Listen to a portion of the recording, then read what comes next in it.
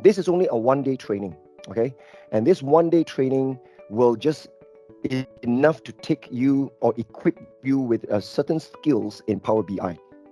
Of course, you know that this is a free training, right? And it's to really entice you to exactly show you what Power BI can do. Now, I know the majority of people here already know Power BI, or you have already taken your Power BI skills to a certain level. You've been working with it, you've been doing your reports or dashboards or whatsoever. So you might be just coming in here just to have a look. Hey, how is this Power BI training different from the others? And that's what I want to show you, okay? Maybe you guys have already attended certain number of trainings elsewhere. But like I said, there are many type of Power BI trainings. Okay, maybe you have gone through some e-learning, you have gone through a certain type of training where they wow you. Okay, with all the compelling reports, very appealing, very beautiful, very nice reports. But I am one of those trainers. I don't know how many out there. Okay, is not going to wow you with that. In fact, I deliver the sad news. Okay, everybody is trying to deliver good news. Oh yeah, like this, like that, right? But I take it in such a way that I'm not scaring you. I'm trying to convince you by trying to equip you with the most important skills that you need. Before you can have all these reports out, what is the major challenge here? It's your data. Obviously, it's your data. If you don't understand data, your data is dirty, your data is not ready. How am I going to get that so-called supreme, beautiful type of reports, right? So how in the first place, right, these trainers show you, see, this report is very good. This is so nice. This is so beautiful. Oh, I can click, I can fly, I can swim, we can go underground, you can go tunneling. But how does it come from? You know, how do you get that? So this is where my topic usually will deep dive into getting your data ready, data transformation, data massaging, cleansing, you know. So let's start this because we have a lot of people here. And of course, what I want to do here, right, is to get as much as possible the exercises up and running. Now, let me share to you guys a link, okay? Now, this is a zip file, okay? It contains just a couple of Excel files as a source of data that we'll be using, okay, to play around with. Okay, so there we go. So you should see something like this, okay? You will get it open up in your browser and it shows you the content of my file here, grcx-pbi.zip file. Inside, you will find there are 5 Excel files and 1 CSV. Okay, so you can see on the top left-hand corner, there is a download button. Click on the download button, all right, and download it into your laptop, put it into a folder, all right? Just create one folder, put it in there, and I want you guys to extract the file, okay? Extract it out. So I'm going to do that the same as well. Okay, I'm going to create a folder, okay, on my desktop. I'll call it GRCX-PBI, something like that. Okay, so once I am done, right, I can see my folder. So you should see the zip file here. Okay, I've downloaded that, and I can right click, and I'm just gonna extract all. Okay, I'm gonna extract this into this local folder. Okay, now once you guys have extracted all these files, right now, those of you guys have already who have attended my training before, I'm sure maybe you have even attended my Power BI, maybe like a couple of years back or whatsoever. So maybe take this as a refresher, okay? Maybe take this training as a reinforcement or a recap of whatever that you have learned, okay? But anyway, you can see that there's a first Excel file here, which is AdventureWorks sales data .xlsx. All right. Now, I want you guys to open up this Excel file. The first Excel file, which is very long, the longest file name here. Open up, right? And you should see something like this. Okay. So from here, okay, you can see that the Excel file that you open, the first one called AdventureWorks sales data. Okay. And you can see that it contains 4 sheets: dim customer, dim product, dim sales territory, and fact internet sales. All right. Is just plain old Excel with 4 sheets of data, right? And this is going to be our very first data source. So we are going to create an introduction report from here. Now, please take note. I'm going to explain quite a number of things usually in my introduction. So I'm going to start launching my Power BI desktop. Okay. So I'm going to search for my Power BI desktop. The app has been installed. Hopefully you guys have installed that, right? So I launch my Power BI desktop. So it should look something like this. This is a splash screen. And I will just close my Excel file just in case. Close your Excel file because we are going to connect to that Excel file, grab the data, pull all that 4 sheets of data inside. Okay. So let me just, okay. Now, when you start up your Power BI desktop, blank one, you should see something like this. The canvas here in the center, they will ask you to add data to your report. All right. Now, just take note. Maybe some of you guys, all this while, you have your Power BI desktop already installed on your laptop for many years, especially. Now, I'm just afraid that you may not get the version updated.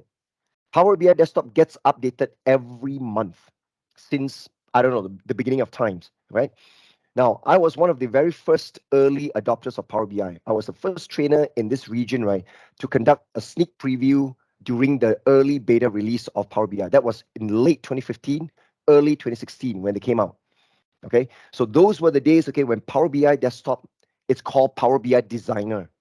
It's not yellow color, it's green.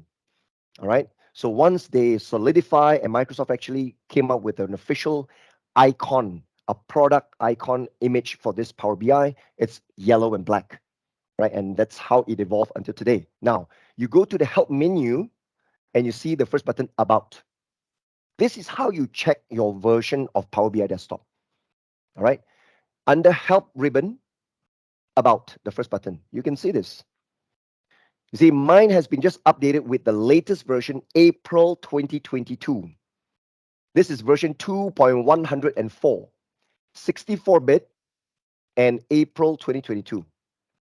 It is clearly written there. Now, if you got yours is January, or maybe March, just 1 month or 2 months back or 3 months back, it's okay. Even if you get a December 2021 version, you are still no problem, in good hands.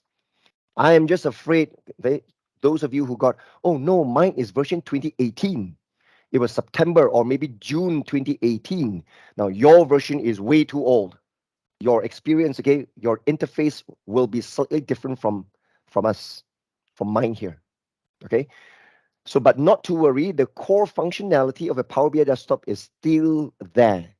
All right. It's just that you may not get, okay, the placement of the button or the access, okay, to the feature which is going to be there. So this is where you just need to be aware of how Power BI desktop needs to be updated.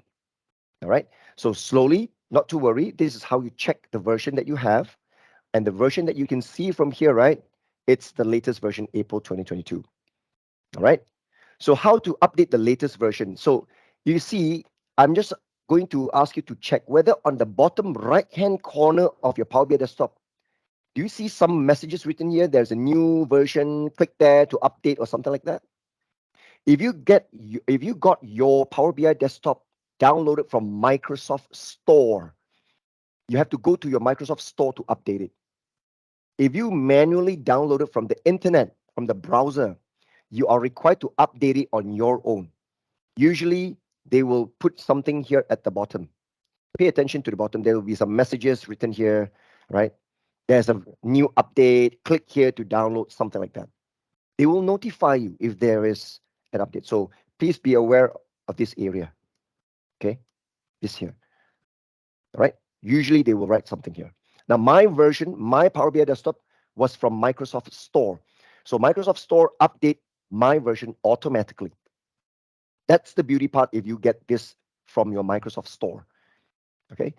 Okay. Thank you, Sarah, for sharing the download link for that. So thank you very much. So that's where you can click and download the 64-bit version. Okay. Now, anyway, let's get into the functionality. So the version, well, plays an important role, but every month within an organization, I can understand, okay, that it's very hard for you guys to update it every time. Most of the organizations are controlled by the IT. All right. So your IT turn off your Microsoft Store or whatsoever, and you get your copy of Power BI Desktop from your software center or something like that. Okay. So now only if, let's say, IT go and download the latest version into your software center and all the employees connect to your software center, you can download the latest one. Other than that, right, you won't be able to self-service update your copy. Okay. But if you're on your personal laptop, then of course you are able to download it on your own account. All right. Okay. Now, once you got your Power BI desktop open, so now let's see how usually we get to kickstart this. Remember, this GRC-X series, right, 1 day training, is to get you guys up to speed as much as possible. Don't be afraid. Don't be frightened by your Power BI desktop experience.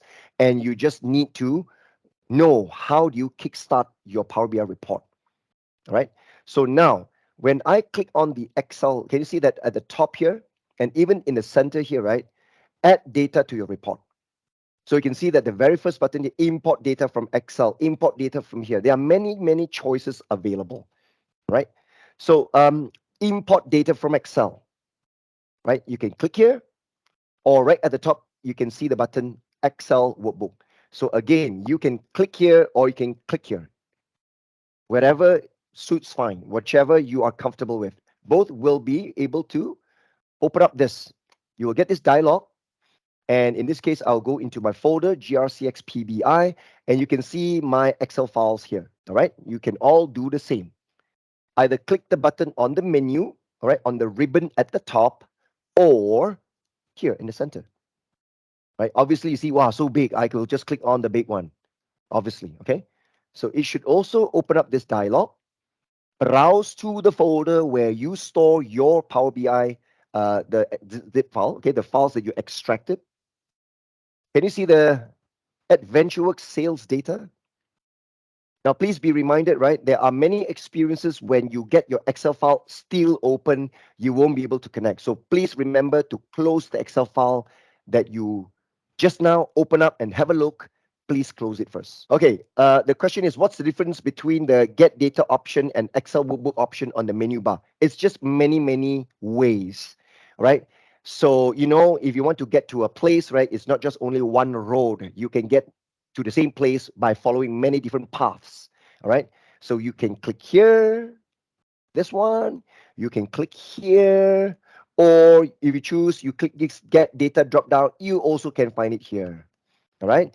The same thing, right? You want to cut, copy, and paste. You can right click, cut, copy, and paste. You can use shortcut key Control C, Control X, Control V. Many, many options or methods to do the same thing. All right. Microsoft provides many different methods. So these are just different methods, but all heading to the same place. All right. So there are no difference. When you see the Excel icon, okay, all works the same.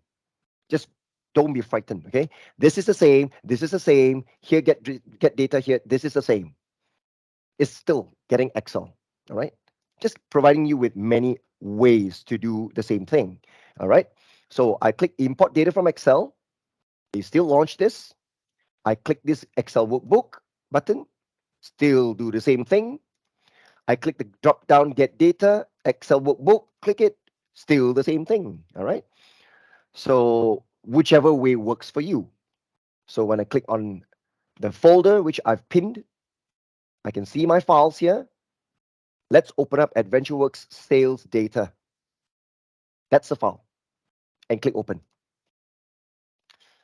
Now you should be able to see a dialog called the navigator. The navigator will pop up. Look at this. This is called the navigator. The name is here, shown here. Look at that. Okay, navigator. And you can see the file name is here. And immediately, voila, they show you all 4 sheets. All 4 sheets, exactly the same name that we saw when we opened the Excel file for the first time just now. Have a look at it before we close the Excel file. Can you see dim customer, dim product, dim sales territory, and fact internet sales? Okay, all 4 sheets are there. All right, now no items have been selected for preview. So okay, if I click dim customer, yep, they are showing me a preview. Remember, preview. You may have lots of records, lots of rows in there, but they only show you the first 10 or first 20. don't worry too much. It's just a preview showing you at least the first 20 rows of the table. See? They are able to interpret the sheet data, and the first row, they know it's going to be the column name. See? Every one single one you click, ooh, yes, I can see the table.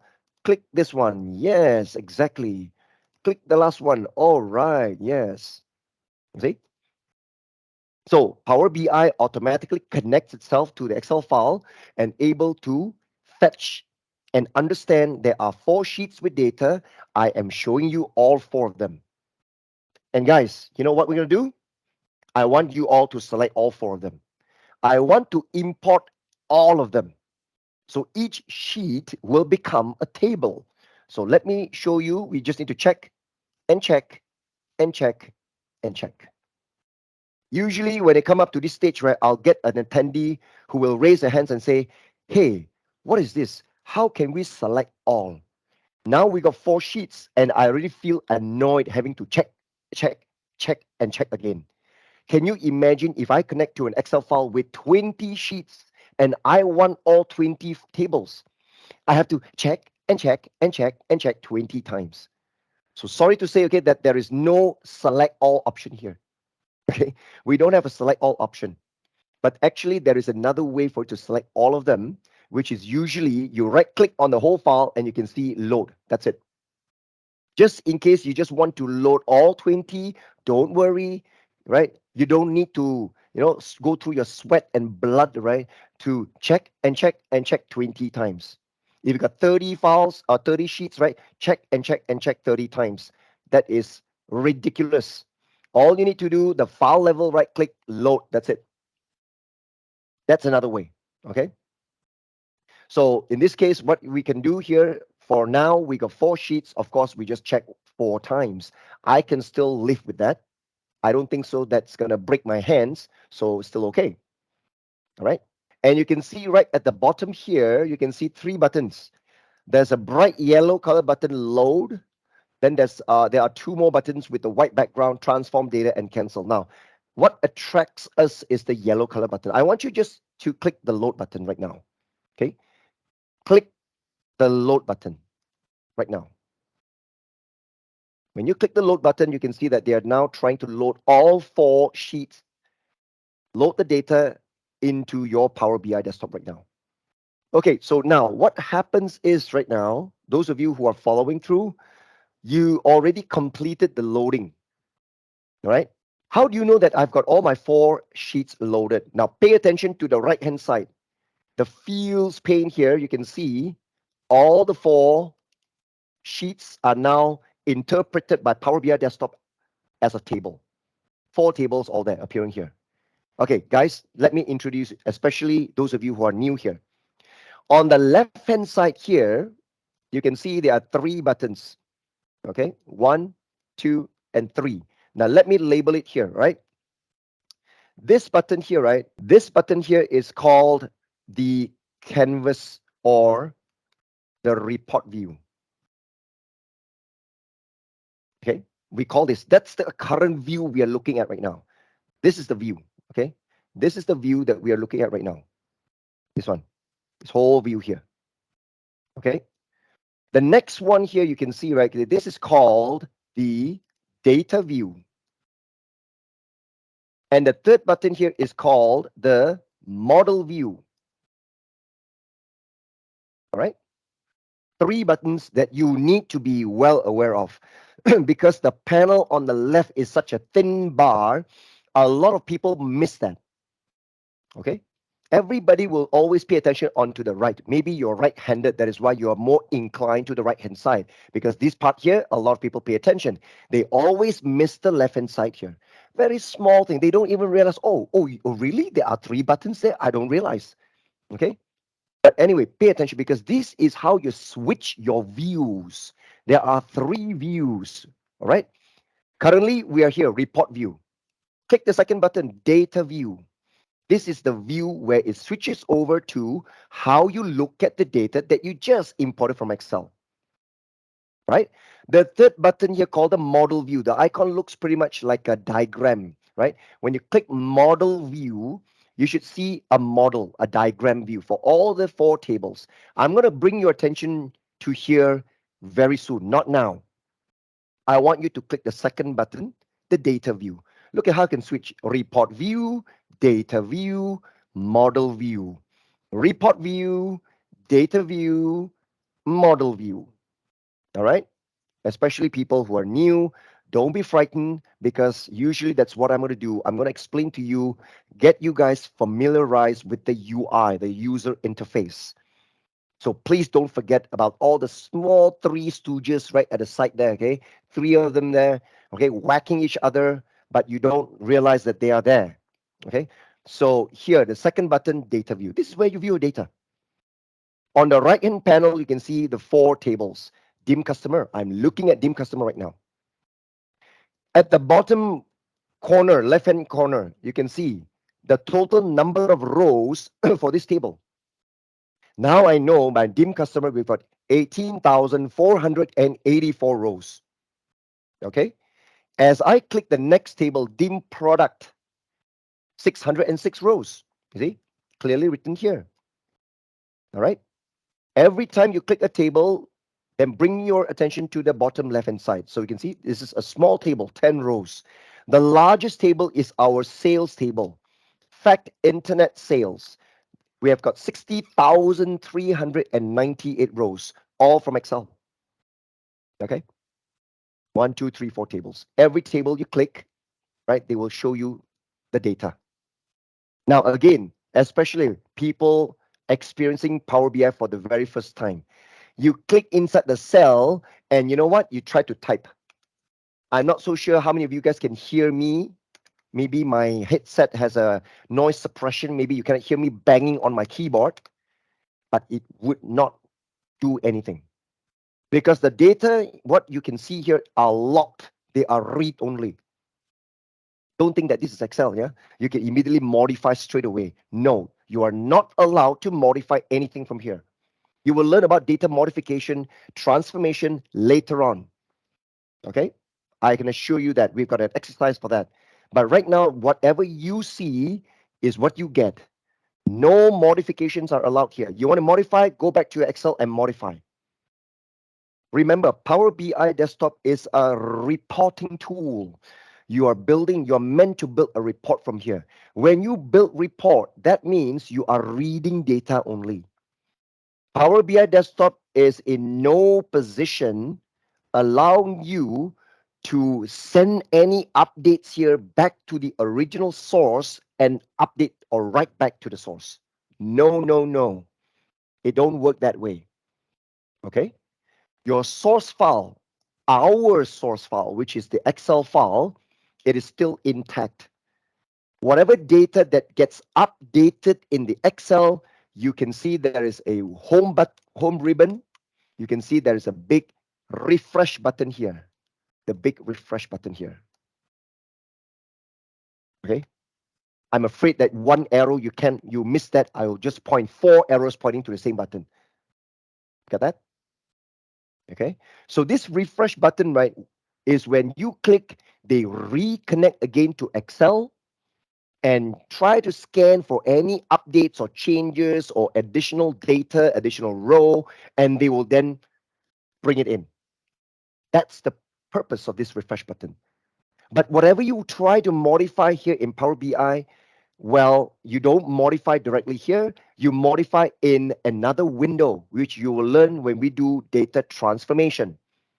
Okay, I guarantee you that we will learn that today. So this is where you view your data only.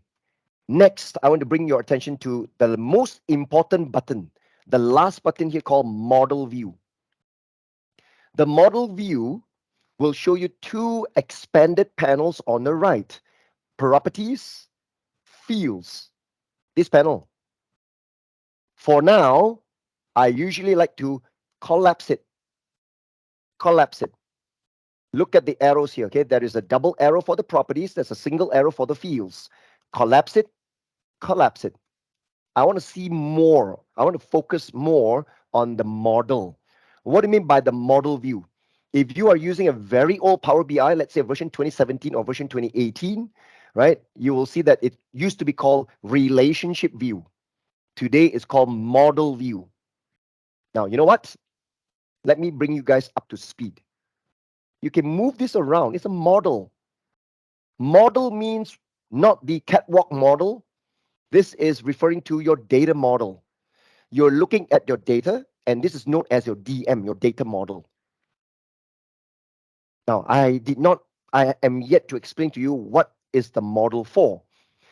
The data model, right, is representing the number of tables that we brought in. So we brought in 4 tables, right? So you can see 4 boxes here. And they are now lines interconnecting them among themselves. I'm going to explain to you what is this. You know that this is actually, right, allowing us to create what we call relationship. Every box or boxes, when you see the lines interconnecting among them, this is called a relationship line. Now, allow me to slowly explain. Okay. First of all, you may have a question lingering in your head. You might be thinking, hey, since when I created this, all I did was I just connected to Excel, select all the 4 sheets, then load. And then when they brought in, I can see my 4 tables. But once I come in here, hey, what is this? How come they know that the lines are meant to be joined like this? And how come they don't join the line for this 2 guys or this one or maybe this one? Why is it that the lines, okay, they know is supposed to be joined between only this, this, and this? Let me explain. All right. Okay. Oh, yeah. Hang on. If I'm doing data without clicking one by one and load by doing the right click, the data under fields doesn't pop up as shown from your end. You're talking about without clicking one by one. The data under fields, yeah. Okay. You see, when you talk about right clicking on the load just now, you were showing. Okay, hang on. You were talking about. I explained right clicking and the load here, right? It doesn't show, yeah, because this load is another way, okay, that you are supposed to be able to connect to the file, but you see all the 4, right? And then whatever they load is only the connection. You have to do more massaging, right? That one is a different story. I just mentioned that, right? If you got a lot of sheets and it's impossible, it's ridiculous for you to select one by one. Please don't do that for now. We are comfortable, right? Yeah, there are 4 check boxes here only. You won't lose your finger if you check one by one, right? It's still okay. So please check one by one first. Don't worry about the right click, the load. That one is advanced method. I got no time to cover on the advanced method here. Only when we have got 20, 30 sheets, then I've got another way, which is a more advanced way to get all 20 in. Okay, but for now, if you right click and load, you will see, oh, what is this? How come it doesn't seem to be the same way, you know? So don't do that yet, please. Just check 1, 2, 3, 4. You see, less than 5 seconds, and I don't lose my finger. My finger's still intact. Yeah, don't worry. Okay, so it's easy for you to select one by one right now. Okay, and just click load. Just load it up. All right. So once you get loaded, right, you can see that I've got all these 4 here. Allow me time to explain because this is the most important thing that you have to grab from here. Understanding the relationship. Again, back to the question. Hey, since when I did this? I never do this. You all, 200 over of us right here, we never did this. So who does it? Power BI, of course. You don't need to ask anymore, right? It did not fall down from the sky because this is automatically generated. Power BI automatically builds the relationship. You know why? Power BI Desktop has a feature turned on by default, which is to automatically detect and build the relationship. Okay, it will do that for you automatically. So thank Microsoft for it. But how in the world do they know where to connect? Now, this is actually whereby you need to understand the 2 major criterias how Power BI automatically does that. First of all, when you hover your mouse, you see, you point your mouse. Let me just move this away. Let me just increase this. There are such a lot of fields here, right? Okay, let's talk about this line. If I point, just point, don't click, just point, you can see the line becomes yellow. Now watch this as they select here and they select here. So this means, right, when you point your mouse to the line, they are telling you that the line, the relationship between the two tables are established because they match these two columns. You look at the two column names, sales territory key. The other side, sales territory key, right? So if you don't believe, well, let's investigate another one. This one, point. All right. Product key. Yep. And product key. Yes. The other one here. Okay.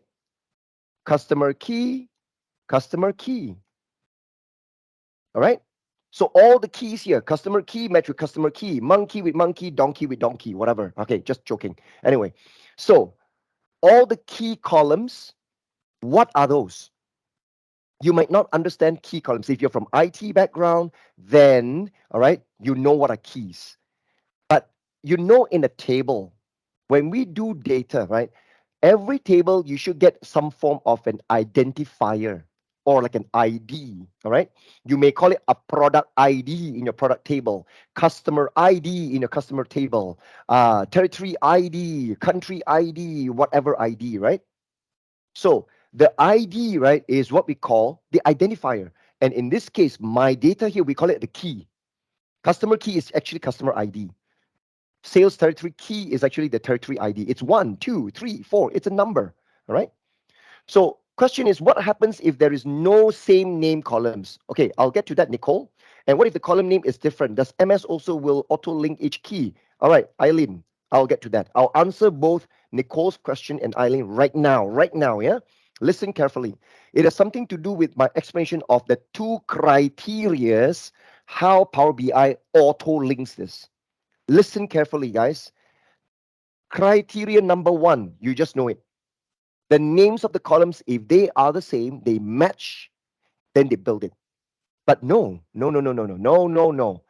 Criteria number one, fulfill. Table A on the left hand side, there is the column name. Table B on the right hand side, same column name. Okay, that fulfills criteria number one. But they still need to look at criteria number two. Criteria number two is they go into the columns and look at the values in the column, the numbers, the key, the IDs, right? The number. Go to the other column, happen to be the same name. Yeah, so what same name? I want to assess the value there. Can they both match or not? Listen, yeah, I repeat. When two columns are the same name that fulfill criteria number one, they still need to look into criteria number two. Very importantly, the two columns, the values in the two columns, can they match or not? So even if the two columns name matches, but if the values don't match, cannot find comparison matching, so what you name the two columns the same? It doesn't make sense, right? So if the values, right, okay, they are numbers or whatsoever, whatever that's generated, right, the numbers must have a matching number. Like for example, there's a building table, you got a building ID, right? The ID, right, is using a format B1, B2, B3. You got a customer table, customer ID is C1, C2, C3. The values don't match because it's customer ID, building ID. But if you want to bring a building ID column over to the customer table, make sure that the ID must match. This customer occupying which building must have a B1, right? If customer number two also occupy the same building, B1 again, so you can find an equivalent match B1 with B1. Now, for those of you who are totally new, entirely new in Power BI, right? Actually, this is not new. You know that already in Excel. Come on, I bring your attention to Excel. You know in sheet one and sheet two, you got two tables, right? If you don't know what is this, what comparison, what linking, you guys should know the word lookup. Because I've been training Power BI almost since the early days. Okay, it has been 7 8 years already. I watch Power BI grow, so I train a lot of customers, maybe tens of thousands of people. Every one of them, right, will give me a very funny feedback. You know what? When I say, come on, it's just a lookup. You know what they say? Oh, I see. You should have told me earlier. Why say relationship, right? So in Excel, you do V lookups, right? So if you don't understand relationship, now let me ask you, Do you understand VLOOKUP? If you don't understand VLOOKUP, oh, I'm so sorry, okay? I have to explain again in another way. VLOOKUP is a function, vertical lookup. You are practically looking up for information. You are referencing another table and a column. You have to pick a candidate, a column, right, to look up information from. How you look up the information, it's you match the ID, the matching the value, right? So literally in Power BI Desktop, these lines show lookups. They are just trying to tell you how they are looking up information from, which table you are looking up from. So now, column name matches is the single most important criteria. And if they match, they will also then look into the value, see whether can find possible matches. If they can match, there is a high chance that the line will be created. Now, throughout my experience, right, people have asked me, so what if, let's say, I've got two columns, but the name is different? Now, there is a built-in AI in Power BI Desktop, which they literally can guess if the customer table, the customer key, okay, the name is called customer key, or you call it customer ID. But over in the sales table, can you imagine that the column, right, is called not customer ID, but cust ID, CUST only ID? Power BI still will be able to match it. That's the wonderful part because they guessed it. The first four letter cust, the other side is customer. They will know how to link it up. But please don't name it CID because the name too short, right? Power BI says, okay, you go fly kite. I don't know what is that. I'm not going to build for you. Okay. Cust ID, yes. I give you another example. Student table, student ID. In the other table, stud ID, STUD ID. They are still able to match because the first four letters. If you name it as stu ID, STU only, or STID, or SID, it will not match. In other words, in conclusion, Power BI tries to scan the first four letters. If you can fulfill the first four letters, it will consider that as a potential candidate for relationship. Then they look into the column values, see whether the values can be matched or not. Then only the relationship will be automatically built. So there you go. That's the answer. Always the best practice is to name the columns with the same name.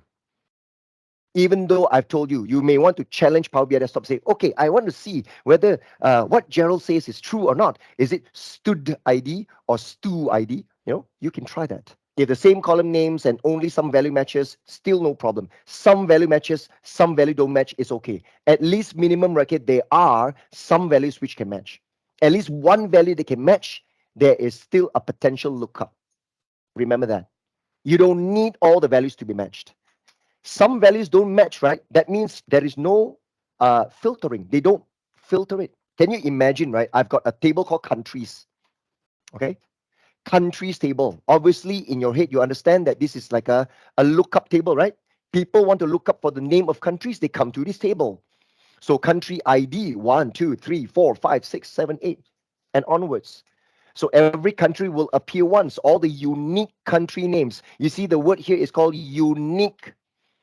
A lookup table, right? It is a lookup table only when the table is unique. Now, having said so, I want you to pay attention. Customer table, territory table, product table here, they are unique. How do I know they are unique? Guys, watch this. There is a one. Here also has a number one label. There's a number one label. Here, red color here, it's an asterisk. Many. Asterisk means many. There you go. One to many. One to many. Let's talk about the one side first, okay? The one to many here. Let's focus on the one, the blue color. The one label here means this is a unique table. Unique. Similarly, same. Unique. Okay? This is also unique.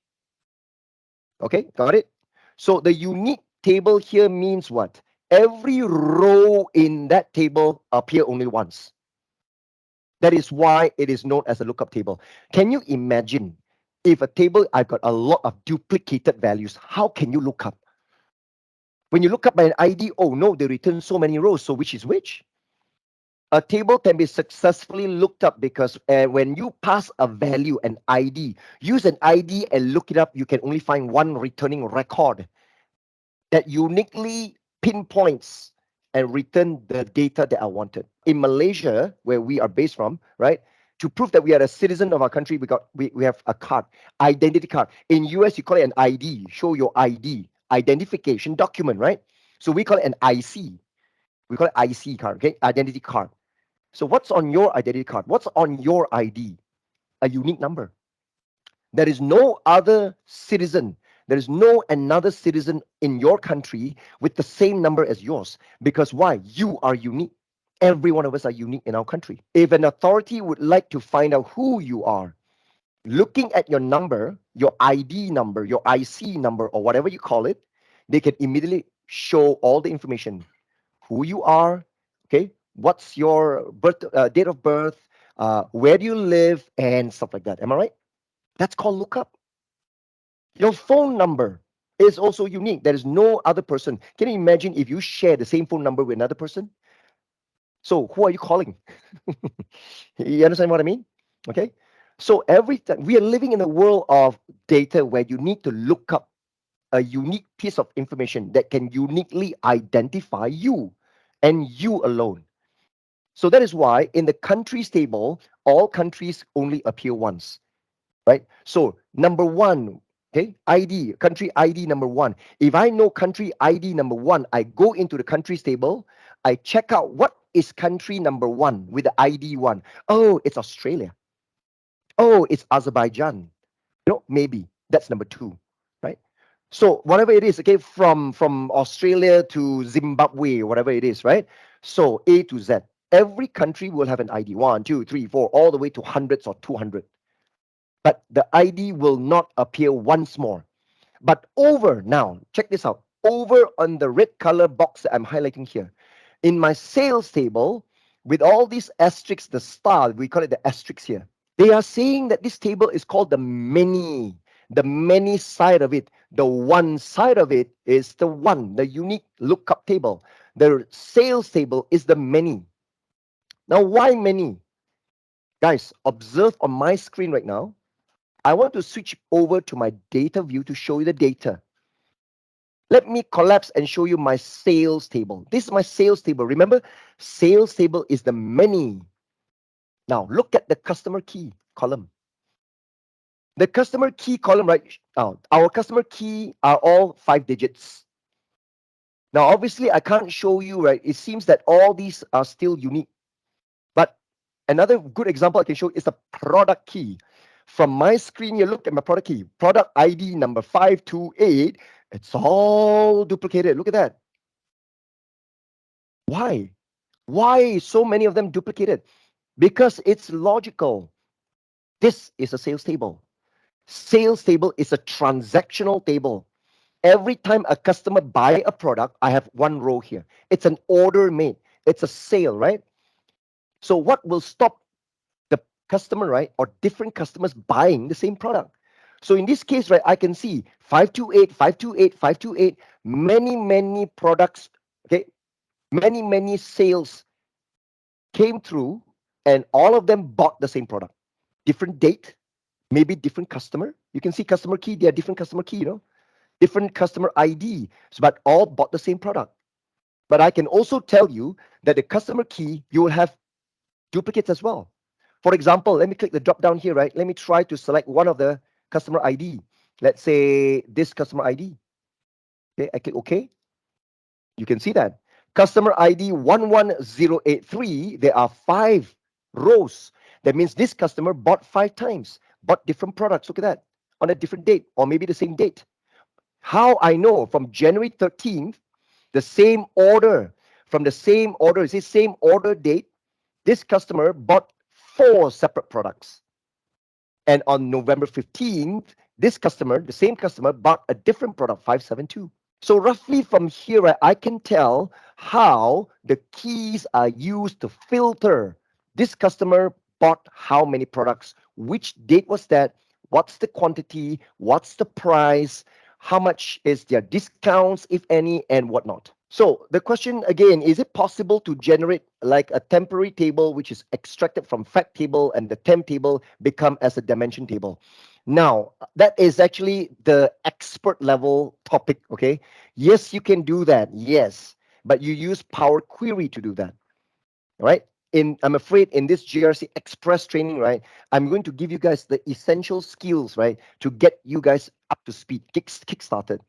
Okay, but like I said, I've got no time to show you how you can create a new table, but based on the data that you grab and you massage from a real bigger, maybe you extract it using a filter from a fact table and store the subset in a new table. But let me tell you one thing. From your question here, I can see you are very, very well versed with data warehousing. You know the word fact table, you know the word dimension table. Okay. Now, for those of you guys who are non-technical here, what is a fact table? What's a dimension table? See, all the names dim, they are dimension tables. The fact table is the word starting with fact.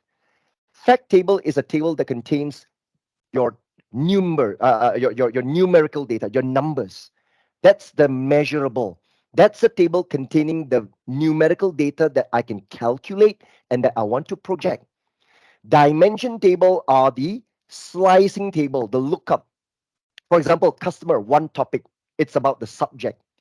Product, it's a subject. They can contain descriptive information. Okay. Dimension table contains descriptive information, description about the customer, how many children he has, what is his birth date, how many cars, what is his education level, and blah, blah, blah. All right.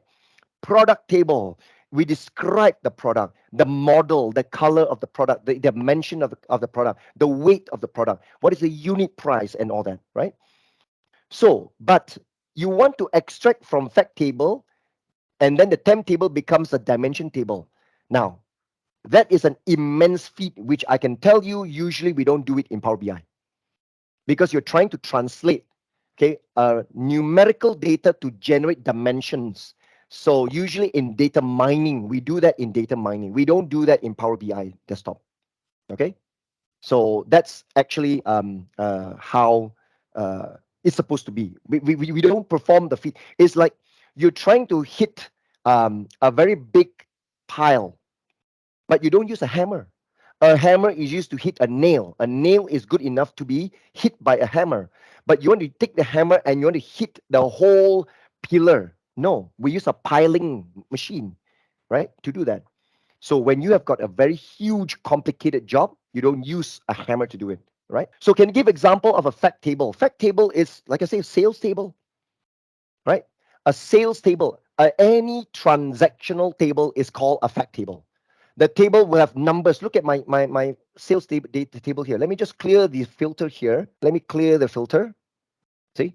Look at all my data here.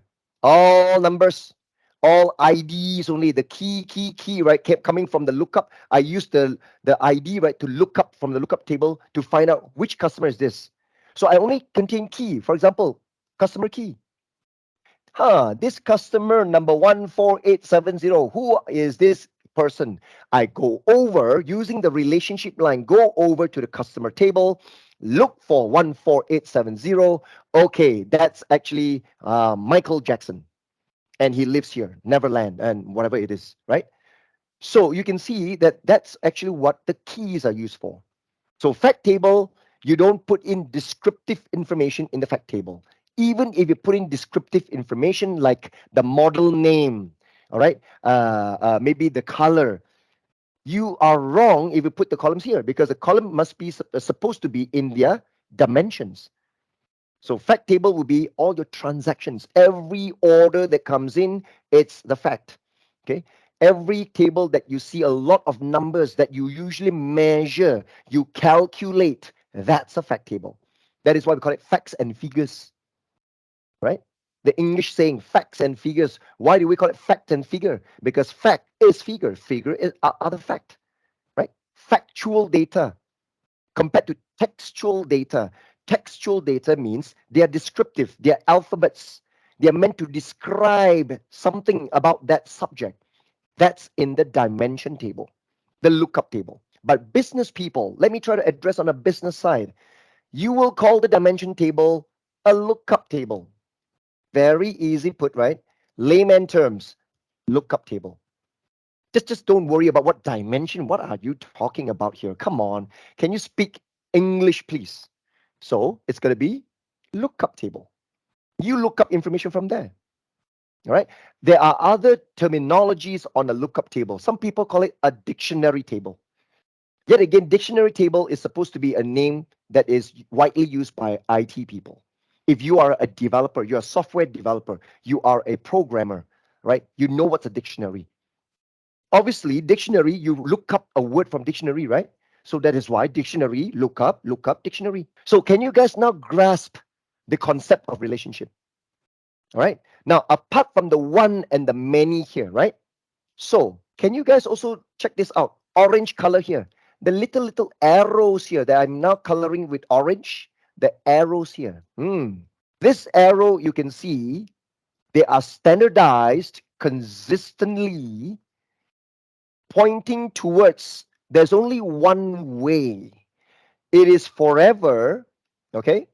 The one point towards the many. One from here point towards the many. This one also, customer to my sales. Sales is the many, pointing towards the many. Now, business people will always argue with me. This doesn't seem to show the direction of lookup. If you are telling me that the many always look up from the lookup table, right? Shouldn't the arrow be pointing the other way around? Right? Because a lot of people will try to interpret, okay, the sales, right, got so many of the same customer. I want to look up from the lookup table. Shouldn't the arrow be pointing backwards?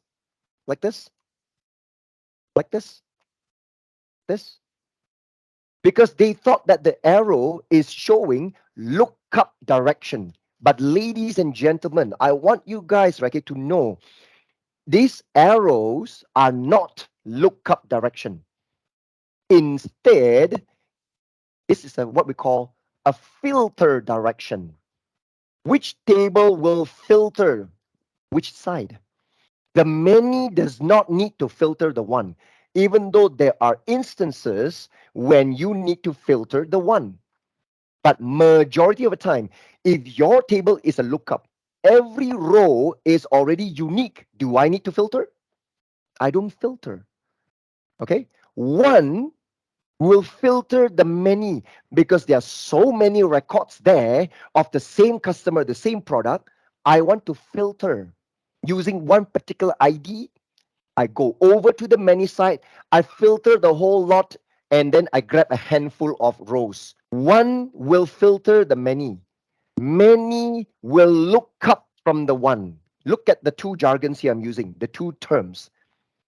The word lookup and the word filter. That is actually the arrow. Remember, the arrow is showing the direction of filter. Let me show you this. Right click. You can right click on this line. You can see the properties of the line. In the properties of this line, right, you can see this is a many to one. The cardinality means many. Why many to one? I thought you say one to many. Well, you look at the position of this. Okay. They are mentioning sales first. So this sales. Sales, is it one or many?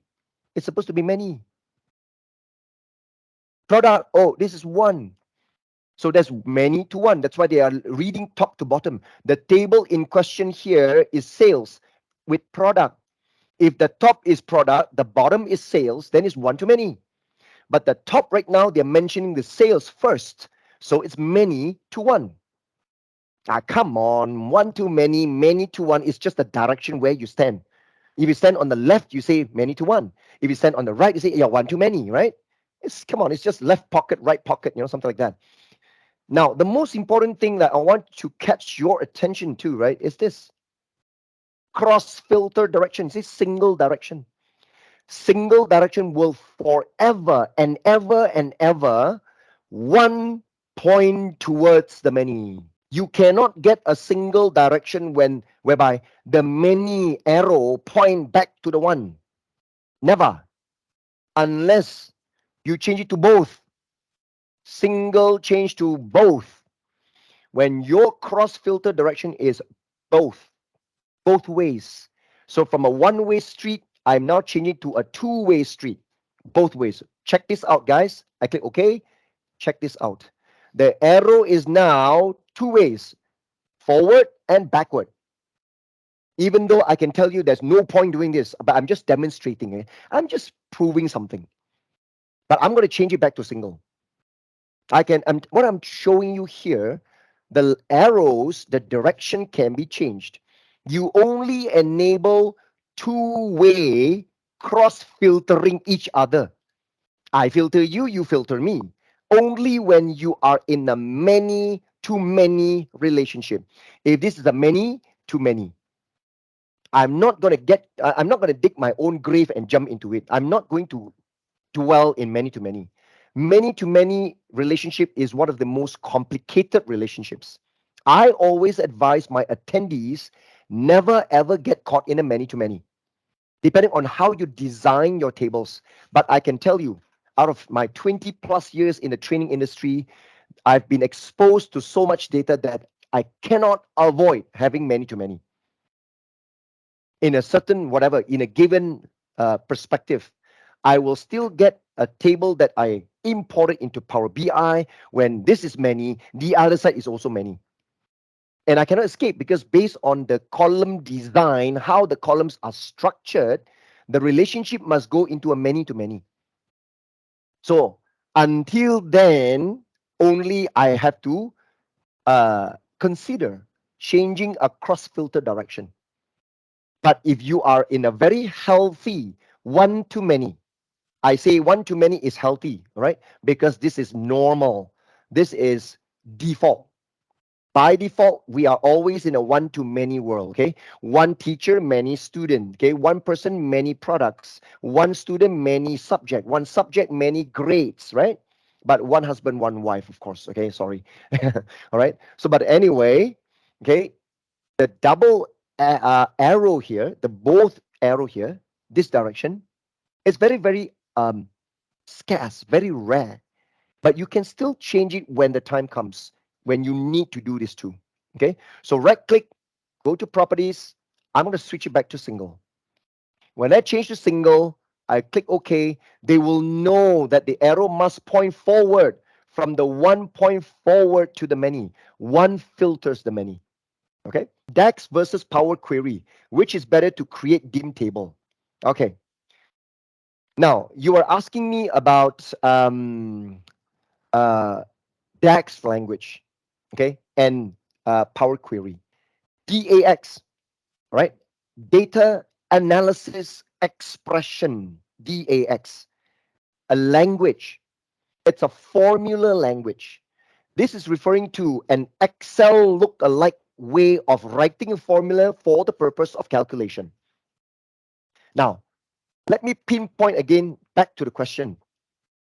DAX versus Power Query, which is better to create table? I can tell you both the two languages. In Power Query, the language is called M. Okay, it's referring to M. Now, M as in M, Malaysia, M, Microsoft, that M.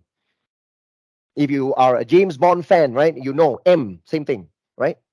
But M here doesn't mean Microsoft. The M language stands for mashup. That's how they come up with the letter M. Mash, not mess up, it's mash up.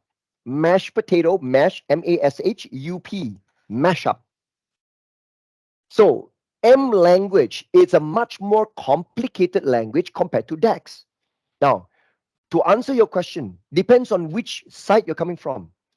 If you are a business people, you are non-technical and you hated the complexity of M language, you may very well be mastering your DAX, right? To write a DAX language using a DAX function called data table. In DAX, there's a function called data table function, which allows you to, on demand, create a table and you place all your rows in there. You can use data table, okay, or add columns function or summarize function to do that. So it's very fast, quick, just to get a table. Now, if you are a much more technical person and you come from the perspective of data transformation, I can also efficiently create a table in M, right? But which is better? You are asking for the question better. You're not asking faster. So I can tell you if you are asking for faster, right? DAX will be the fastest. Okay. But you're asking the word better. How should I answer better, or from what perspective better or not? There's no better. Both are good ways. It's just a matter of taste, of choice. It's like you go to Vietnam, you want to use Vietnam dong as the money to pay, or you want to use US dollar. Some countries accept US dollar as well as their local currency. So how? You go to Cambodia, you want to use their money or you want to use US dollar. It's the same thing. They can buy something, but which is better? Some of you guys says, "Oh, you cannot compare currency." Come on, US dollar appreciates, and compared to the local people, if you give them US dollar, they want US dollar, of course, right? So maybe I've given a very bad example here. Yeah, sorry. I shouldn't quote that, but I'm just trying to tell you that in this scenario, to create a table, DAX will be faster, easier to come up with just one table like that. But Power Query, you use M language, you got to write more, you got to type more. Okay. And of course, it's much more complex for you to understand your M language. But there is one benefit that you use Power Query if you construct your dim table from there, which is you can immediately massage your table. You can shape your data much better than DAX, right? Anyway, in summary, right, I have to tell you, DAX language and M language, Microsoft produced these two languages for two separate purposes. In the first place, DAX language is meant for calculation. It's a language optimized for calculation. But M language, right, is a language optimized for data shaping, massaging, cleansing, transformation. Can you see the two different things? Can you see the two different workloads here? The two languages are specially designed for separate purposes, separate workloads. No doubt creating a table, DAX can do it. M language also can do it. But which is better? If you say better right now, I'm technical, I'm IT. I would use M if you ask me. But I may not be able to do it as fast as, let's say, my organizer here, Randy. He's from business side. He knows DAX, right? He may accomplish the table right immediately faster than me because I'm using M language. I maybe think too much. I complicate things. I want it to be super perfect.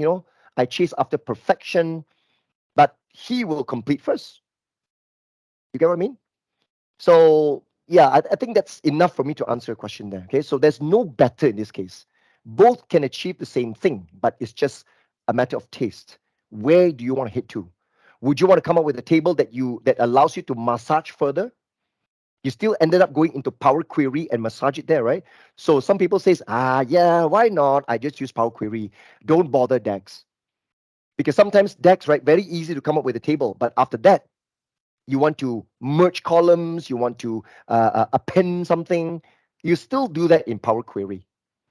So since you always ended up in Power Query, right, I might as well start and end everything all in one in Power Query. Okay, it's a matter of taste. All right. We will now immediately build our very first introductory report.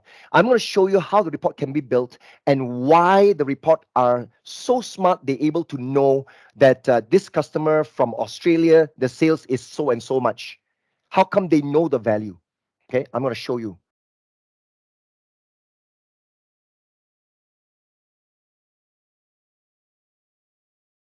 How to lock my chart so that data won't change when I change my slicer. Ooh, that's a very good question, right? How do I lock my chart so that data won't change? This is an advanced topic. But you know what? I will answer you. You do not want any chart to change sometimes. Yes, I understand. Let me reproduce that, okay, to answer you. Let me delete all that.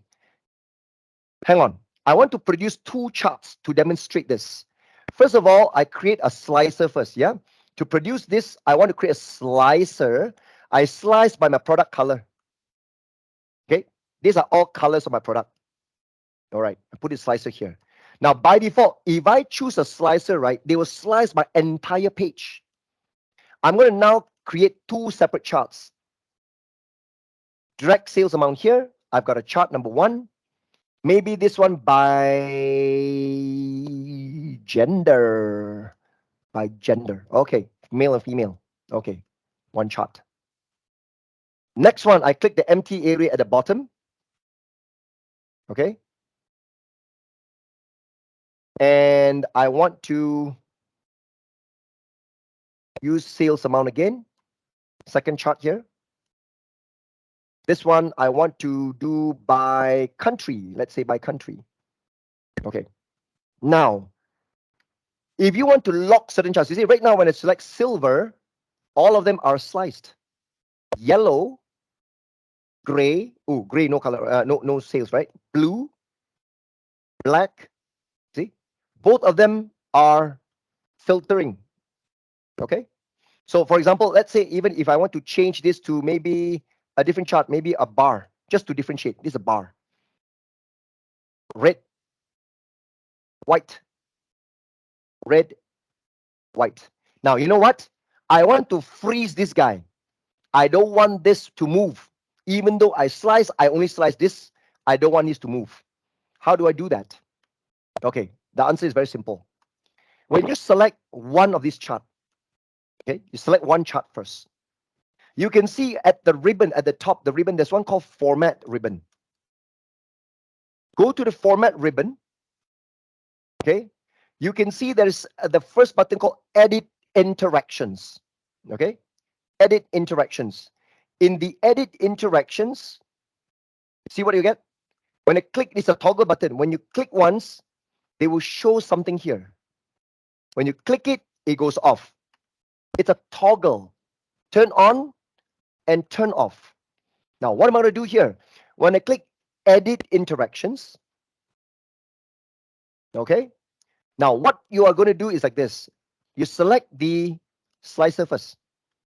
Select the slicer because right now, you say that whatever I want to slice here, this guy moves, this guy don't move, right?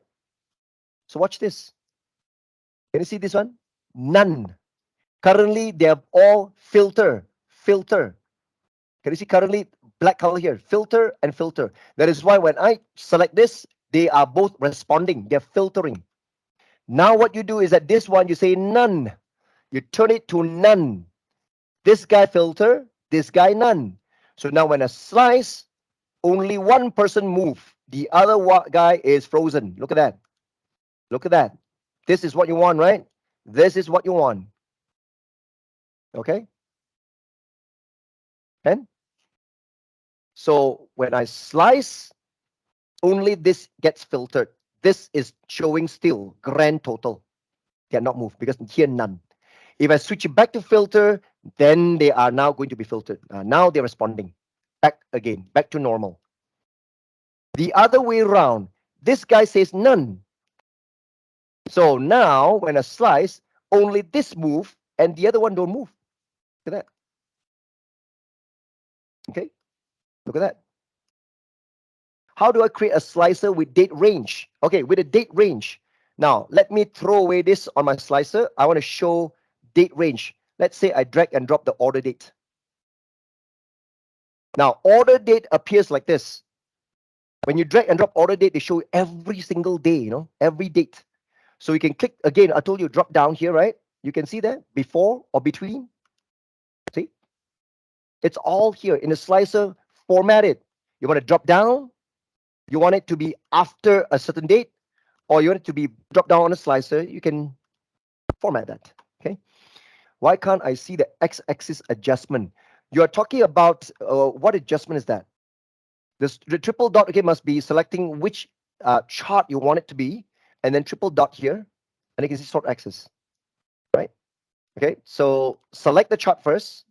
You can see triple dot here, right? There you go, and then you can see sort axis. Okay, let me delete all these things. Okay, now sales territory key, I drag and drop. All right. Hang on. Let me just show, let's say, a cluster column chart. Right. Sales territory key on the x-axis, and then the sales amount on the y-axis. So triple dot here, right? You should see. I don't get this correct. You know why? Like I said, that you are still having a continuous flow. You need to be categorical. Then only you can sort them.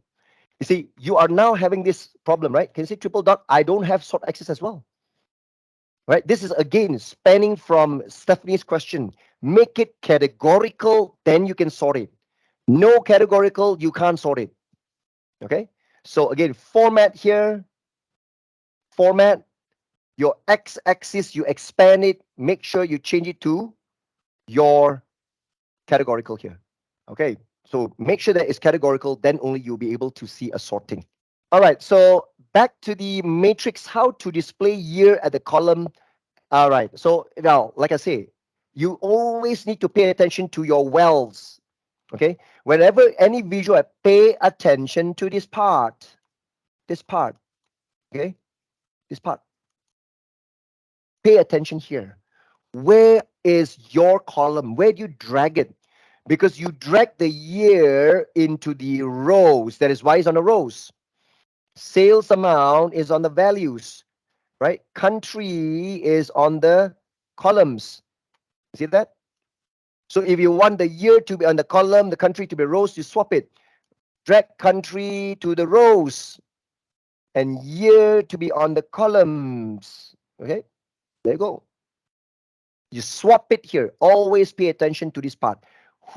Where are your rows? Who are your rows? Who will display on the columns? And your values will be sales amount. They are draggable, swappable. Okay, so I can put everything to my rows as well. Now my year should be put onto the rows as well, sharing with the country, but below the country. So now I can have country at the top, year at the bottom. So which means now country first, I can expand down to the years below the country. You see, every country I can expand down to the year. And probably you might ask me, oh, I don't want that. I want the year first, then only when you expand, I see countries. Then you swap them. Year, place it above the country.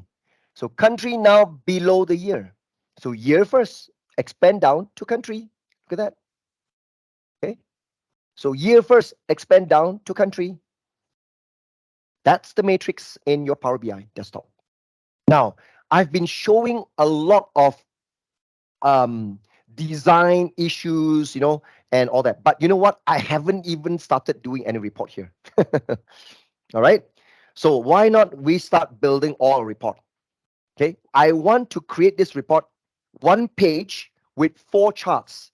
Let us get straight away to business.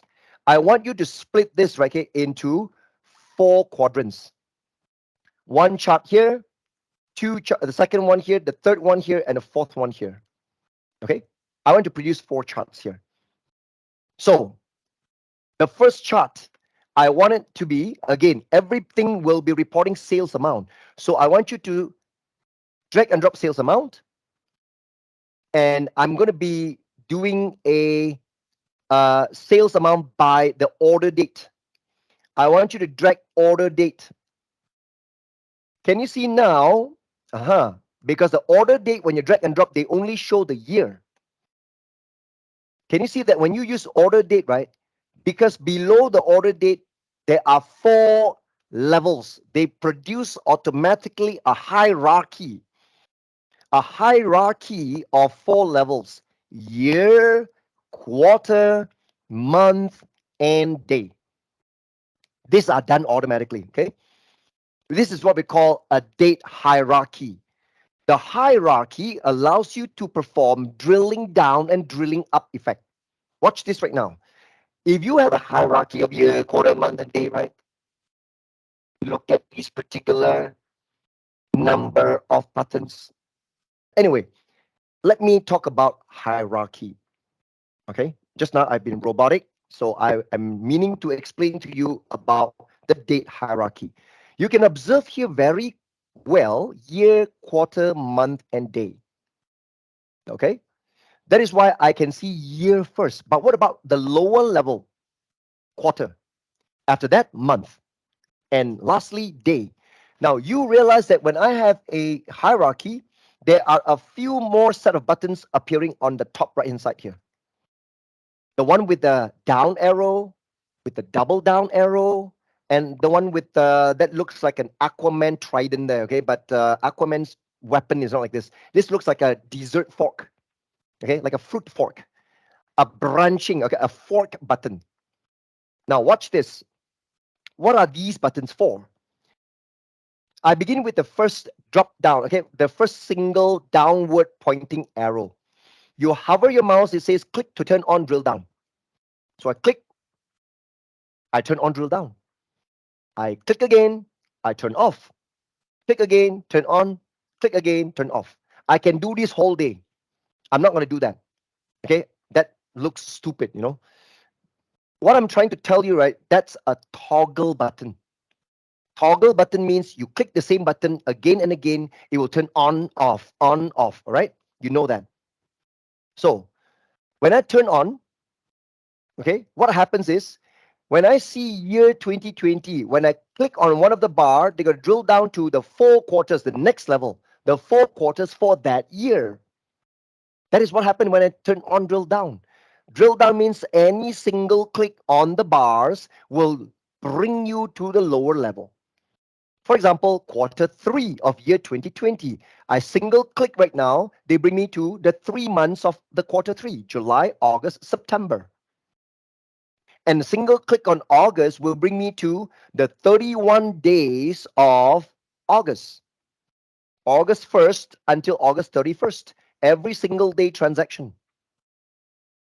And that is whereby if you want to drill up again, there is an upward pointing arrow called drill up. So you click one time up to the month, click one more time up to the quarter level, and lastly up, and you have reached the top, the year level. That is how you do drill down. Okay. May I repeat that when you have a column that is comprised of multi-level hierarchies, a very good example here is your order date. In your order date, there is a natural hierarchy of year, quarter, month, and day. So these multi-level hierarchy gives you the ability to drill down or drill up so that they're able to go down to the next level and show you a lower level. Now, only a date and time data type in Power BI gives you a natural hierarchy, automatic hierarchy. I can give you more examples of other types of hierarchy that you can build. For example, the geography hierarchy. All right, continent down to country, country down to state, state down to city, city down to, I don't know, maybe location. Okay. Another type of hierarchy you can build would be, let's say, your product, depending on the available product uh, data. Maybe you categorize your product by category down to subcategory, subcategory down to product.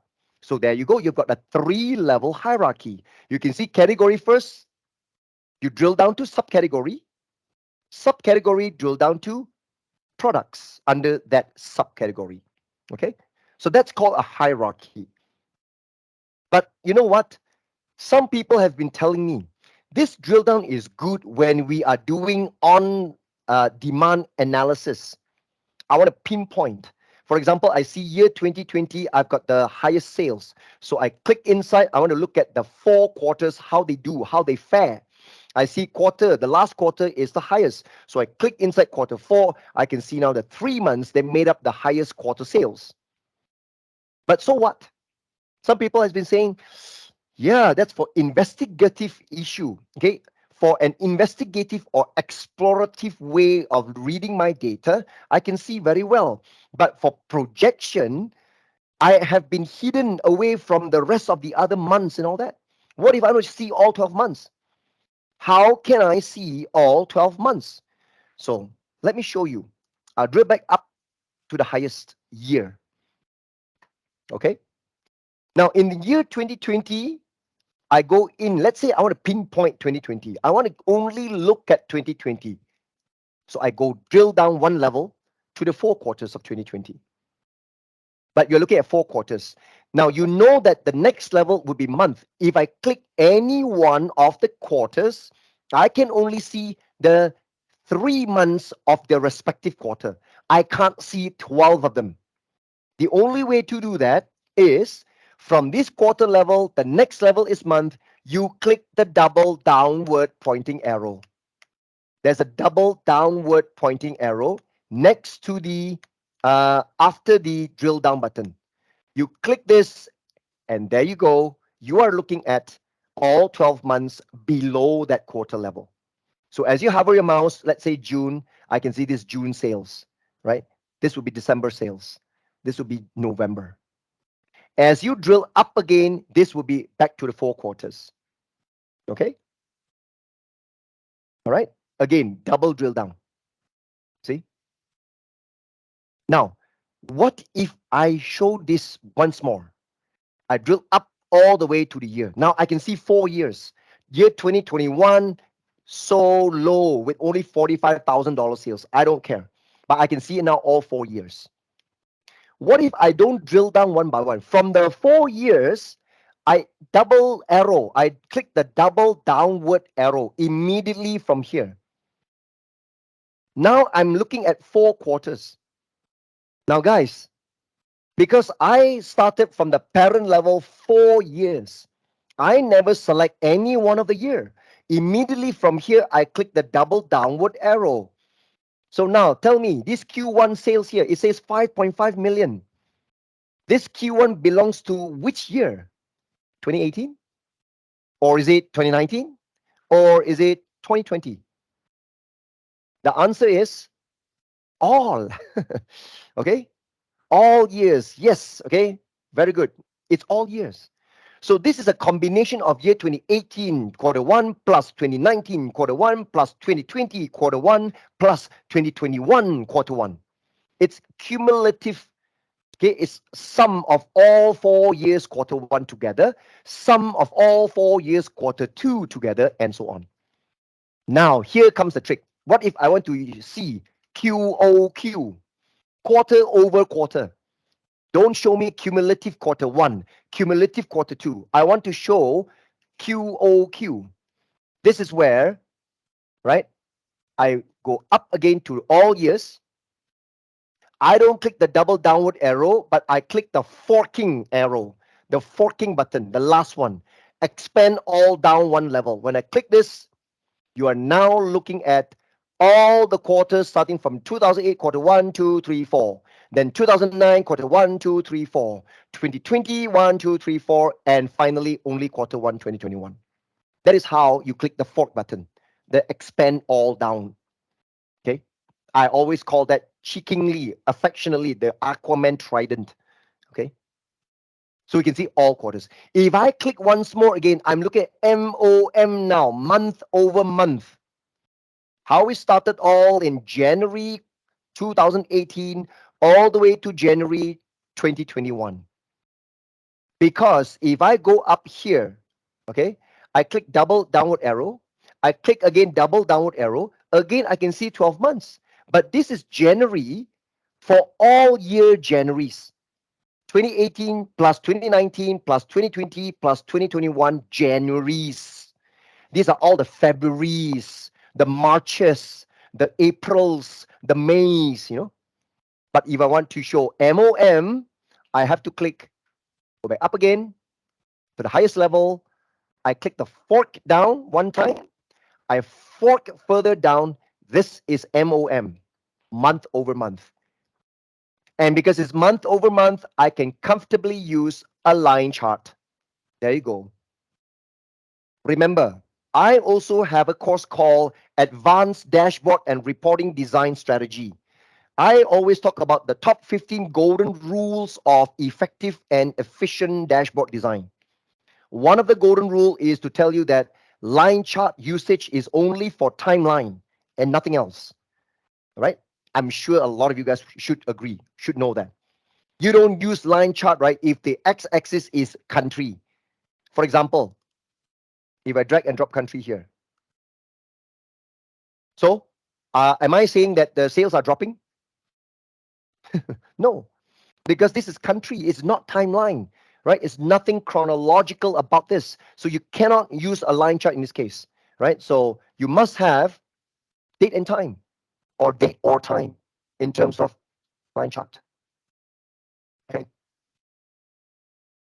So let me just go down one more time and one more time. There you go, month. All right. So there you go. I have produced a line chart for this. Now, you know what?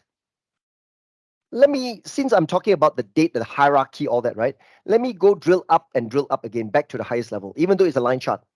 Okay. Even though it's a line chart, can I do the same thing by deleting? Since let's say I don't want years, I don't want quarters, I immediately only want the months. Can you see this? Can you see that I can actually delete, I can cross certain levels out? Okay. So which means, let's say I don't want day, I don't want the quarter, I don't want the year, I only have the months. I only show the months. But like I said, this month again is showing cumulated, okay, accumulated months. This is the figure of all Januaries together, all Februaries, all Marches together. See, it's showing that.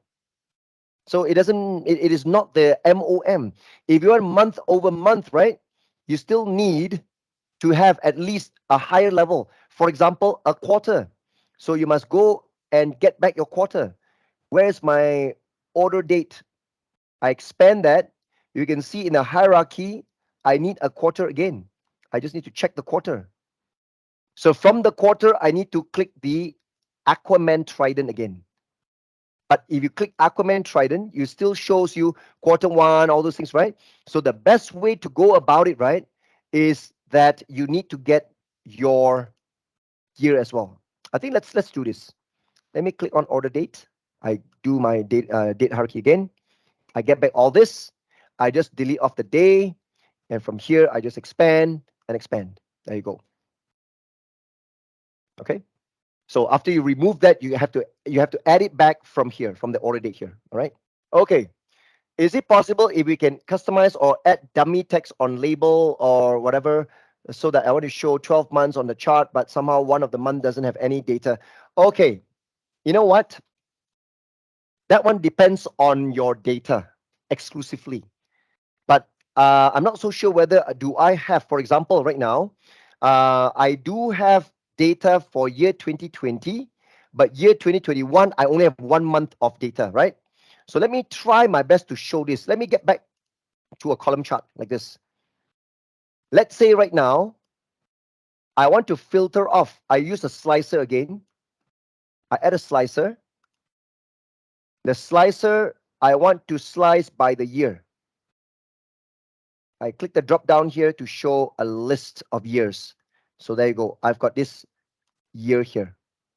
So year 2018, I can see the months, okay, and the quarters, MOM, right? So here I can actually see all that. Now, 2019, I've got full 12 months, right? 2020, I've got full 12 months. Yes, very good. Now, 2021 will be the best example. Only 1 month. So I think from your question, right, you say that you want the purpose of just, I want to display all 12 months, regardless of whether they have data or no data. Am I right? Because by default, they only show with data. So 2021 is a perfect example. Out of 12 months, I only have 1 month, January. So the other 11 months, right, I got no data. So how do I do that? Very simple. Select the chart. Select the chart, right? In this order date, because it's actually about the dates. The dates currently by default, Power BI shows only months with data. You click this drop down here. Let me zoom in. This one, not cross. Cross is to remove. There's a drop down here. You click the drop down, you can see show items with no data. When you select that, and voila, all 12 months are displayed even without data. That's what you wanted. Okay. Is that what you wanted? I hope that is what you want. All right. So don't say dummy data. The data is there. It's just that they don't have transactions, right? So by default, just here, you can off it again. That's the default. Or click the drop down, show items with no data. Turn it on. There we go. Okay.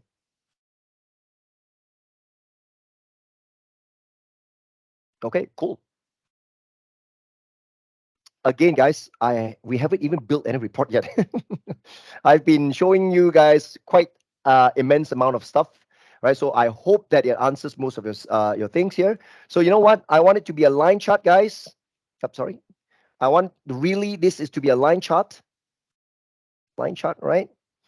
And I want it to be MOM, month over month. So please move it right to the top here. And I want it to be half of this. And there you go. 1/4 of the page, top left-hand quarter of the page. You can see that when you resize, there is a guideline to show you this is half of this page vertically. And when you drag like this, resize, that this is half of the page horizontally. Okay.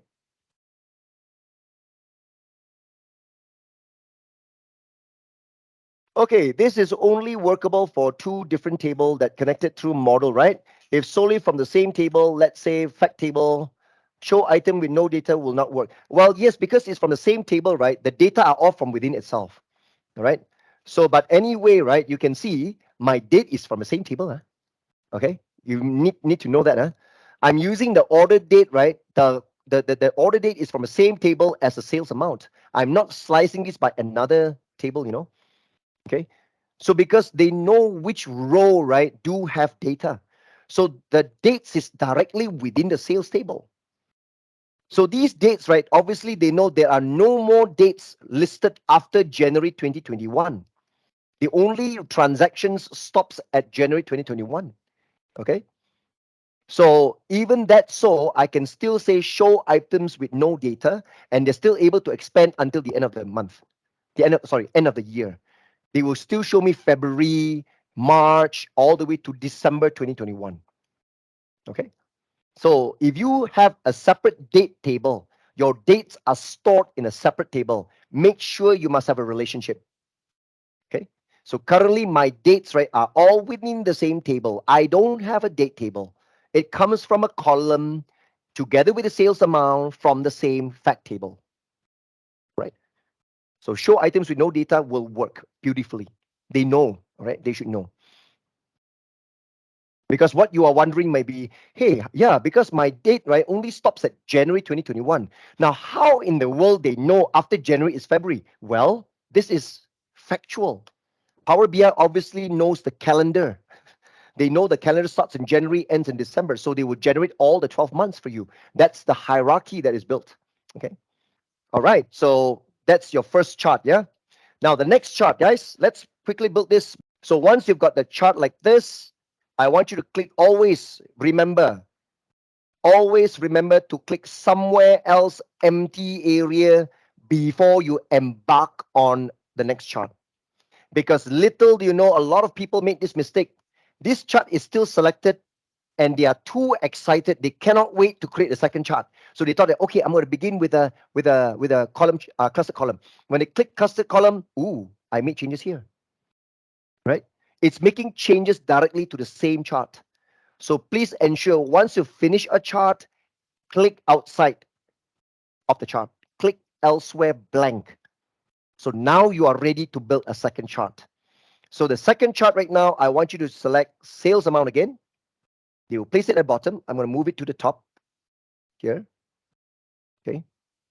Adjust it like this. Okay, cool. Something like this. And I want this right now to be by color. Choose the color column from the product. There you go. So I've got all these different product colors. So now when you select red color product sales, by month is like this. Ooh, now I can see red color product from here, right? Started very strong, the sales of red color products in year 2018. But don't know why when it started in year 2019, it is performing very poor. So going down, going down, going down all the way. The popularity of red color sales is only in year 2018. But black color sales, ooh, it is growing popular and more popular all the way. Started slowly in 2018, right? Then getting stronger towards 2020. Okay. Silver products mostly are all the same. Yellow color products also, blue, right? But only red color products started very strong, but then weakening out. Okay, towards the end. All right, you guys got that? Okay, sales amount by color. Next chart, what I want to do is I want a map. I wanted a map. So the map, right? It's the fourth row in the visualization gallery. The fourth row, number one. You can see map. Again, click elsewhere blank and you choose a map. And it's placed nicely at the bottom here. Okay. Choose a map. And you know what? A map requires a location. So country names, state names, and whatever city names, they are able to find that. Maps today are very, very advanced. Even though the map, okay, exhibited a latitude well, a longitude well, of course, if you do have data of latitude and longitude, then you can drag and drop latitude to latitude, longitude to longitude. But we don't need to be that part of pinpoint accuracy. You have city names, state names, country names. You can use that as well, right? So I go over to my sales territory country. I drag and drop it to the location. Only use the location. You can see small, small bubbles populating the world atlas. Okay. And then after that, you can now check on sales amount. So now the bubble size will be different. The larger the bubble, the higher the value. The smaller the bubble, the lower the value. That's differentiated by the bubble size. So the next question, if I got one visual that is counting the number of appearance of a categorical column, by right, I should have 5 items in the categorical column, but it won't show those have 0 count, and it only shows 3 items that have count on it, even though I check show items with no data. Okay, I think this is whereby you do a count, okay, and that count is actually shown by the drop down, right? Are you using the count using the drop down, or you're using a measure? You did a count based on a calculation using a measure, or you use a column and you do a count on that? Because it depends, whether you are aggregating it manually or you are using a measure. Yeah, solely it owns its own column, right? Yeah, its own column. No, like I said, that even for a measure, it depends also on how your orientation of the data, okay? It depends on your orientation of your data. I need to look at your data, because show items with no data, that needs to be actually, because when you count it, you're counting the rows, right? So show items with no data, because you're counting, you're not totaling up. So counts will effectively count rows. So show items with no data, right? They only look at summation or averaging. So they don't show items with whereby you counted, it's all there already, right? You understand what I mean? Okay. So it also depends on the orientation of the data. Okay. So from the same fact table, yeah, because when you do counting, it's different story. It's other than averaging or what. There's counting is counting the number of rows, and the total number of rows you already counted. So even though no items with no data, but you have counted everything. So it's there already. So that's the whole thing, right? So counts typically, if you want to enable show items with no data, it's slightly not the same as in you show for the sum or the average. Yeah, they're iterating. You're right. Yes. All right. So that's back to my map here. All right. So the larger the bubble, the higher the sales amount. The smaller the bubble, all right, the lower the sales amount. Now, there are a lot of comments by most of my participants, right, about the maps. Some of them believe that this map is not really nice. I don't like the bubbles, and the fact that the map is so small. So, well, the maps are dynamic. You can pan across the map. You can zoom in by wheeling up. You know, you can wheel down, up to you, right? So the map is a dynamic visual map. Maps, do they know country codes? Yes, they do. If you have country codes, right, make sure that you label the code, right, okay, as a country code, because by default, if you have a code column, right, they will be defaulted to United States state code. For example, Canada, the country code is CA.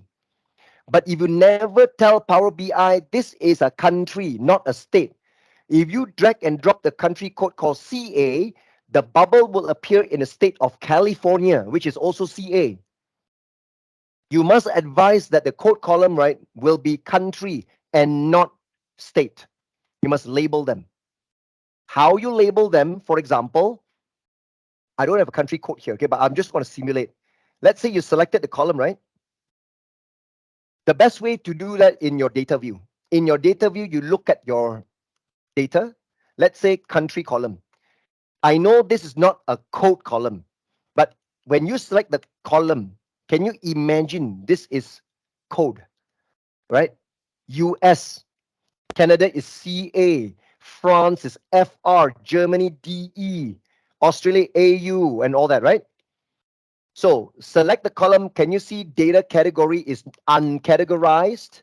When they are not categorized, right, they always defaulted to United States state code.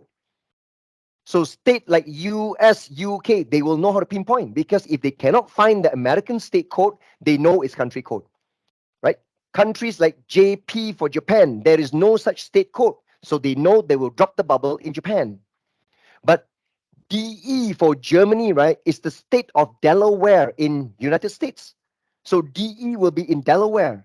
CA Canada, no, it's California. So you need to click this drop down, categorize it by country here. You must advise Power BI it's a country, it's not state or province. You must categorize it, okay? If you get a country code. I'm just going to give you a small task, okay, just to do a test, a self-check, okay, on how much you guys have gained this morning. We have actually gone through quite a bit, even though we remain in the introduction, okay, but this has actually very well given you a great overview, right, a familiarization with your Power BI desktop. All right, so let us finish our last particular chart here, right, our report. So we have created one first visual on the top left-hand quadrant, which is sales amount by year, quarter, and month. And we have expanded it down to the month level. So it's showing month over month sales. All right, so we expanded all the way down, and that's a line chart. And on the right-hand side, we have a column chart, which is showing sales amount by color. Okay, and right at the bottom of the line chart, we do have a map. So it's projecting sales amount by different countries. So the larger the bubble, the higher the value, all right? And of course, now with the last particular quadrant here, right, I wish to show the quantity of sales now. So the amount is given throughout all this, all right? But in our sales table, please take note that we do have one column called order quantity. So click somewhere else blank here, the only remaining blank area. And I want you to select order quantity. And you can see it fits nicely here with a column chart, but I want to switch it over to a bar chart. All right, the one that is horizontal. The vertical bar is called a column chart, and the horizontal one is the real bar chart. Order quantity. Okay, it's inside the sales table. And this order quantity right now, I also want to differentiate. I want to slice by a product category column. There's a product category, right? From the product table, the name is called, it's called a subcategory. I don't have a category. I only have product subcategory. So these are all the subcategories that I have. But I think this subcategory is also a key, I think, pardon me, I don't want the key I want to show the English product name. English product name is just too many of them, too many products. If I put it into the x-axis, right, you can see you have to scroll down and down and down and down, right? So you can see that I have just given and shown all the products based on their order quantity. But because your chart right now, they show so many products. Now, it's always a good thing, okay, that you may want to pre-filter all the products by a certain criteria. Now, what I intend to do, right, is to show the top 10 most ordered product. So I can readily filter this visual, right, out of so many products that they are showing. I am only interested to show the top 10 most ordered product. How do I do that? Okay. The question here is, how do I do that? Now, what I want to show you, just follow through. This visual is still selected, right? There is this filters. There's a pane here called filters, which you can expand. When you click the filters and expand it, right, you can see this white color, the area where you can filter. Now, please take note, filtering and slicing actually means the same thing. Okay? One of the most important thing that you guys need to familiarize yourself is the word slice and the word filter. If I add a slicer, you guys have caught a glimpse of slicer before lunch, right? So slicer is a visual that I need to drag and drop and put it onto the page. And you know, according to a column that I selected for the slicer, I can slice, meaning to say I am actually filtering anyway. For example, if I were to add a slicer and I show the group, that means sliced by the continent. So if I select North America, they only slice the countries of North America. If I slice by, let's say, Pacific, then they only show Australia. But the thing is that now I don't have any more space. The only way that I can sacrifice, right, is I put this, I resize it a little bit smaller here, give it some blank space, and I can then put in a slicer, fitting nicely here. And I drag and drop the sales territory group. The column name is not called continent, it's called sales territory group. And you can see actually they are continents: Europe, North America, and Pacific. So readily your users, your audience who are browsing your report can immediately slice by Europe, and you can see the map responded by zooming into the region of Europe, showing only Germany, right? I think there is no France here. There's Germany and United Kingdom. If I select North America, they will also respond and bring you over to North American territories of both Canada and US. Pacific, well, only one country, which would be Australia. Okay, so this is actually what a slicer does. You know that very well. Now, the problem is right now, if you slice, which is also filtering, but you have to sacrifice a region, okay? Sacrifice some space on your report page to fit the slicer. What if I still want to perform filtering but without having to sacrifice a blank space on my page? So this is whereby, now let's say I throw away the slicer. So now this bar chart, I can have all the space to fill up nicely this region, okay? So I can make use of a filter panel to do the same thing. Okay, so what are you going to do, right? You can see filter on this visual, filter on this page. You want a slicer, okay? You want the filter to act like a slicer. You drag again the sales territory group to filter on this page. Not here, but here. Under the title filters on this page. See that? When you release, they will show you equivalent, the values from the group. And in which now I can comfortably Pacific, North America, okay? But here, when you filter, right, the default, if you select, they will do multi-select. Unless you put here, you declare require single selection. When you choose require single selection, now whatever you click, it's singular. The moment you select North America, Pacific is off. The moment you select Europe, North America is off. Every time you select, they only slice singularly, right?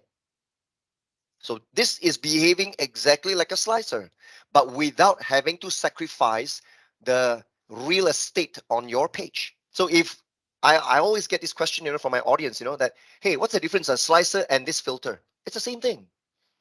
Okay, it's just that this filter, I can even collapse and hide the filter. So people don't know that, what I'm slicing. But actually they can know. When you hover your mouse, you can see this filter. You can see it says here, see, sales territory group is specific. You see that? Hover your mouse only. You point your mouse here. There. It's specific. This one also is specific because I've selected the filter in the Pacific. So you expand your filters, you should see by now that I've got a filter here, Pacific. All right.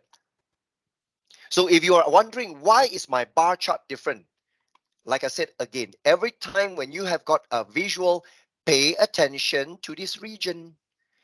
Where did you drop your columns? I drop it into my Y and X. You dropped it into legend. All right. Pay attention. Where are your columns? Okay. Move it into the respective area. Okay. This should be, you see, when I train Power BI Desktop, it's not just I want you to follow me. Because if every single one of you follow me what I do without understanding and without memorizing it, then when this training finishes, you will go back to zero. You go back to square one. Okay.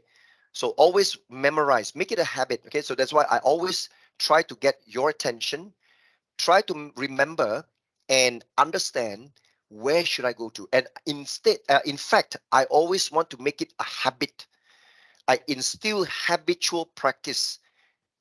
The moment I got a chart, okay, I remember Gerald said that, yeah, I have to focus here. All right. So I try to instill good practice, good habits, right? So slowly learn. I know quite a number of you guys may be new entirely in Power BI, but not to worry. That's what our GRC-X training is for, is to get you guys up to speed. So remember now, my topic here is about slicing and filtering. Slices behave equivalent to the filter, with the exception that the filter save your space. So your report page, you can still squeeze in more of your visuals. But if you want to use a slicer, you have to sacrifice spaces to put in one or few other filtering mechanism, the slicer. Slicers are good because your audience, when they view your report, immediately can see what they can filter. All right. But if you use filter, right, you can collapse it. So when they are collapsed, no one knows what they are sliced with. Where are they? The only way to find out whether my data projected right now have been applied with a slicer or not, or a filter, is to hover your mouse to this filter icon.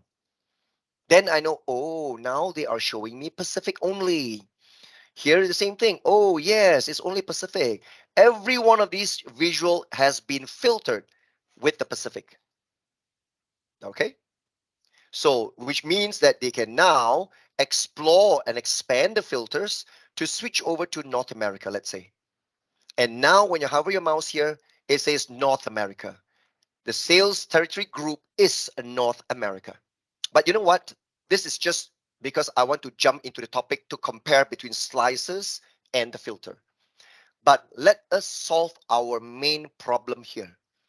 My order quantity chart showing by English product name. We just have too much products here. All right. My intention, like what I've mentioned, let me repeat that again. My intention is to show the top 10 products based on their most ordered, the top 10 order quantity. So you know what? Sales territory group, I just click here to delete off this filter and it's all back to normal. I delete that filter. Let me show you again. If you have been following me, you added your sales territory group here. You can see there's a cross here. There's a cross here. This one. Remove filter. Click the cross and you have removed the filter. Okay. Now, Still, make sure this particular visual is selected. The order quantity by English product name.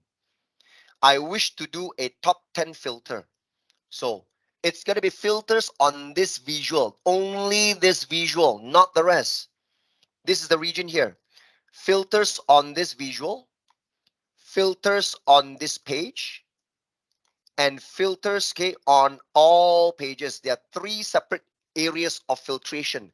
I have color coded my highlight: red, blue, and orange. Okay. So the filters for the other two, blue and orange, I'm going to skip that. I want to now focus on the red box here. Filters on this visual. Because you have selected this visual, so they only focus on that visual. So I've got two columns being thrown here. English product name, order quantity, right? So I told you, we want top 10. Top 10 products. So focus on the product name, expand it. You can see all the product names here, which whereby I can select and show only one product. You see that? I can select and select and select. So I can select and filter multiple products. But these are the products which I do not intend to filter. I don't want to. I don't intend to filter like this. Now, watch carefully. It is by going through this one, basic filtering. This part. Under the drop-down basic filtering, you can see top N. There is a type of filter called top N filter. Top N. Even though it says top N, you can still choose top or bottom. Top how many or bottom how many. I wish to be top, and I type here 10. Top 10. Top 10 by what value? You need to say top 10 products by what? So their value here is, of course, by the order quantity. So you need to drag and drop again your order quantity here and add it here, see? Because they say add data fields here. By what value? Drag your order quantity into by value. Release your mouse, right? And you must click here, apply filter. After you drag and drop order quantity by value, apply the filter. When you click apply filter, now you can see your list of products is down to only top 10. Okay. How do you read this? This is top 10 products by the quantity. It's very easy to interpret this. Okay. Apply the filter, then the filter is propagated. So when the filter is propagated, you can see only 10 products are restricted now. So as I collapse my filters, now you can still hover your mouse point to here. You can see English product name, top 10 by order quantity. So we are notified also that the condition of my visual right now is only showing top 10 products by the order quantity. All right. So are we able to do this top 10 filtering in a slicer? Now, this is what, like I said, slicer, even though the feature, the functionality is equivalent to a filter, but the filter panel gives you more types of filtration. Okay, the slicer allows you to only show the items and you just select by them. There's no other type of filter. Okay, they're only based on the basic filtering. If you were to compare slicer with this filter here, right? Okay, the filter type, they're only showing basic filtering. All right, top end or advanced or whatsoever, it's restricted. Okay, so that is why the filter region gives you much more filtering options compared to a slicer. Slicer only focuses on the items that you see, and they allow the users to just check the checkbox what they want to slice. That's about it. So what is the quickest way to reset all filters? The quickest way to reset all filters will be, of course, can you see the eraser? Clear filter. Okay. But if your question is asking about what if I got, no, I'm not asking this. I'll ask if I got 1, 2, 3, 4, 5 separate filters on multiple columns. What is the fastest way to do that? Now, I'm afraid, right? Okay, you will have to destroy, clear filter, clear filter, clear filter, one by one. Okay, so here, clear the filter, and it is back to normal, only for this column. Okay, here, let's say, for example, you filter this, you filter this, you filter many others, you still have to apply the filter. Okay, you still have to reset the filter because every one of the filter is applied with a different column. All right, so you need to actually delete the filter by the column. Okay, and filters on this visual, one more thing, more options. Look at this, triple dot. This more options is only on resetting. Now, Microsoft has all intention, right, to achieve what you wanted. All right, which is they wish, okay, to actually putting into a triple dot here, one more item here, apart from sorting, ascending or descending, whereby clear all filters. That would be valuable. I'm still waiting for Microsoft to do that. For now, no, not yet. Okay, because every area, see, filters on this visual, if I got many of them, triple dot, maybe I can sort. But let me try to experiment. Here, I want to choose top 10 by order quantity. Apply filter. After I've got this filter, right now, you can see triple dot here, still don't get it out right. What if I also go to my order quantity also, I want to filter, it's greater than um, uh, uh, 3000. Apply filter. So you can see now it filtered down to even 3. By default, it's top 10 of my order quantity now, and also order quantity greater than 3000. If you hover your mouse here, you can see filters and slices affecting this visual. Top 10 by quantity as well as order quantity is greater than 3000. So now they only show 3 out of the top 10, which is greater than 3000 items. So I've got 2 filters here. So how I wish I can click triple dot here, and there's a new item called clear all filters, but still don't get it. See, the triple dot here only allow to sort, so it's not there yet. So right now what we need to do, clear filter 1, clear filter 2. So but anyway, I'll just put back my top 10 by order quantity, apply filter. All right, so there you have it. Okay, we are done with our report, our first ever report here. I need to go into our next report, which will be a simple quiz, a simple assignment, because all this while I show, you follow me. In the assignment, I will verbally tell you what I want and you try it on your own. Okay? Okay, possible to include top 10 text in the visuals heading. Now you are talking about the title format. You go to format in the title. Okay, let's talk about the general here in the title. Okay, you can see the title, right, says here text. By default, you type it here, right? Now I can try this where I can click the FX. I click FX, and you can see format style is based on a field value. So what field shall we base on?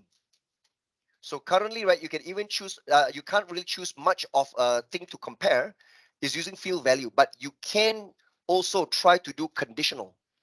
So for now, if you say that whatever I've been filtered, all right, and I want to append the text into the title, now you have to learn about how to do conditional formatting. Because right now it's not based on a field value. See, field value, if I say which field I want to choose, maybe based on the product name field. So is it first or last? So it doesn't make sense, because if your text title, right, when I click OK, now you can see it says AW logo cap. The first product will be shown here. It is not giving me exactly what I wanted. So the title here, right, okay, it's slightly flimsy. It's not that solid. If you want to concatenate a text title with some variables or a parameter, you may need to actually use a text box. Okay, you may need to actually use a text box, and you use the text box and do the concatenation, but not on the title. The title is slightly a bit flimsy here. All right, so that is why here, let me just clear it. And by default, the text is just maybe order quantity by product name. All right. Even the FX here, okay, is not giving me a certain level of conditional formatting. But you'll learn more about conditional formatting later. Okay. So we are supposed to be able to concatenate the title, okay, with a certain, like for example, when you slice whatever that I've selected here, right?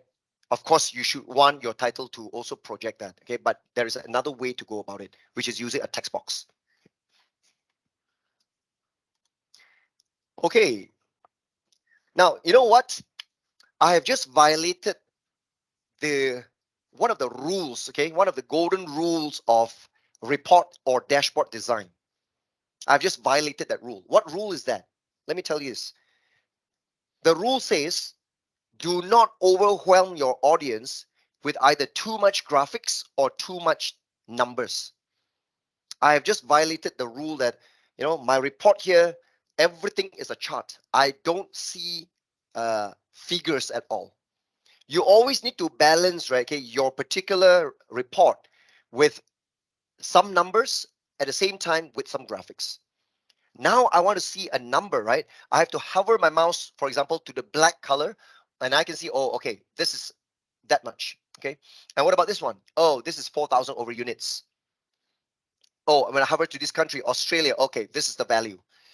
But why not, okay, we display the value, right, directly on the page without having to hover your mouse. So that's what I'm trying to talk about here, okay? So what I intend to do now, I need to sacrifice the size of this visual at the top. Push it down a bit. This one also. Push it down a bit. So that I've got now one thin empty row across the page at the top. It's an empty space at the top. The one that I highlighted with orange color. Okay. Resize your box. Resize your visual. Push it down a bit and push it down a bit here. This one. I'm going to introduce you to a visual that allows you to display multiple values in this area. That is called a multi-row card. You have seen a card which shows one single value. Multi-row card is this one. In my case, it's the 5th row in the gallery and it's item number 1. Multi-row card. Make sure you click the empty area at the top and you select multi-row card. Now this card right now is going to be overlapping my other visual. So I'm going to drag it right to the top here. I'm going to resize it so that it fits only this area. Make it all the way to the end. So the multi-row card occupies the top row space, which I've just cleared. Multi-row card. Okay, so are you guys good with the multi-row card? But now, how do we use this multi-row card? What can I show? Well, show all the numbers you wish to show. With the visual selected, the multi-row card selected, I want you to go down to your sales table. Let's say the first one I want to show is a sales amount. I check sales amount. Look at that. It's added there. The next thing I want to show will be the total product cost. There we go. Next one is the order quantity. And I want to show maybe freight charges. And maybe the tax amount. There you go. I have chosen five different columns. Let me do a screenshot and I share this screenshot to the meeting chat. This is what I'm showing. This would be the image I've shared to the screenshot, to the meeting chat. Sales amount, total product cost, order quantity, freight, and tax AMT, tax amount. And you can see all the figures are shown at the top. Okay. And we can now try to format that. I click the format so that I can go under call out values. I can increase the font size. Okay. 16 points, maybe 18 points. Bold it. Ooh, nicer. Okay, bold it. I put 18 points for my font. So it stands out, the value. And the category labels, maybe now I want to uh, lower down to 10 points because it's being covered. Okay. Or maybe lower down again to further 9 points. So smaller a bit, but I can put in bold as well. If you bold it, maybe you still need to lower down to 8 points. Very small. Look at that. I think 9 points should be okay. And I think I can maybe adjust shorter a bit, give it more space because it's just too thin. All right, I think this should be better. Just this is a matter of design. Okay, category labels back to 10 points. There we go. So with the card, the multi-row card showing all the important figures. Now, you know what? When I select US, everything is highlighted and all these figures are projected to me. Okay, total number of items ordered is 21,000 over in US. This is a sales amount. That's a cost. These are the freight charges, and these are the taxation amount that have been paid, right? Let's say, for example, black color products itself is this much. Red, they'll filter, see? So that is where you have a report page that behave something like a dashboard. Okay, directly your audience viewing your report page, when they interact with any one of the bars or the bubble in the country or the map, they're able to see the numbers immediately. Okay, so when I select, let's say for example, the water bottle, top 10 products, I look at the water bottle, the top most ordered product. When I select this, they will show you order quantity is 4,244 pieces. And you can see that's the total product cost, and this is a sales amount. Just by selling water bottles, right? The amount is $21,000. February 2022 version, no multiple row cards. It's impossible because multi-row card has been around since version 2017 or 2018, right? Check carefully. Multi-row card. This is the one here, right? This guy. It looks like this. Your orientation, the arrangement of this may not be the same as mine, but it is this one. Hover your mouse, you can see multi-row card. It's impossible that it's not there. These are the default visuals since a long, long time ago. Okay. Card is this one. Multi-row card. After that is KPI. See? Then only slicer. So before slicer is KPI. Before KPI is multi-row card. Okay. I can see your multi-row card on your visual. You share me your image. It's the fourth row and second last on the right. It's there. You never hover. Okay. Yeah. Hover your mouse one by one. The tooltip will tell you the name. Fourth row, second last from the right. Not second last from the. It's second from the right. Fourth row. Okay. Mine is fifth row and the first one. Okay. So it's there. You have just completed your first report with only one single page, and you have accomplished at least data that you brought in this morning from an Excel file, and I've projected this into graphics as well as the data, the figures. Okay. Okay, multi-row card orientation, right? Uh, I don't think so. I haven't seen vertical orientation before, you know. Okay, if you go into the format, let's see the cards here. The board, there's only border position, padding. I don't really, I don't recall seeing that, you know. Even in the general, if let's say we talk about the properties, size, a position, is there something in the advanced options? Maintain layout order, position is horizontal. I think you can change it from here, I think. Horizontal 0, vertical 0, right? What if you change horizontal to 0, but vertical to maybe 3? What will it be? But I still don't see much of it here. So I think the orientation, right? Usually it's horizontal, you know. the vertical part, let me just check here. I remember. Okay, so let's see if I make it tall like this. So now horizontal is 3, vertical is 2.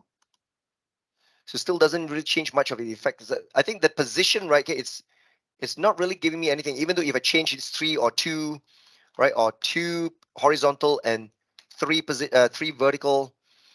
I was thinking that this horizontal and vertical, right, okay, it's to arrange, okay, the items, whether you want it horizontally, how many items, and vertically, you split them how many columns, But like I said, I've tried. Okay, yeah, somebody actually did that. Okay, how you actually, I think maybe you have to street like this. There you go. Yeah, I think today is just arranging it. Look at that. I think it should be okay because last time I remember like seeing something like this, but I just don't get it working because you have to, I think, resize it to the manner that you want. Okay. Uh, is it possible to show the figure on top of the bar instead of I just hover and check the figure? Oh yes, of course. You're talking about the data labels. Yes, yes, yes, definitely. Okay, so let me just get it back to my horizontal copy, horizontal version. Okay, so let me just set it here. Now, in order for you to show the values, for example, the bar chart, right? The bar. Select the bar, the column chart. Sorry, the column chart. You can see in the visual there is something called data labels. Can you see data labels is turned off? You turn it on. You see, every bar will have the figure. Similarly, with the line chart also, you do have a data labels turn on, right? When you turn it on, then every one single data points in the line chart, you will see that. But because it depends also, sometimes, right, okay, the orientation or the size of your chart is just too small. The labels, they find it to be overlapping each other. They won't show everything, see? But if I were to maximize, you see, there's one button here to call it, we call it focus mode. When you click on focus mode, then every one single data points. See, not this one. This one, there's no data point here. Some of them, they don't show the label because there's no space to show that will make it, appear without overlapping each other. So maybe in the data labels you expand it, you can change the position to maybe above. So every one of them will be above or under, or by default you set it to be automatic. But you can see label density is 50%. So if I make it 100%, then every one of the labels will come out. Currently you don't see all labels because it's set to 50% dense. So they only show 50% of the total labels available. Right? If you want to show all of them, which may result in a very messy arrangement of the values, you increase the label density to 100% dense. Then every one of the points, the labels will come out. Regardless of whether you like it or not, it looks messy or not, they're going to show 100%. That's on a line chart. Okay. So when you make it so small like this, well, because the size of the chart is so small, so even with 100% dense, you can still see, yeah, it's some of them are still not shown, right? Because there's just not much real estate, not much space for them to populate the value. So with a bar chart, same thing. You can turn on the data labels, okay? But the map will be something very, very fishy.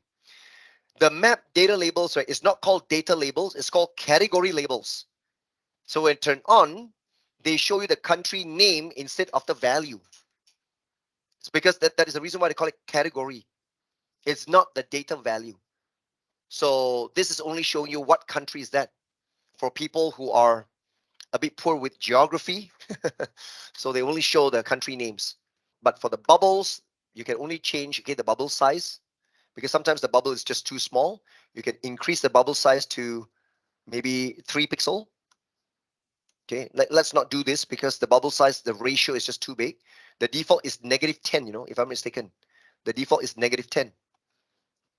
-10 pixel. For the multi-row card, well, like I said, that don't worry about the properties because I never stumble upon any properties to change the orientation. It's just you just resize it on your own, okay? Just make it thin and then drag it tall, then it becomes vertical. If you drag it short but drag it wide, then becomes horizontal. It's nothing to do with the properties here, okay? The property for the horizontal and all that, right? It will work hand in hand with how much you resize, you arrange the size of that multi-row card.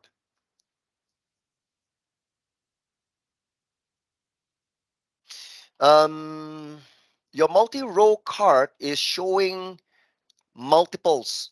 Where did you drag it to? You drag your stuff into the fields, right? But what did you set in your visual here, in your format? I think the call up values. Sorry, no.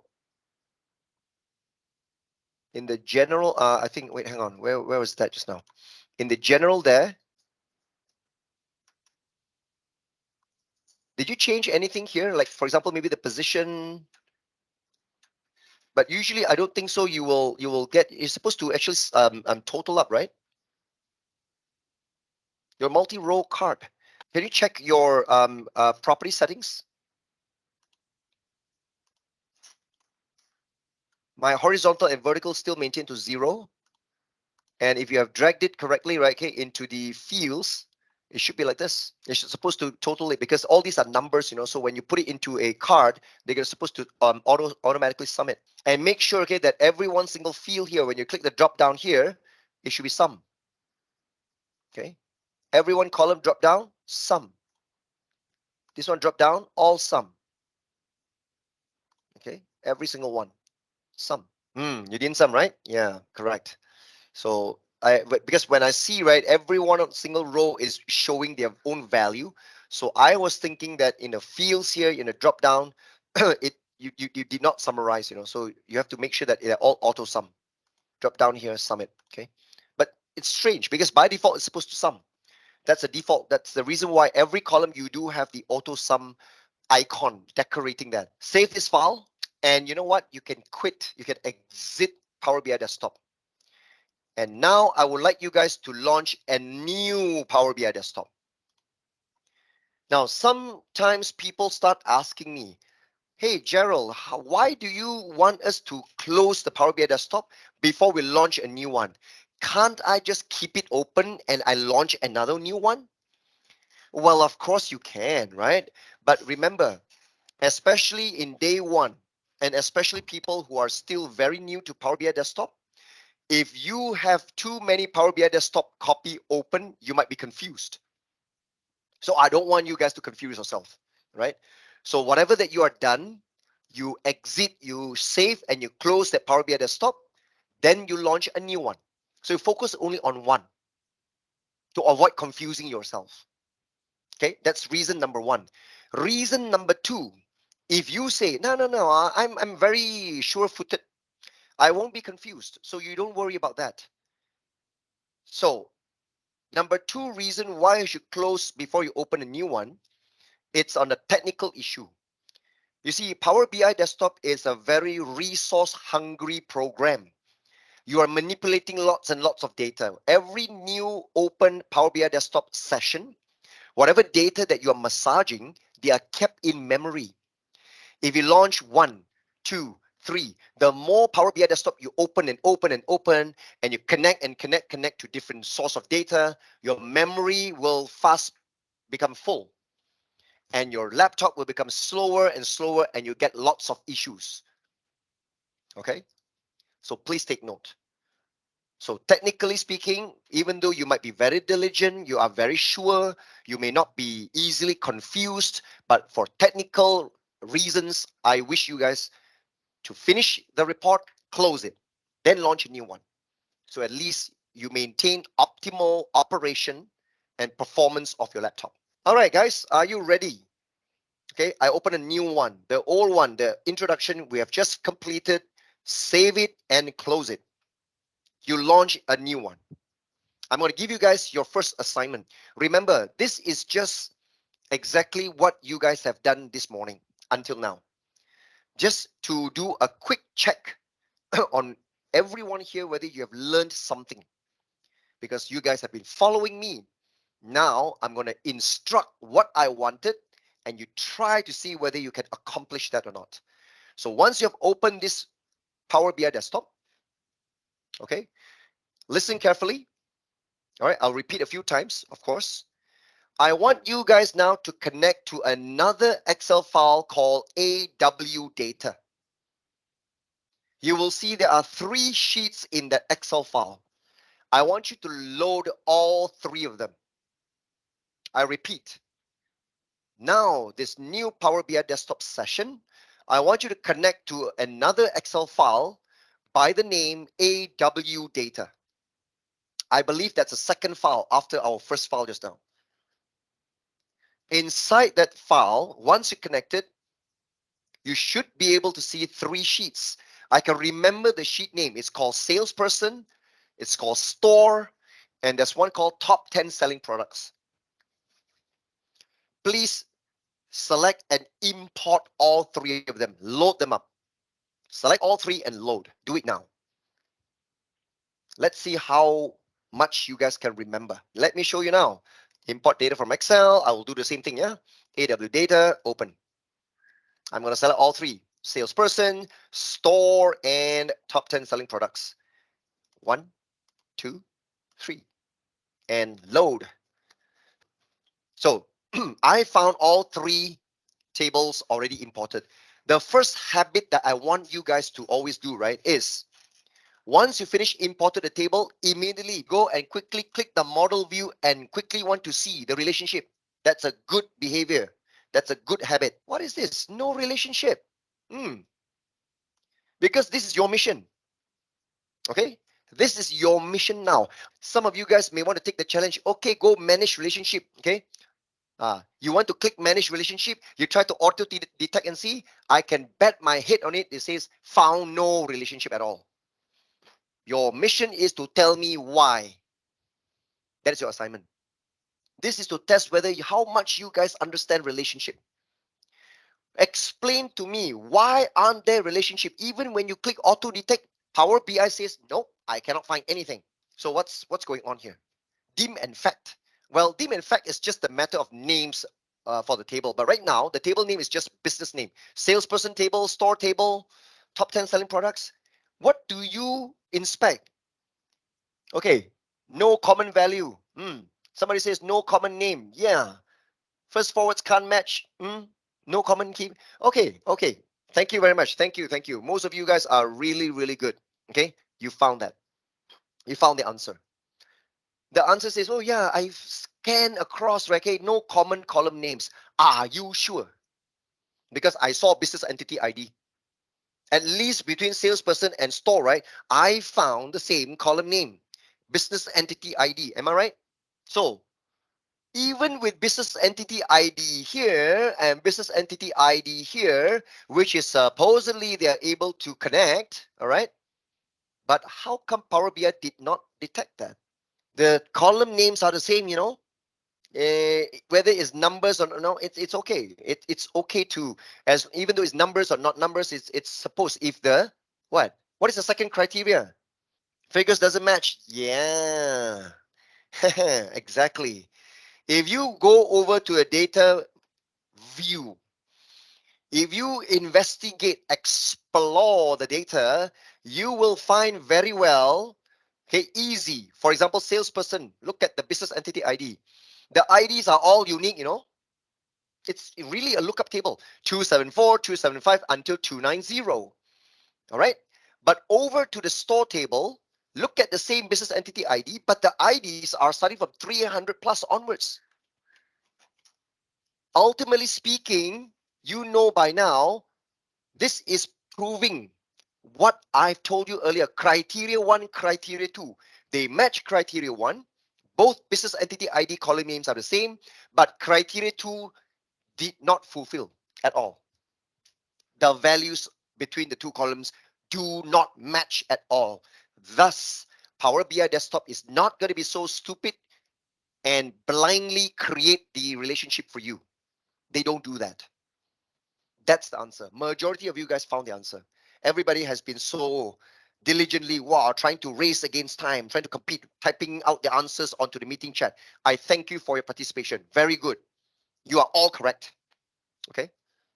That means, right, you really did go into the data view and investigated. So remember the criteria 1 and 2.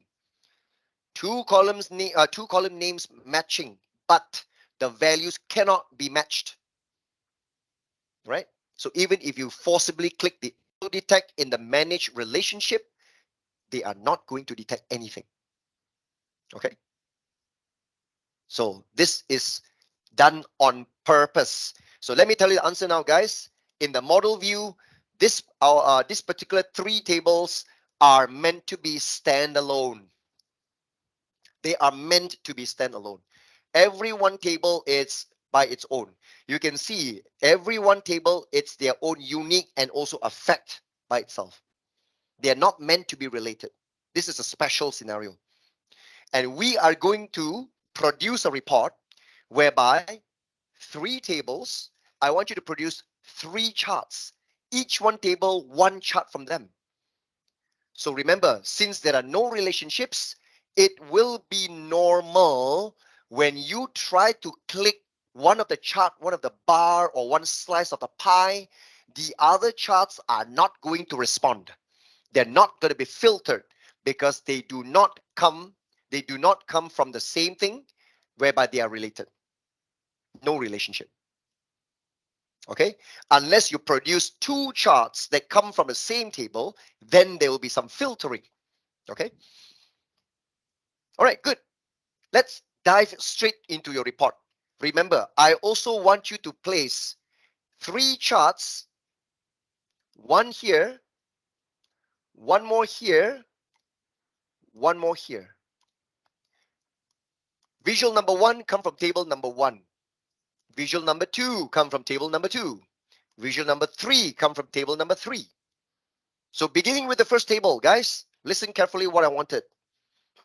I want you guys to create a column chart that shows the sales year to date by the salesperson first name, because it's called salesperson.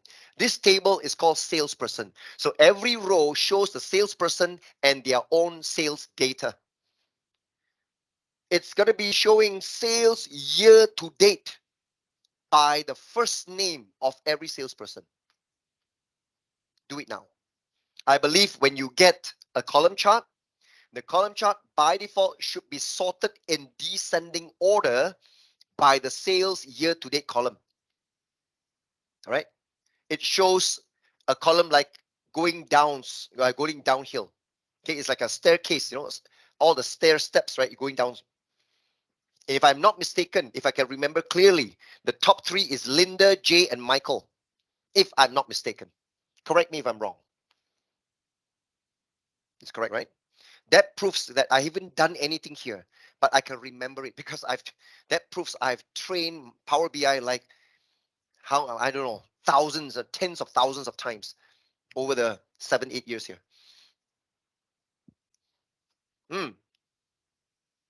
Now this is interesting. This is interesting. Okay, this is interesting. Noor Shahida shows a table. All right. Then Faiza, okay, T4 Faiza shows a chart. Now, both of you, did you guys remember, okay, that what I've explained before lunch? Why is it some of you get default a column chart? Some of you get default a table. Answer. You look at the screenshot provided by Faiza and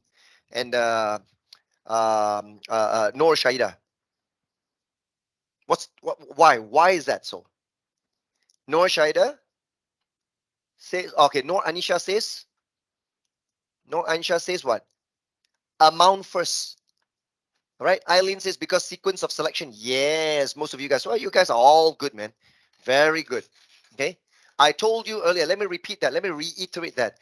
Depending on the sequence of selection, if you select a number first, they will give you a column chart. If you select by the salesperson first name, which is a subject, it's alphabetical, it's not numbers, then you get a table by default. Okay. But not to worry, yeah. Okay. Not to worry. Even though you got a table, right? Quickly go and click manually a clustered column chart. It will convert to a chart for you. Do that. Not to worry. You don't need to delete the table and reselect. But you can do that because you're still practicing. You want to get the hang of it. So any mistakes, you delete, you redo. The more you delete and redo and redo and redo, the better you get. Okay? Practice makes perfect. I'm going to show you. I begin by going to the salesperson table. I will begin by choosing a number, sales YTD. I check. You see, I got a column chart. All right. Then after that, only I select the first name. I check. All right, there you go. Now I can resize that. And you can see that I am absolutely correct. Linda, J, Michael, top three of them. I can always remember this. Okay. So don't worry, don't worry. I'm going to teach you something else here. Let's create a second chart, please. I want now number 2. Chart number 2 should be here, this area. Okay. This comes from a second table, your store table. I want you to create a pie chart. You know, pie is not default. You have to manually select the pie. The pie chart is going to show the total number of employees by their specialty. It's coming from the store table. The total number of employees, again, number of employees by the specialty. Again, this takes less than 20 seconds to produce. Number of employees by specialty. So let me show you now. I click the empty pie chart and move it over here. All right, let me just try to resize this like this. Okay, and you know what? I'm just going to go into my second table called store. And where is it? Yeah, number first, number employees, and then specialty. Okay, fantastic. Good. Let's proceed to the last chart. Okay, last chart, you place it at the bottom left-hand side, just below the column chart. This time, I want you to produce a bar chart. Column is standing, right? So the horizontal chart is called a bar chart. You should know by now. You can guess it from the last table. Top 10 selling products. The table shows top 10. That means the rows in the table, right, is already 10 rows only. It's already a filtered subset. The table is very small, only 10 rows. So you don't need to filter anymore because the table itself is 10 rows, top 10. So let's produce a bar chart showing the products. Okay, that means the line total. Line total, it's actually the figure. Line total by the product name.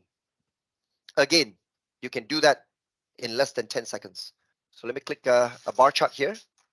That's nice. Okay, resize it something like this. And I'm going to show line total and I'm going to show product. Okay, nice. You know very well, if you interact with any one of the chart, you click a slice of the pie, you see, the rest of these two guys won't move. You click maybe, let's say, Ranjit here. Okay, it's not moving also, the rest. You click one of the product here, HL Mountain Tire. Click. No, it's not going to slice. It's not going to actually respond. I mean, the rest of the other charts are not going to respond. Why is that so? Because every visual comes from their very own table. These tables are not related. This is absolutely what we expected. Okay. Now, with the remaining space on the bottom right-hand quadrant here, okay, I just want you to choose, okay, to use, right, this area to display at least the 3 figures. The figures of this. This one is showing sales YTD, right? So please show the figure sales YTD. This one is number employees. Show number employees figure. This is line total. Show line total. Each one table from each of these visual here, the figure, I want you to display it into a form of 1 card, 2 cards, and 3 cards, something like this. Up to you to arrange that. Doesn't matter. Okay. I do not want a multi-row card. I want a single card. It's called a card. Just a card. This one. one card can only show one figure. So you have to produce 3 separate cards. Okay, resize it nicely. Maybe you want to fit it nicely into the area. Each card, select the corresponding figure. Sales YTD, one of them. The other one is number of employees. And the last one is the line total. Do it now. Create a card. If you want it to be a multi-row card, it's also up to you. You can make it vertical. Let me see whether multi-row card will be the best. I choose a multi-row card. Okay. And I produce vertical like this. And then I'll choose one by one. Sales YTD first. Over to the next table, number employees. And then here, line total. There you go. And then I can have the freedom of increasing the font size. Okay. Bolding it. Okay. So it can at least display all 3 values just like this. And if you can, because we've got just so much space, I can even set it to size 24. Big one. Make it big like this. Right. So we can arrange that just by its own. So sometimes with an extra space here, you can put some slices, you can put a slicer. So with this space here, okay, the amount of space here, so maybe you can explore a slicer. I want you now to try to put a slicer, okay, for slicing at least, okay, the store, from the store. That means the pie chart. Choose a slicer, slice by business type. Choose a slicer, slice by business type. So David actually shows a 3 separate card, right? So that's excellent. It's up to you, no problem. I've just shown using multi-row card placed vertically, right? But if you know how to loosely create 3 separate cards, each card showing their own, that is absolutely no problem at all. Okay, whatever that works. So now try with the remaining space here, put a slicer, slice by business type. And this slicer is only slicing the pie chart because business type is a column from the store table. Whichever visual, right, that corresponded to the store table, that is going to be sliced. The other 2 charts, right, one from the salesperson, the other one from the top 10 selling products, they have nothing to do with the business type, so they're not going to slice. They're not going to respond. How can the whole number be shown? Yes, the display units. Okay. The whole number to show, right, is actually whereby you can change it from the display units. For multi-row card, usually display everything. But if you use a chart, a single card, they will display a compact number. So you go to the properties, right? The formatting properties, right? Inside the visual, there is one called display units. You change the display units to none, right? Then they will show you the actual value right to the dot, the decimal. For example, number of employees, they will show you 28K, right? Because that's showing in a compact number and estimates. You want to show the actual value, change the display unit to none. So now I'm going to create a slicer. Let me show you a slicer. So the slicer, I'm going to choose business type. So this slicer, business type, very small. So it's a code. It's a BM, BS, or OS, right? So I'm not so sure what code is that, what kind of business this is, okay? So a BS is not bullshit, okay? So I don't know what type of business is this, right? So maybe if I slice by BM, you can see that the chart here shows slightly moved, slightly responded to the slicing. BS is this, OS is this, right? So we can see that the slice just, the pie, right, rotated slightly to show the difference in the slicing. So this is just one experiment of one slicer. So for other tables, you can also choose to slice something else. Like for example, salesperson, you can slice by country region. You can produce a slicer for country region, right? Just to slice the table, right? But I'll leave it up to you guys. We are done with the assignment. It's very simple. But anyway, this slicer, I'll just leave it here. You guys have actually learned, right, exactly how you kick-started your Power BI report here. And you have fully understood the importance and the criticality of having relationship. But there are times, right, whereby it is something like what we are having right now. All the three tables that we grab from the same Excel file, it is impossible to create relationships because they are all coming from different scenario. They are never meant to be related. Okay. Now I would like to grab the opportunity here, right, to give you guys one task that I've never shown. Okay. I'm going to give you guys one task that I've never shown yet in this training. But I believe since we got uh, hundreds of people here, I believe many of you guys know how to do this. Those of you guys who know how to do this, do it. Okay. And I congratulate you first. Those of you who don't know, no problem. I'll show the answer later. But I want you guys to be adventurous, be explorative, explore it. Right? So what's my task? Now, let me focus on this sales YTD by first name. I click focus mode. So I blow up the chart to proportion. Remember our sales YTD here by first name, right? Listen carefully what I wanted. Right now, the chart are all blue. That's the color, the data color.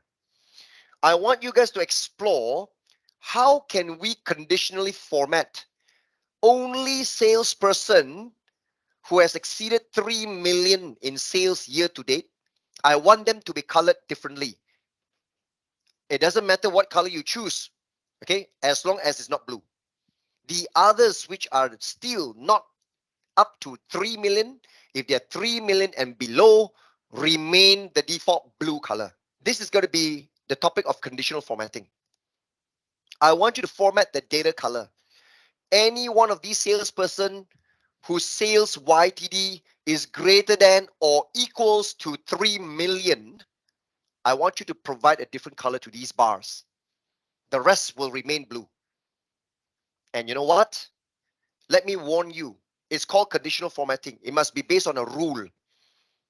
I do not want you to now use your naked eye and see, oh yeah, I think it's these 5 person here. I will manually go and color them. No, I don't want manual.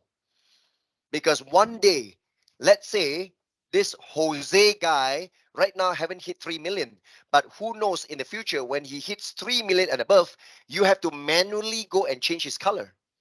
It should not do that, okay? It must be dynamically changed according to the value.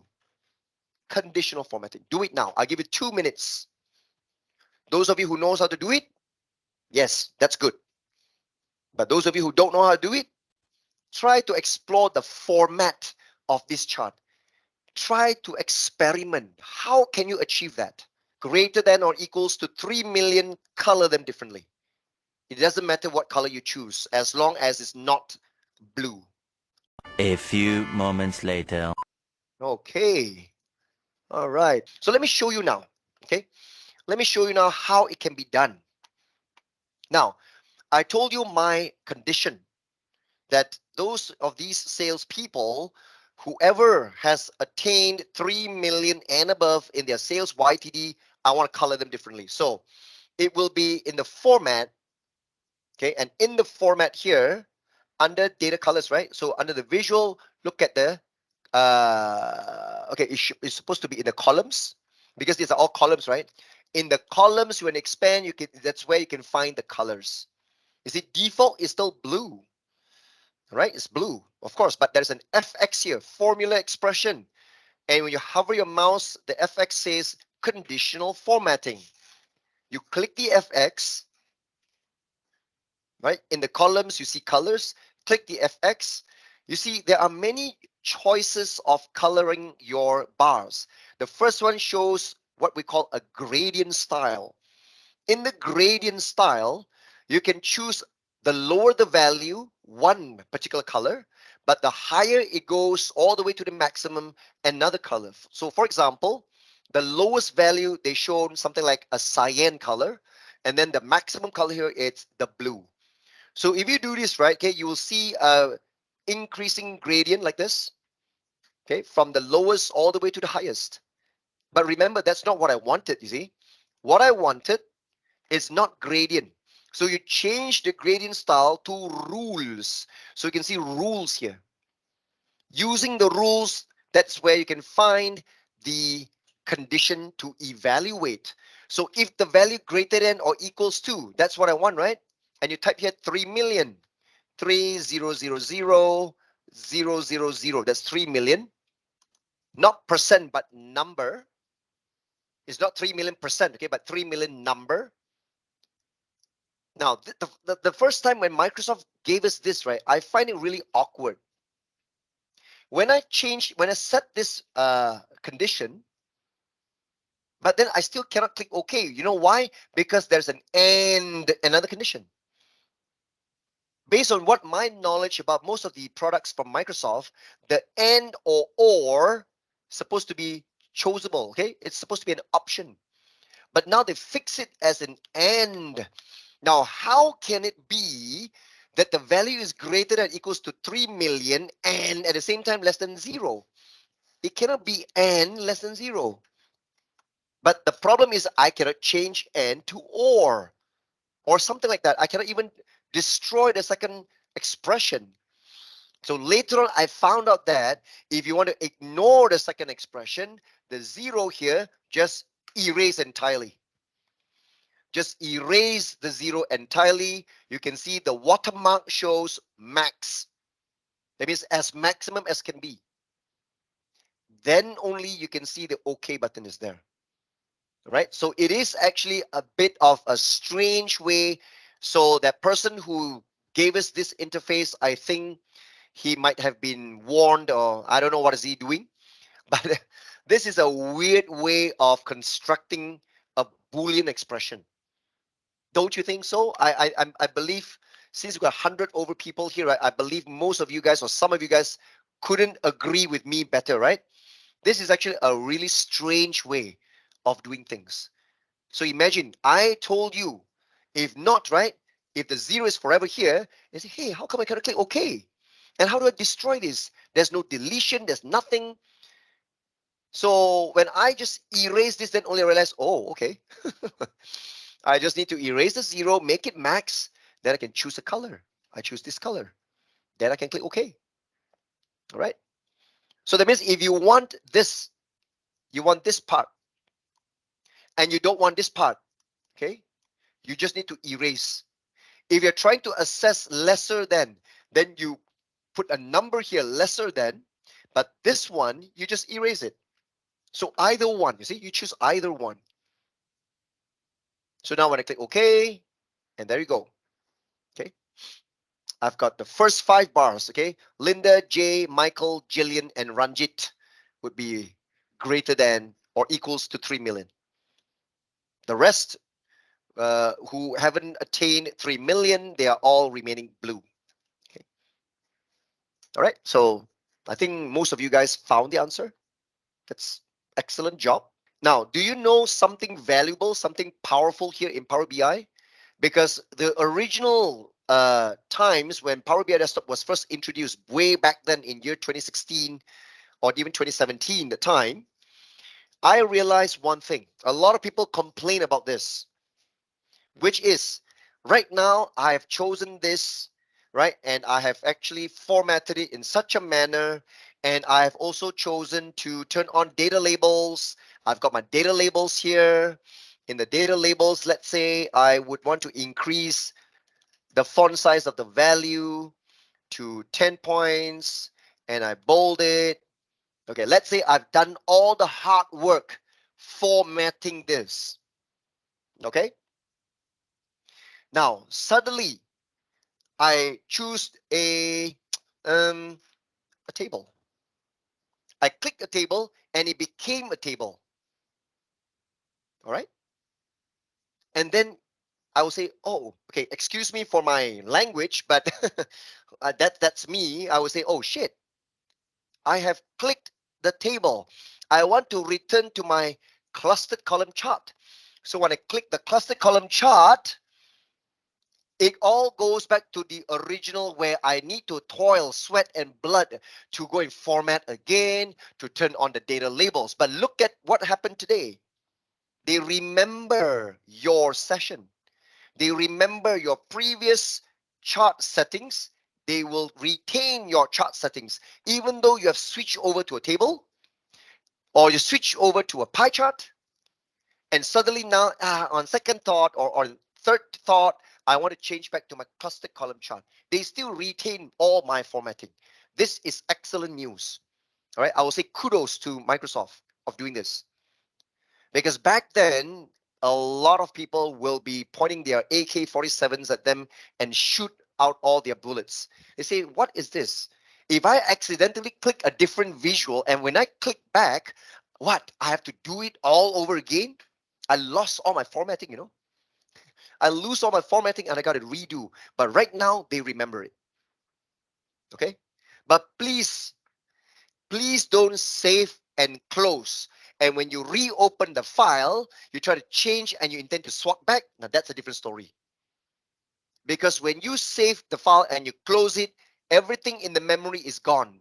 When even you reopen the file and you expect to simply switch to a different visual and you switch it back again, that's a different story. Okay.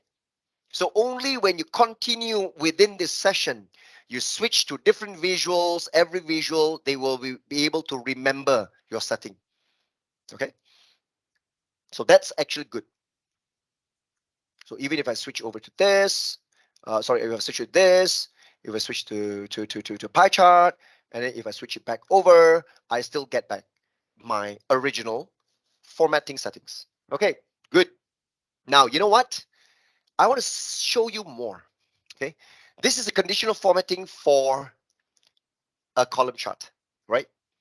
Now, I am going to switch over to a table. I really click table and it shows me a table with two columns. Give me some time to increase the font size. Now, under the grid column, the grid properties, you can see there's an options and you can set a global font size. So you don't need to change your font size for the header separately from the value, separately with the total. There's a global font size, which is absolutely great. I will just change it to size 18. All right. Or maybe 20 to show you more. There you go, 20 points. One shot in the global font size, you set to 20.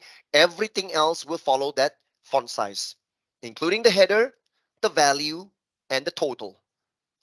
Global font size underneath the options of the grid. Okay. Now, you know what? I want to now explore. I want to show you something. What we can do with a table. Even though it's a table, all right, there are things which you can do because this is something like what they brought in from Excel. Now, first thing I want to show you, right, is I go back to my visual here. This is format. This is visual. I'm going to show you, for example, the sales YTD column. It's a number column. It's a figure. This column here, I can click the drop down.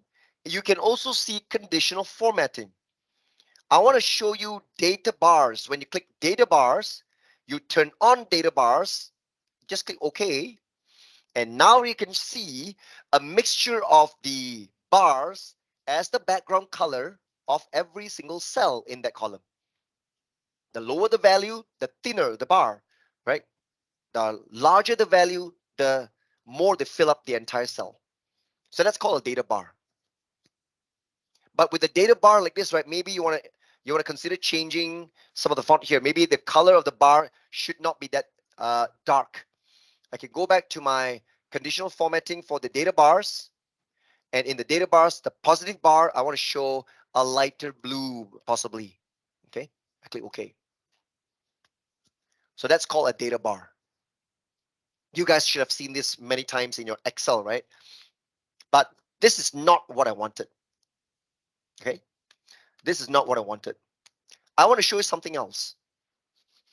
Do you know that apart from the data bars, right, there is a way for it to show something like a KPI indicator with the traffic lights coloring of an icon decorating every single row, every single value. I'm going to use a traffic light system whereby green, amber, and red. Amber or yellow, we call it amber, okay? Or yellow. So think about it this way. any salesperson who has already hit 3 million or above, I will give it a green icon. They hit the goal and above. Okay, green. Those who are yet to hit up to 3 million, but as long as they are still above 1 million, I will give them yellow. They are yet to achieve the goal of 3 million, but luckily they are not below 1 million, so they are yellow. But those salesperson, they haven't even hit 1 million, they will be given red color. Okay, so 1 million is the warning level. If you are not even 1 million, you will be given a red color icon. Between 1 to 3 million is yellow. 3 million and above, green. Now, how am I going to do that? Watch this. I click again the drop down here in sales YTD. Let me remove the conditional formatting first. All. Okay. Now I click the drop down for my sales YTD. I can see conditional formatting. Now, apart from data bars, I can see icons. I want to decorate it with icons. I click icons. Ooh, exceptional. Look at the style here. So by default, it's already based on sum of sales YTD. Icon layout left of data. I want to put it onto the right of the data, on the right hand side, not to the left of the data. Okay. Icon alignment middle. The style, you can choose so many different icon style. By default, the red, yellow, and green. Red diamond, yellow will be a triangle, and the green will be a circle. But what if I want every one of them to be a circle? I do have that as well. So where is that? I think, hey, I've seen that before, but it's no longer available. It's showing this only, the one with the cross, exclamation mark, and also a check mark. Okay, fine, I will use this. Okay, so this is where you need to configure. Okay, now look at that. This is the red. So the red will be if it's greater than equals to 0, number. Every one of these, right, I'm going to show a number. I don't want percent. It's all a number anyway. Number. 6 time numbers. Okay, 6 times. Greater than or equals to 0, but lesser than 1 million. Okay, I told you less than 1 million. Between 0 to 1 million is going to be red. So here, greater than or equals to 1 million, but lesser than 3 million. This one, greater than or equals to 3 million, and this is all max. So you clear this. You clear the last one, okay, from 3 million all the way to maximum, max number, then green. Okay, so I'm gonna capture this screenshot. Oh, sorry, not this one. Let me zoom out first. Print screen, capture this, and paste for you guys here. Okay, so once you click OK, and voila, there you go, exceptional. Okay, so I can decorate every single row in my table with an icon of my specific choice. So I've chosen all round circles, green with a tick, right, with a check mark, the yellow with an exclamation mark, and the red color will be a cross. So again, lesser than 1 million, I'm going to give them a red cross. Those which is between 1 to 3 million, it's going to be a yellow exclamation mark. But those who have attained the goal, reached the goal of 3 million and above will be green check. Okay, so a KPI kind of indication. So you can see that this table, if I go back to the report, I can show the table like this. See? Or, oh no, on second thought, I want to go back to my previous chart, my cluster column chart. So I click on cluster column chart. I still retain all my previous conditional formatting settings. But on third thought again, I want to go back to my table. Again, they can still remember my icons, you see? So every single setting for any visual you have tried before will be able to retain. They are all retained. So column chart, they retain for me. I switch back to a table, they also retain for me. So maybe right now I want to lower down the global font size to maybe size 14. Size 14 will be best because it's too big, you know. There you go. Okay, guys, we have finished enough reporting for day one. Okay. Usually day one, right? That's all about reporting because usually what I'm going to do, because it's close to our break, and that's where I want to begin the data transformation portion. In fact, in my 3 days course, right, my entire day two are all about data massaging, cleansing, M language, and stuff like that. But day one, I still want to put it into this GRC-X, the express training, at least give you guys a taste of simple data consolidation. In fact, in my 3 days course, we do 3 episodes of data consolidation, 3 styles of data consolidation, right?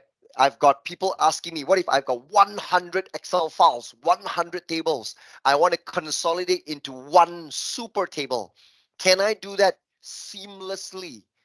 Yes, of course. But I got no time to show you here in this express class. I will only show you what if I got 2 tables, how do you clean them up, make it equal, consistent, and then you append them in together. That's the only thing that will give you a taste of how using what we call the Power Query Editor. Okay, so we're going to jump into that right now. We got no time to lose because this is actually the most exciting piece in the entire Power BI desktop. It's not about showing the report. Showing the report, yes, that's your final ultimatum. That's a final goal to achieve. But preparing and shaping your data is equally important. It's of utmost importance, right? So let us save this file. Let's give it a name. Okay, we just call this as my assignment. Just call it my assignment. Okay, so at least you can remember that. Save.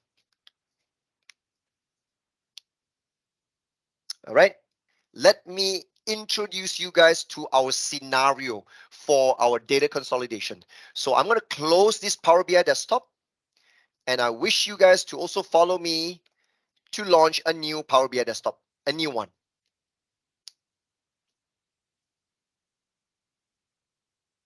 Okay, you see, the way on how Power BI is supposed to be is that the Power BI file, right? It's actually your source code, something what we call like source. If you got a file, you can open up in your Power BI desktop to edit. But actually, for audiences, you don't give them the file. You give them the file is that you're giving people your source code. All they do is just that they download Power BI desktop and they can open up your file and make changes, you know. In real world, right? What we do is we publish. I didn't show you that, okay? I didn't show you that. So actually, what I'm supposed to do, let me reopen.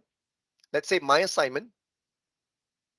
I reopen my assignment, and I'm supposed to publish it. So like, for example, in our Power BI desktop, I believe you guys didn't realize that you can sign in with your Power BI account. Now, this is supposedly to be only covered, okay, in my full-fledged class where I got more time to talk about publishing, managing it on your cloud, because all Power BI reports supposed to be published to the cloud. You see that here I've signed in with my account, Gerald Hong. That's my gemrain.net email address. I am a Power BI Pro account, all right? But everyone should start with a Power BI free account. Now, Power BI free account doesn't mean that, oh, you can only do a little bit and not everything else. I can tell you functionality wise, Power BI free, the one that you don't pay at all, and compared to Power BI Pro, the one that you pay $9.99 a month, right? This is US dollar. Okay. What's the difference between these two? It's only one thing. Power BI Pro can share the report to other users. Power BI free, you can't share.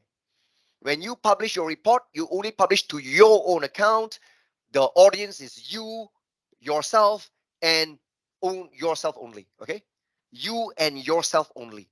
You can't share your report out. You want to share, you got to pay $9.99. But if you look at $9.99, I'm referring to US dollar, okay, per month. Let's say it's $10. $10, right? Multiplied by 12 months in a year, $120, right? It is actually up to around 504 ringgit Malaysia. If we localize it to ringgit Malaysia, it is today 504. 504 RM, okay, per year for one single user. I can tell you this is still the cheapest self-service analytics tool in the world, right? If you were to talk about Tableau, Tableau is very expensive, guys. Tableau has 3 licenses, right? Tableau Viewer, Tableau Explorer, Tableau Creator. The Creator license, if I'm not mistaken, in Malaysia ringgit, is 4,000 over ringgit per year. So this is like 8 times cheaper if compared to Tableau. Okay. So of course, there are many other types of platform out there. You've got even the latest Google Data Studio by Google. You've got Click, QLIK, ClickSense, right? ClickView. You've got even Pyramid Analytics. You've got Informatica. We've got so many other choices out there. Everybody wanted to go into data analytics today, right? But of course, Microsoft's Power BI is part of the main Power Platform. You've got Power Automate. You've got Power Apps. The entire complete suite of the business applications and digitalization is all there, right? So what if I don't pay? My free will be free for how long? It's free for life. It's not a trial, guys. Free means free for life. You continue, refrain from paying, no problem. But you know what? I've got something what we call some loopholes to save cost. If your organization are able to set a policy to be able to publish your report as a web link, you can embed your report right back in your own company's SharePoint, where everyone else who are free, but at least they can still see your report, they can view it. That is how you can save money. This is not what Microsoft is not knowing. Microsoft knows it, but they just don't care. Of course, they promote you to pay, but even if you found this way of getting your Power BI report embed in your own SharePoint site, directly on the SharePoint homepage, all users who can log into SharePoint can readily view the report, whether or not you have a license of Pro. You don't need that actually. All right, but I got no time to share about that. Okay, how to configure, how do I practically publish that, right? So that this topic supposed to be covered on the 3rd day of my full course. Okay, but anyway, there are immense amount of possibility with Power BI. Okay, and in fact, this is actually one of the most the trending tool. Okay, so yes, publish as a web. That's the way to be. Okay, you can embed that, right? So here, you see, when I click on publish, when I click publish this button, because I'm already signed in with my account, you can see that they are looking at either my workspace or I can have my own new workspace. Because I'm Power BI Pro, I can create a new workspace and add members of Power BI Pro into the same workspace. So when I publish my report into that workspace, all the members of the same workspace can immediately view the report. But if you're Power BI free, you only can have your My Workspace, which is private to you. So if I publish to My Workspace, I click Select. Now they're publishing. And you know what? Let me prepare my browser. Okay. Now in my browser here, I'm going to go to my office.com. Let me sign in with my Microsoft account. Sorry, my organization account. Okay, and I will go and launch Power BI. See, Power BI is part of my Office 365. I click Power BI. And I should get, this is actually my Power BI website. See, good afternoon, Gerald. So it's greeting me here. And I can see my workspace here. So under my workspace, you can see my assignment. Just new, see that there's this 3 strands of hair here. So that shows that it is new. So when I click my assignment, I'm opening up the report, browsing it directly on my website. And I can have view full screen here, full screen view, just like PowerPoint slide here. See? And I'm viewing it. See? All right. So if you want to filter it because of the slicer, let's say I've got no space for a slicer, filter panel is on the right. I can filter from here, or I can collapse that. This is the runtime. A report is supposed to be browsed like this, not browsed from your Power BI desktop. Power BI desktop is a builder tool. You use it to build your report. The final end product, the end result is you publish it to the web. And from here, I can then export into PDF or PowerPoint. I can do that as well. Okay. But actually what I can do is that I'm supposed to click triple dot here, right? And hang on, I think there's a place again for me to embed that. Or did I turn it off? File, I think it's here. File the embed report. I can embed it whereby I publish to web. Even if you embed the report to SharePoint online, this is different, yeah? Just now I mentioned SharePoint, but when you immediately say embed to SharePoint online, they are going to still check every viewer in SharePoint whether they do have Power BI Pro license or not. Okay? So the trick behind how to get Power BI report, never check for any user's license, is by publish to web. You see, in bracket, they put there public. Public means allowing anonymous viewing. Even though it says publish to web, when you do that, you're going to get that, create an embed code. You publish and you get an embed code. This embed code, right, which represents this report, you can then copy the embed code and you go to your SharePoint and you embed the code in your web page on SharePoint. So anyone who signs into your SharePoint site will never be checked for their license. They don't bother and care about whether you've got Power BI Pro or not. Okay. And can you share or grant access my workspace? No, you see, like my workspace, right, is really for yourself. Okay. But if you have Power BI Pro, yes. Now treat my workspace as your OneDrive. Remember, OneDrive is private to every one of you guys. That's your own files. Whatever files you upload to OneDrive, you can still share, but you get to choose, select one by one what you want to share. But if you have a public workspace, you created a separate workspace that is like SharePoint. In a workspace, you already granted who are the members of the workspace. The moment you publish your report into the workspace, you no longer need to share. All the members of the workspace can readily see it. You directly push that particular report to the eyes of all the members. But if you are Power BI free, I'm so sorry, you don't get to create workspaces. No other workspaces except your My Workspace. Okay. And like, for example, right now, let me just not show this. If I go back to my workspace, in my workspace, I can then click this button to share. Okay. When I share it, I share to a link. Can you see that this interface, right, looks like your OneDrive sharing, like sharing a file. So by default, people in your organization only, right? Or whether you want to allow your recipients to share the report further. So I am Power BI Pro, that's why I can share this. If I'm Power BI free, I won't be able to share. So are people viewing the embedded dashboard able to slice the data? Yes, whatever they view, right, whatever you've given to them, that's the interactivity complete. What you give them is what they get.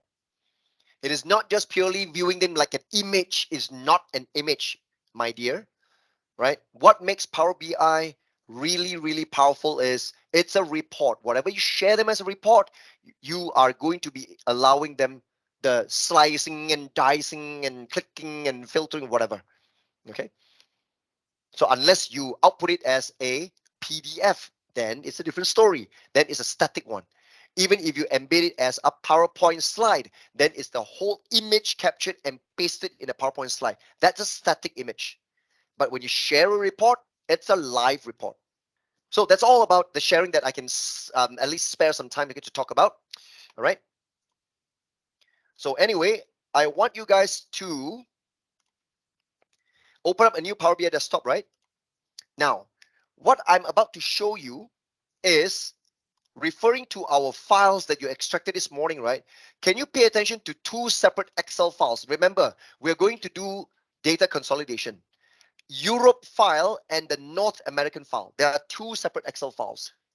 When you open up both the two Excel files, let's have a look inside.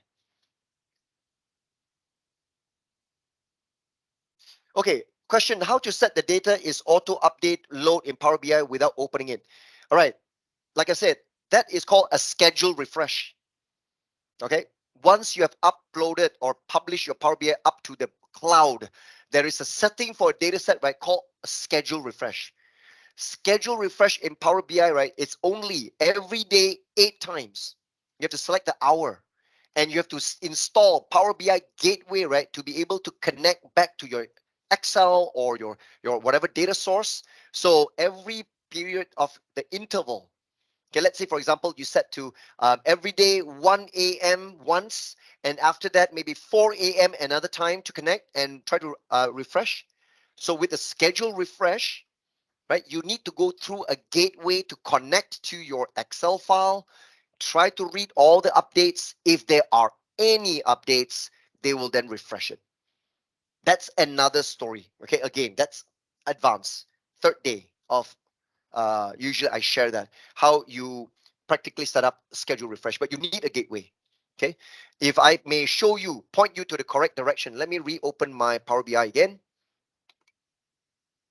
In my Power BI, when I go to my workspace, you can see when I publish my Power BI file, they come in one pair.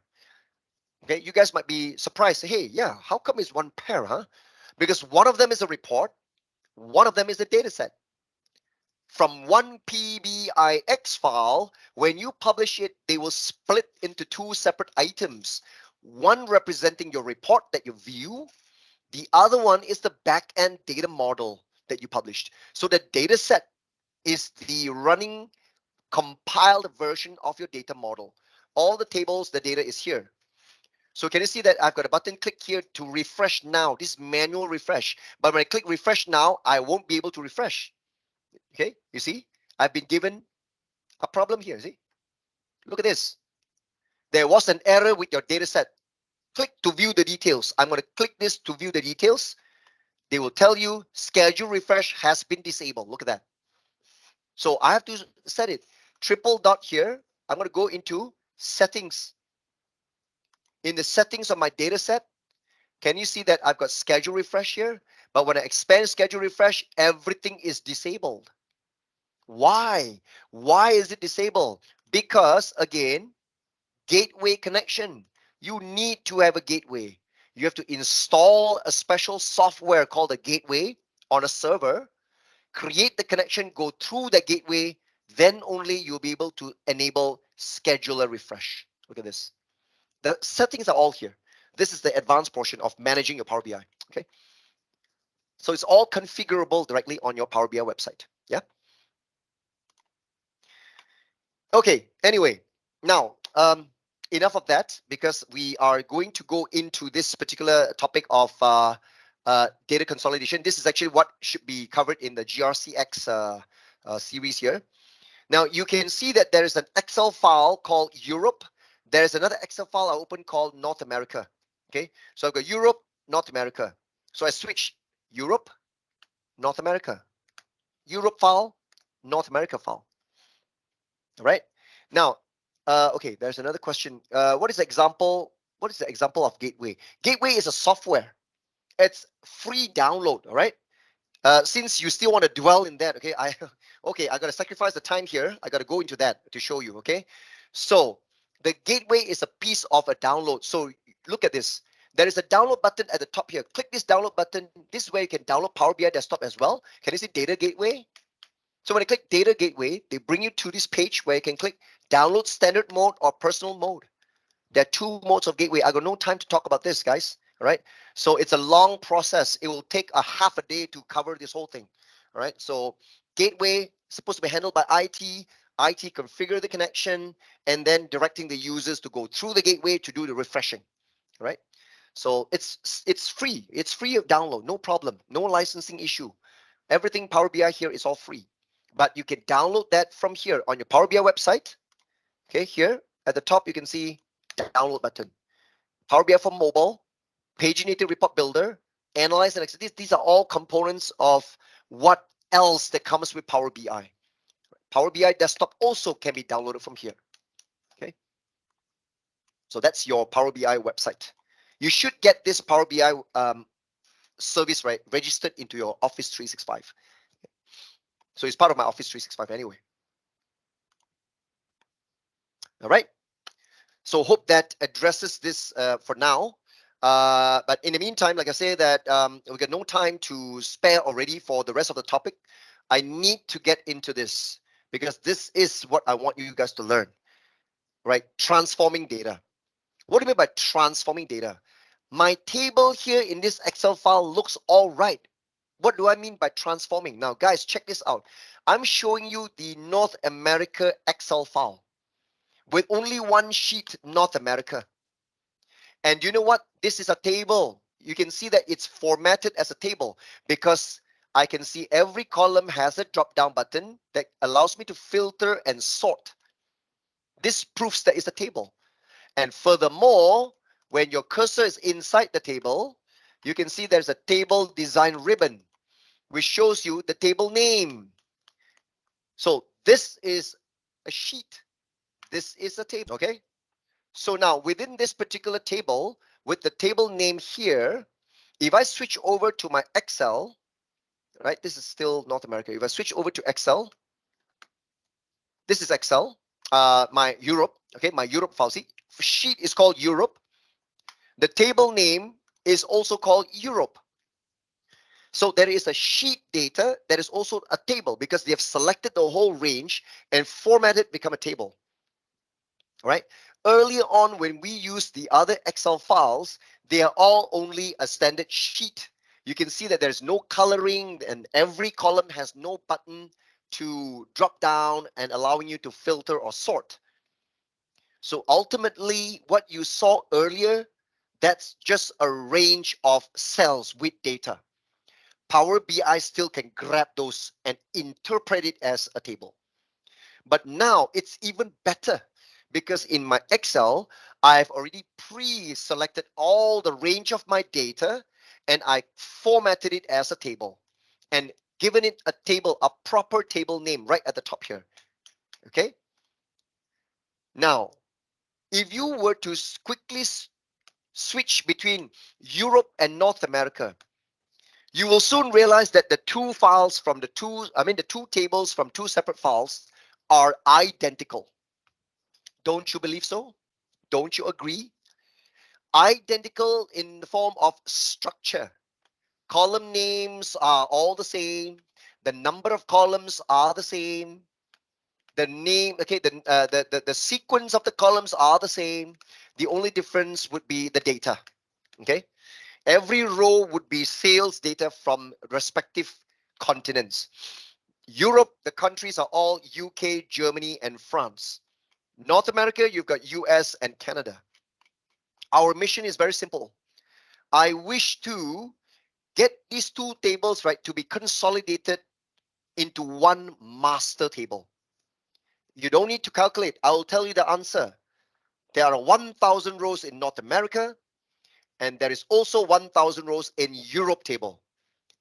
So the ultimate objective, once we consolidate it, we'll get a master table of 2,000 rows together. And the report shall be built from there. Okay. Remember, I'm only able to show you episode 1 because in the actual full training, I've got 3 or even maybe 4 separate data consolidation examples because that one deals with 10 files, 20 files, 100 files. They are more than that. Here, only 2 files. So simple. So what I want you guys to do before we go for a break, at least I want you guys to go to your Power BI desktop, which is the brand new one. Click import data from Excel. And you import from Europe first. Remember, when you import data from Excel, you cannot select more than one file. You see, I swear that I'm holding on to my control key, but yet if I try to select North America, Europe is gone.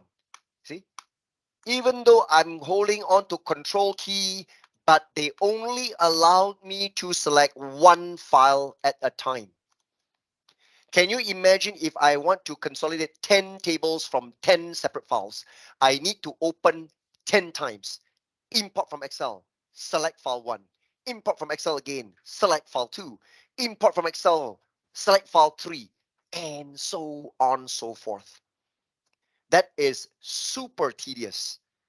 Okay? So, but of course, now we are still okay because we only have 2 files. It doesn't really bother me. I will start with Europe first. I can open up Europe. Okay, select Europe file. We begin with Europe. Later on, we bring in North America. So when you start with Europe right now, watch this. You might be surprised. There are 2 things, 2 items listed. But if you watch closely, one is called Europe, one is called Europe 1. The Europe, the icon is different from Europe 1. You see that? Now, what is this? You see, when I choose Europe, they show me the preview. And if I select Europe 1, the preview, it's the same. Which means these 2 guys are literally pointing to the same source. The icon differentiation means this is a sheet. This is a table. Power BI interpreted the same file having 2 separate items, 2 types of source. Sheet level, they can interpret that as a table. But remember, we have selected and format as a table. We give the table a name. So the table is also detected as an object by itself. And table, okay, a table is an independent object. So if you never format that range as a table, then it only shows the sheet. But if you select the whole range and format it as a table, give the table a name, that is a secondary object. So in Power BI Desktop, when you finish connecting, they will show you 2 possible sources. So you are going to decide which one do you want? Okay? Which one? Is it going to be the sheet because it looks all right to me, or is it going to be table? So we are always caught in a dilemma. The dilemma is, of course, I wouldn't choose all. I don't choose both of them because there will be a duplicated table. It's the same thing, right? So the dilemma is that we have to choose one. So I can tell you that there is no right or wrong here because it is proven already. Even without the table, a sheet alone, it is working. Your first 2 reports that we built this morning, introduction and the my assignment, both of them, they got no tables. The data from the Excel are just free range of data. It's a range of cells. We never have a table there. And it has been proven that Power BI Desktop can interpret that as a table. Every column, the first row, they interpret it as a column header. So then what's the point of creating a table? You see, I can tell you right now, I'm going to prove to you right after the break that even if you choose a sheet, you decided to go with a sheet, you are correct. Even if you decided to go with the table but not the sheet, you are also right. Both of them are doable. But I can tell you the answer right now, and I'm going to prove to you after the break that if you go with the table, it will be much more efficient. If you go with the sheet, yes, it's all right, but slightly, just tad a bit, slightly not so efficient. Why? I will tell you guys right after the break. Okay? So right now, I just want you guys to stay here. Don't do anything because I need to demonstrate something before we grab all the table. But I will tell you that table will be better than a sheet. Every time you come across these 2 choices, go for a table, not the sheet. Okay? So for now, I'm just going to leave it here. 2,000 years later. So let me start from here again. Let's say this card changes very quickly. Close this. So when I go into my Europe.xlsx, now I want to demonstrate the difference. I'm going to select the sheet. Okay, I check here. Later, I'm going to show you why is it that a table is better than a sheet. So I go with the sheet first. I transform data. So PQE window will now open. This is the Power Query Editor window. If this is your very first time opening this, right after you freshly installed, this window is of this size, very small, okay? Very small size. But you can now maximize the window, okay? Because when you maximize the window, you can see more of it. So the next time you launch PQE, it will be this size, fully maximized. Now, what you can see from here, right, is the most important attention should be paid to the right-hand side, the applied steps. Now, so far, I can see from the time you load the table from the Excel file to now, what you can see, they have started with 4 steps. The first step is source. When you click the first step, they show you 2 sources. The kind here is a sheet for Europe. Europe 1, the kind is a table. Kind means type. Okay, time means type.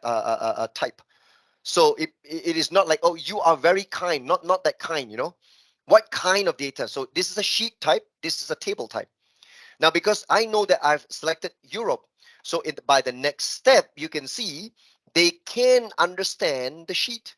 But one problem, what I can see here is the first row is not really understood as a column header.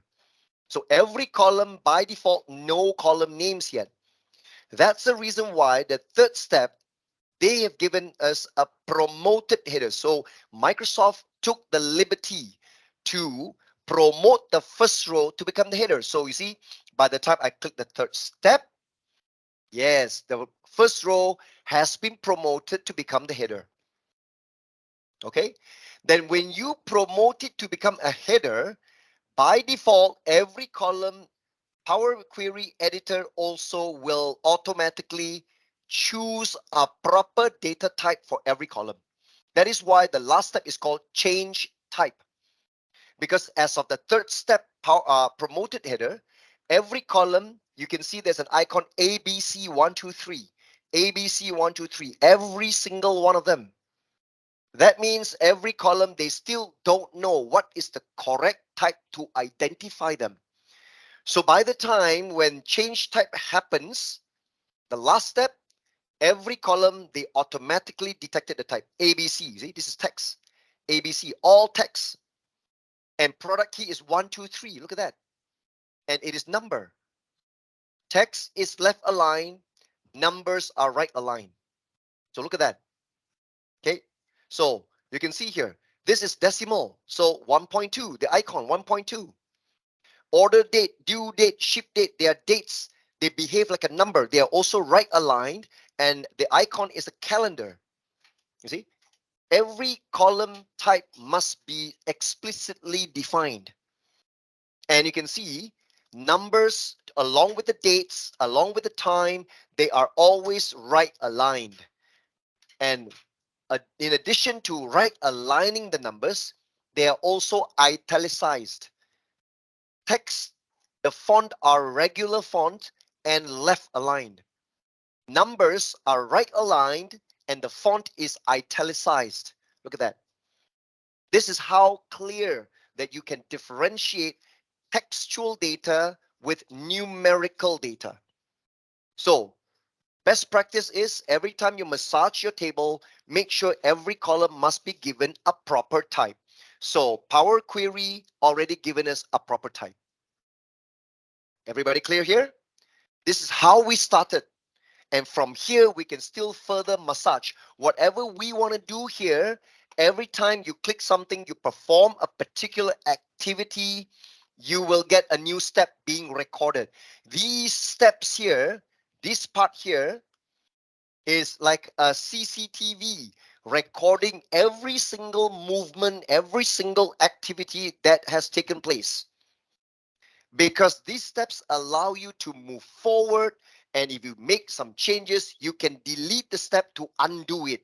Remember, undoing your mistakes or whatsoever, there is no control Z here, or control Z as the Americans would pronounce that. So no control Z or control Z to undo. It never work. I give you an example. I have selected this big bunch of columns. I press delete key on the keyboard. I have deleted the columns. You see, I have just added, they just recorded one step. You have removed columns. What? Mistake. Never mind. There is always a cross here. Look at that. A cross, which I can delete that step and I revert to the previous step where all the columns are back. So no matter how much changes you make, select all these, I press delete. Now left with only one column. So what? I want to get it back. I delete the step and I get everything back to normal. All right. So whenever you are in Power Query Editor, or PQE as I would call it, there is no panicking. Don't panic. Whatever mistakes you do, just delete the step and redo it. Okay. But now let me show you something. Let me answer the question. This is where I've chosen the sheet. Step 1, 2, 3, 4. Let me now right click and delete this table. I treat as if nothing ever happened. I close my PQE. I return to my Power BI desktop and I'm going to start all over again. This time I choose Europe file, but now I will select the table. Remember, I'm trying to prove to you why a table is tad a bit more efficient than a sheet. I'm not saying that sheet is wrong. Remember that. I'm saying that both will work, but just that a table will perform slightly better. Watch this. Confirm. I've selected the table, right? I click transform data again. PQE reappears. Europe 1 is a table. And voila, watch this. 3 steps only, guys. 1 step is missing. The promoted headers is not there. Why? Very simple. When you choose a table, the table comes pre-recognized with a column header. So that is why there's no need for you to promote anything to become the column header. So 1 step is saved. 1 step saved is 1 step, or 1 step lesser is 1 step saved. The lesser the steps, the more improved the performance would be. Do you know why? The more steps that you queue up here, the more things you do, as you start adding more steps here, do you know what will happen? In the future, when this table gets loaded, after some time, you want to refresh, you want to schedule refresh, or you want to manually refresh your table data. Every time refresh happens, what they do is that they actually, in the background, start from the first step, and what we call it as they will play back.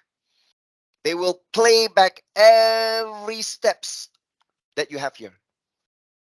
The next time you refresh, they start from step number 1 and playback, playback, play, execute every steps until the end. So it is logical, right? I will be lying to you if I would say, no effect. Always logical. You got 10 steps, you play back 10 steps. It will be slower than if I got 4 steps, I play back 4 steps. From 1 to 4, I finish quicker than from 1 to 10. Am I right? Simple. Even a small kid will agree to this. Okay. So anytime that you pre-plan your activity, right, the lesser number of steps it takes, the faster you refresh, because not too much steps to play back, right? Because every type of data transformation activities that takes place inside this PQE, it's recorded. And these are instructions to Power Query, what to do to shape up your data right from the very beginning until the end. Okay? So that's the reason why I'm saying that it's just 1 step lesser. 1 step lesser, well, Some people argue with me saying that, hey, come on, it's just one step lesser. I don't think so. It will feel a bit, you feel the pain, right? You feel the performance difference because it's just too fast to feel it. Well, yes, I will agree to that. But remember, our table only 1,000 rows. Of course, you don't feel it. If you have a table with millions of rows, I'm sure you will feel slight difference in between. Okay. So that's ultimately what I want you guys to understand. Every piece of information that you are trying to shape and transform in PQE, it's going to be leading to the final end result of how your table will look like, right? Every time, whatever we do here, the final step is to apply all our changes where these steps are going to be executed one after another in chronological order in the sequence of how it started. All right. So guys, knowing already that using or choosing the table is better, what I want you guys now to follow me. We got no time to lose. Let's select the table. So those of you who are still here, when you can see the sheet called Europe and the table called Europe 1, I want you to begin with Europe 1. Every time you see a table with the with a sheet, both of them are the same source. You choose the table, please. I begin with the table. Transform data. If you open up PQE for the very first time, if your window is this small, please maximize the window. Okay. Okay, if you create a measure, it's not called a measurement, but it's a measure in Power BI. Measure is using DAX. It was never documented in PQE. PQE is M language. They don't look at the measure. Measure is a foreign object. It's not part of the table. It is not shaped by the PQE. It was never controlled by the PQE. It has nothing to do with the PQE. Okay? So you must know which control which, what element control what. PQE, M code. Measure, use DAX. DAX and M, no, control different thing. Okay. So that's ultimately when you create a measure, it is not reflected here anyway, right? If you have created measures before using DAX, you calculated all the measures, you see the measures all supposedly to be like part of a table, but they are not part of a table. When you enter your PQE, you don't see them here. Okay, because measure is not a column. Unless it's a column. Column belongs to a table. Measures are not. Measures are like a global variable storing a particular calculation. Okay. But anyway, we got no time to do DAX here. Remember, I've pushed the DAX into a separate GRC-X training. I believe some of you guys or most of you guys also have registered for that. Okay, but anyway, let's get back to here. Now, when we get started from here, there are 3 steps, right? 3 steps. Let's do our first activity. I want to delete some columns which I don't need in my report. Let me decide for you guys, okay? Let me use my example. I have decided that the sales order number, the product key, and finally towards the end, right? 3 dates, the due date and ship date, I don't need. I only need order date. So which means due date and ship date, I want to throw away. So the fastest way to delete columns, remember guys, whatever we massage here, whatever we destroy here, it will never affect your Excel. Your Excel file remains intact, remains unchanged. Okay. Whatever we imported into Power BI, whatever we shape here, it's your business in Power BI. It's none of Excel's business. We rename here, we do anything here, is nothing to do with your Excel. Okay. So that reminds me, let us rename the table because it's called Europe 1. I don't like the 1. So here in the name, you can click, erase the 1, and let's call it Europe again. Enter. Rename it back to Europe. Some of my attendees, right, in my full course usually ask me, hey, don't do that, please. You rename to Europe. Will it collide with the sheet called Europe? Gerald, you are the one who told me just now. Sheet, right? And table, same name. That's why Power BI add a 1 at the back to differentiate. But how come you rename to Europe? Wouldn't it conflict with the sheet name also? Well, that was the original stage when they read the data. But now I have decided I've selected the table, so the sheet is out of scope. Now I only have one item here. There's no collision. There's no conflict. So I can rename to whatever names I want. Okay? During the scanning part, they found out that there are two items with the same name. So that time, Power BI took the liberty to add a 1 at the back of the table. But once we've decided, I selected one of them. Now only one table is in scope. The sheet is not in scope. So you can name whatever you like. I can rename it, all this. The names of this, right, has a maximum character limit of 255 characters. So, but of course, please don't name the table maximum 255 characters. That will be completely idiotic to do that. Okay. So just give it a meaningful name. Let's just call it Europe. Will do, right? Okay, cool. So now in the applied steps, we started with the 3 steps. You know that already, right? We don't need the promoted headers. So the last step was change type. I intend to start adding more steps. Okay. Now, I intended to remove some columns. Now, watch this. Under choose columns, okay, there's a choose column. The fastest way to delete, right, is to choose columns. Click choose columns. Now you see all these columns are selected. Whichever columns you don't want, you just uncheck them. That's all. So I am going to throw away sales order number, product key, due date, ship date. So this is the condition of what I've selected. Let me share the screenshot to you guys in the chat. Okay. So I have unchecked 4 columns, which I deem unnecessary. I am using this as an example. You are ready? You click OK. There you go. It has been removed, and you can see 1 steps added. Remove other columns. They call it as remove other columns.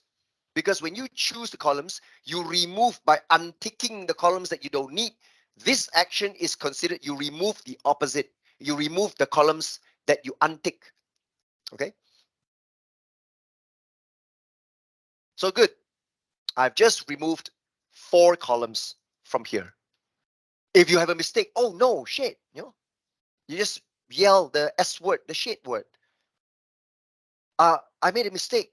So Gerald, you told me, right? If I made a mistake, I can delete a step and redo, right? But hang on. I want to tell you something. If you ever get a step that comes with, yeah, you can delete, yes, of course. But right at the end, you can see a small setting button, a small gear button. Don't jump to conclusion, quickly delete the step and redo. Because with the gear button, you can click, you are offered a chance to make your amendments. Just edit what you have lost, or edit what you have overdone or you've forgotten to do. See, it's not necessary for you to delete the step and choose columns from start again. Don't just straight away jump to it. Slowly, do your thing slowly. Look out. Some steps doesn't have the gear button. For example, change type. Change type, you can't. You're not given that. Some steps do provide you, okay, with the gear button. With that gear button, you click on it and you can just edit the step. You don't need to delete and redo. So do slowly, okay? Don't panic and delete immediately and redo. So try to do it smartly. So if you have missed one column, you click the small gear button and you are provided with that. You may not necessarily need to actually click the small gear button. The fastest way, right? Because sometimes people are not so stable with their mouse and point exactly and click. Actually, there's a shorter way to bring that out. It's double clicking anywhere on the step. Single click, you got to point exactly to the gear. But if you're anywhere here, double click And you can see, I bring this out again. Okay, again, point anywhere here in the step, double click, you still get the same editing feature. Got it? So I need to move on here. Remove other columns. The next thing I want to do is to start renaming all the columns, because the column names are seriously a joke, especially this English product subcategory name, English product category name. Oh my God, this is just too long. I want to rename the columns, starting from the first, sales territory country. How to rename? Double click on the header and you are offered a chance to rename. I'm going to call it country. Enter country. Okay. So you can see now added a new step, rename columns. Rename columns. Now please take note that if I rename the first column, they given me one step, rename columns. And this one doesn't come with a gear button. So if you rename wrongly, you just need to double click again and rename. That's it. But if I continue to rename other columns, now will it be that every time you rename, they're going to add one more? Rename columns, rename columns, rename column, rename column, rename. No. The answer is no. When you are performing the same action back to back, continuously, all these renaming are rolled up into the same one step. They are not going to give you extra steps one by one. No. All the renaming can be rolled up into one particular step. Watch this. If I rename the second column, sales territory group, I call it continent. I rename it to continent. As I press enter, you see that I am not given any extra steps. I continue. English product category name. It's category. Enter. You see? No extra steps. When there are no extra steps, but yet I have finished renaming 3 columns, do you know what? That means if I delete the steps, all 3 renames will be lost altogether, reverted back to the original. Look at this. If I delete, all 3 columns are rolled back immediately in a single bound. So they don't give you granularly, roll back 1 only or roll back 2 only. No. You delete the step because the step contains the cumulative renaming. So when you delete the step, all the renames are reverted back to the original names. This is whereby most of my attendees will feel disappointed. Oh, too bad. What if I rename 10 columns and I intend to roll back only 4, remaining 6? I can't do that anymore. If I delete the step, all 10 are reverted. And I got to start doing one by one to rename the first 6. So, any way to go about it? Any way to go about it? Ladies and gentlemen, let me show you this. Let me rename again. Beginning with country. Double click. Continent. Double click. Category. Double click. This is subcategory, obviously. I don't need that long. English product name. Double click. Product. I don't even need the word name. Just call it product. And I say, whoops. I want to roll back 2. This last 2. The first 3 remain. You get what I mean? Because if I want to roll back, if I delete the step, I roll back all 5. I only want to roll back these 2. This one remain the same, remain the same, remain the same. So how can that be possible? The answer, ladies and gentlemen, will be M. You need to view your M code. Remember, all the steps that has been generated for us, all using mouse clicks or whatever, the M language are actively generated for us in the background. A lot of people say, what? I need to learn programming here? No, don't worry. It is just like the M code is the one that controls all these activities. Come on, it's similar to your Excel, right? In Excel, you do macros. So easy, you record only the macros. But when you want to edit the macros, right, you got to do VBA code, right? At least you got to open up the Visual Basic for Application Editor, the VBA editor. You need to edit VBA. So in Excel, you got VBA code. So how can you afford to avoid entirely coding? You still at least need to view and understand the code. Okay? So here, let me show you. There is the button called Advanced Editor. Advanced Editor. So you click on the button and here you go. This is how M looks like. This is not James Bond's M, okay? This M is the language, the code that was generated. So if you look at the M code, change type. Sounds familiar, right? Removed other columns. Sounds familiar again. Rename columns. Whoops. Yeah. Sounds familiar. These are the names of our steps. And you can see the name of the steps, right? Equivalent to the entire command, the M code command. So when I see rename column, see, look at the command. Table.rename column function. They will start renaming, see? They documented the old name, comma, new name. Old name, comma, new name. Old name, comma, new name. Right? So all five, look at the curly brackets. The curly bracket is surrounding one pair of the old and new. Old and new. So remember I told you, I want the first three to remain, but the last two, I want to roll back. So now you should know, you roll back this group, this last column, old name, new name. Continue with this next one, old name, new name. Delete it off. There's an extra comma, remove the comma as well. And that's it. When you click done, there's no more syntax error. You click done, and there you go.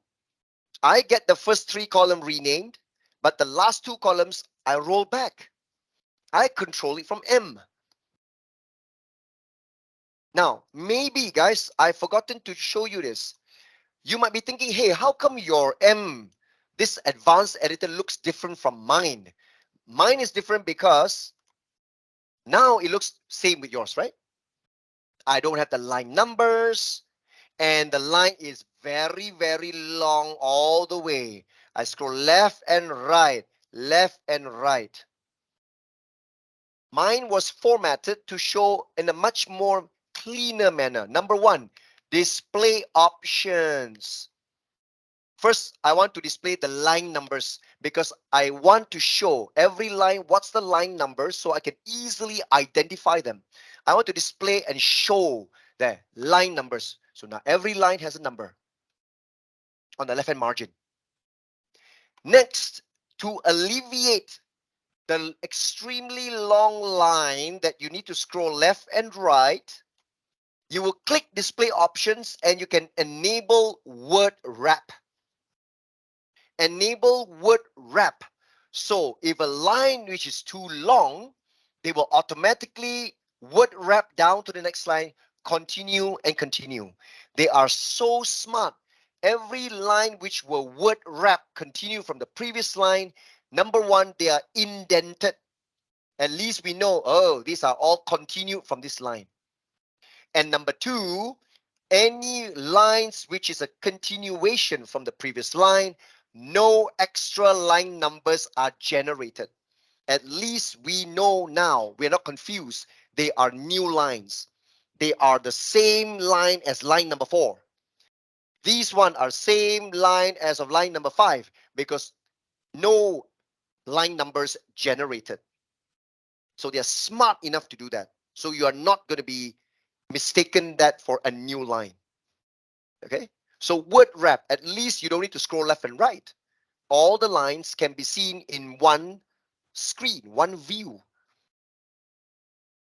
So now if you follow me, your view and my view, it's already the same.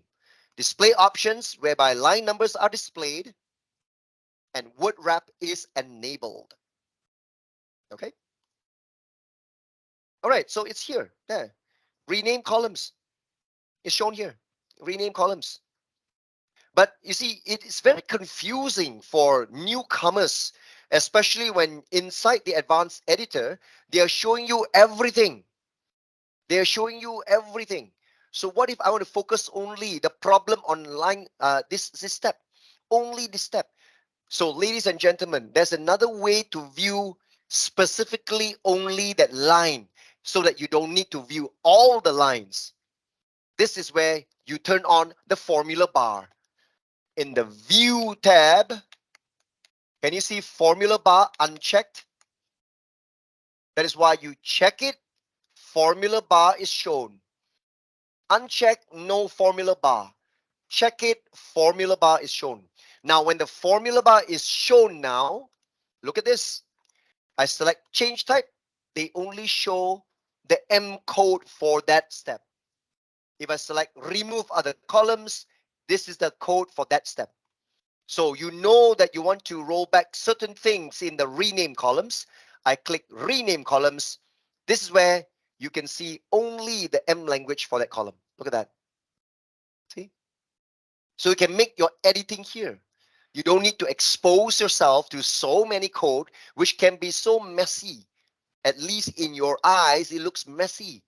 So now I can pinpoint exactly that step, and I can make my amendments directly in the formula bar. You guys got that? Okay. So now if I were to continue, look at this. Look at my formula bar. You can see the formula bar has a drop down to extend, right? The height of the formula bar. So at least you can see how they word wrap. You can collapse it. You can extend it. So if I were to now double click and rename this to category, watch this. When I press enter, they oh, sorry, not category. This is subcategory, right? This is subcategory. When I press enter, they really added together in the same line. I double click and name it as product, enter. They keep on adding the same line, the same code. See? All right. So that is the reason why you don't have extra steps, because everything is rolled up into the same step. They just extend the lines of the M code in that step. So color, American spelling, you may want to change it to the British spelling, COLOUR, if you want, if you must, but I'm not. I'm comfortable with American spelling anyway. So color, I'm going to leave it behind. Order quantity. Okay, time for me to change. Just quantity will do. I don't need the word order. Quantity. Enter. Okay. Unit price. Okay, unit price, I want to put in a space. I want to put a space between the two words, unit price, with a space in between. Enter. Order date, same thing. Similarly, put a space to split the two words. Make it more presentable. Order date, space in between. And I have completed my renaming task. All done. Fully renamed. All documented in my M language here, my M code. All right. Now, what else I can do? What else can I do? Now, let me show you this. I can see that my product column, in my product column, right, every one specific value of my product column, I see every one of them consistently end with a double-digit number after a comma. Actually, I can tell you that this is a size code, the size of the product. So I want to take out the last two digits at the end of the product name, split it into their very own column called size. This can be easily shaped in Power BI, Power Query Editor. So I found that the best way to do is to look at the comma, because every one name before the number at the back, there is a comma.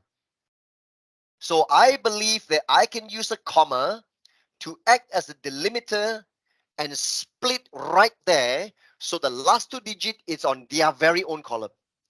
So guys, watch this. You can follow me. Right click on the product column. You can see split column.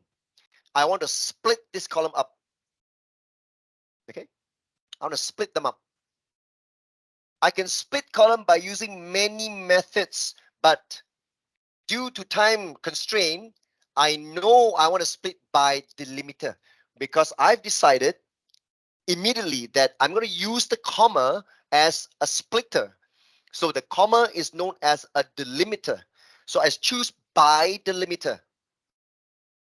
And you are now allowed to select a delimiter. You got space, you got colon, and I can see comma. They have documented comma here. Other than all this, right, I can choose custom, and you can put in your custom symbol as a delimiter. But since comma is documented, I choose comma. Okay. So now once you choose comma, you can see you can also define how many times you want to split.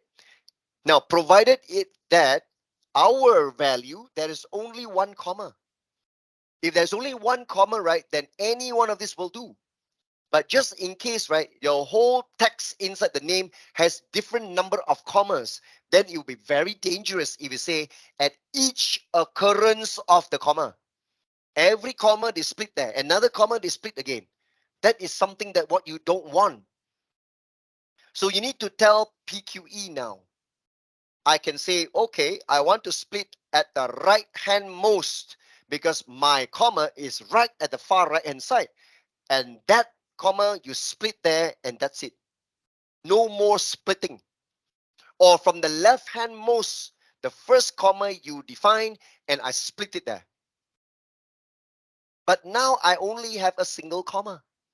So whether you choose leftmost, rightmost, or each occurrence doesn't matter, because it's still split only once.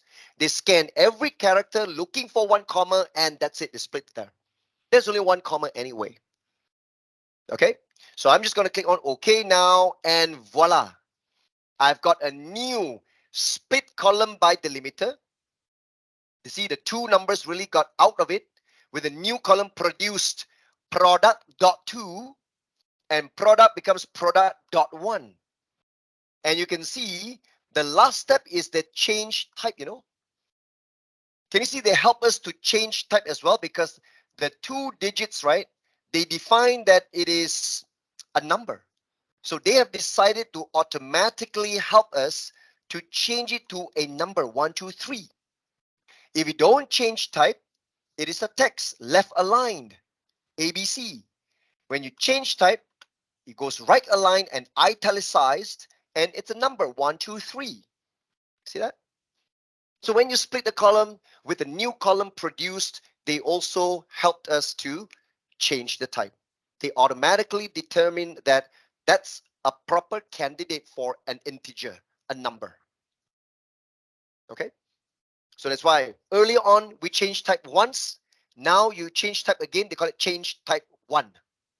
So you know what? We can rename the columns again one more time. Product.1 rename to product. So there, another one called rename column 1. Rename columns 1, because earlier we renamed. Now there's a second activity called rename. So that is why they generated rename columns 1. Product.2, continue rename it to size. Size. So that's ultimately how you can perform this transformation. Now, actually, how many steps have we taken so far? From the beginning, the last step was change type. So from here, you count right now, we have added 1, 2, 3, 4, and 5 steps. Additional 5 steps right after the third. The third step, change type, was the original. From there on, we have added 5 steps to shape our table until what you see here right now. You know what, guys? What if, okay? Not what if, it's really the truth. Don't forget, we still have North America. If we bring in North America now, wouldn't you agree that it will start right from scratch again, the same 3 steps? You should know by now that you want North America to appear the same, exactly the same like this Europe. So are you going to bring in North America and start manual labor one by one? Use your mouse click, delete the columns, rename the columns, split the columns, and do all that. So I'm going to show you the most valuable feature in Power Query, which is leveraging on the M code. If you know your M code, you can make the best out of it.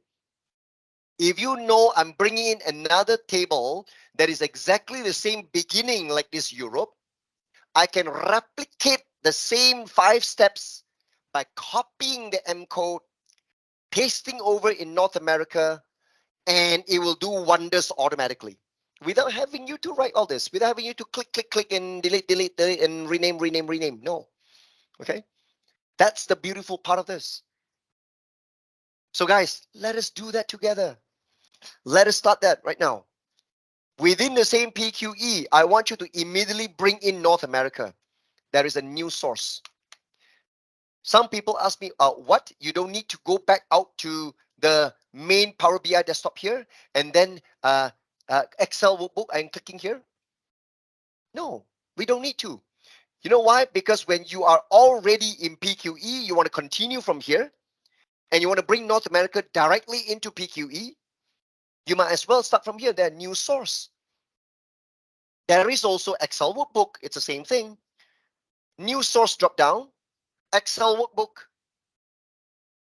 Okay. So click.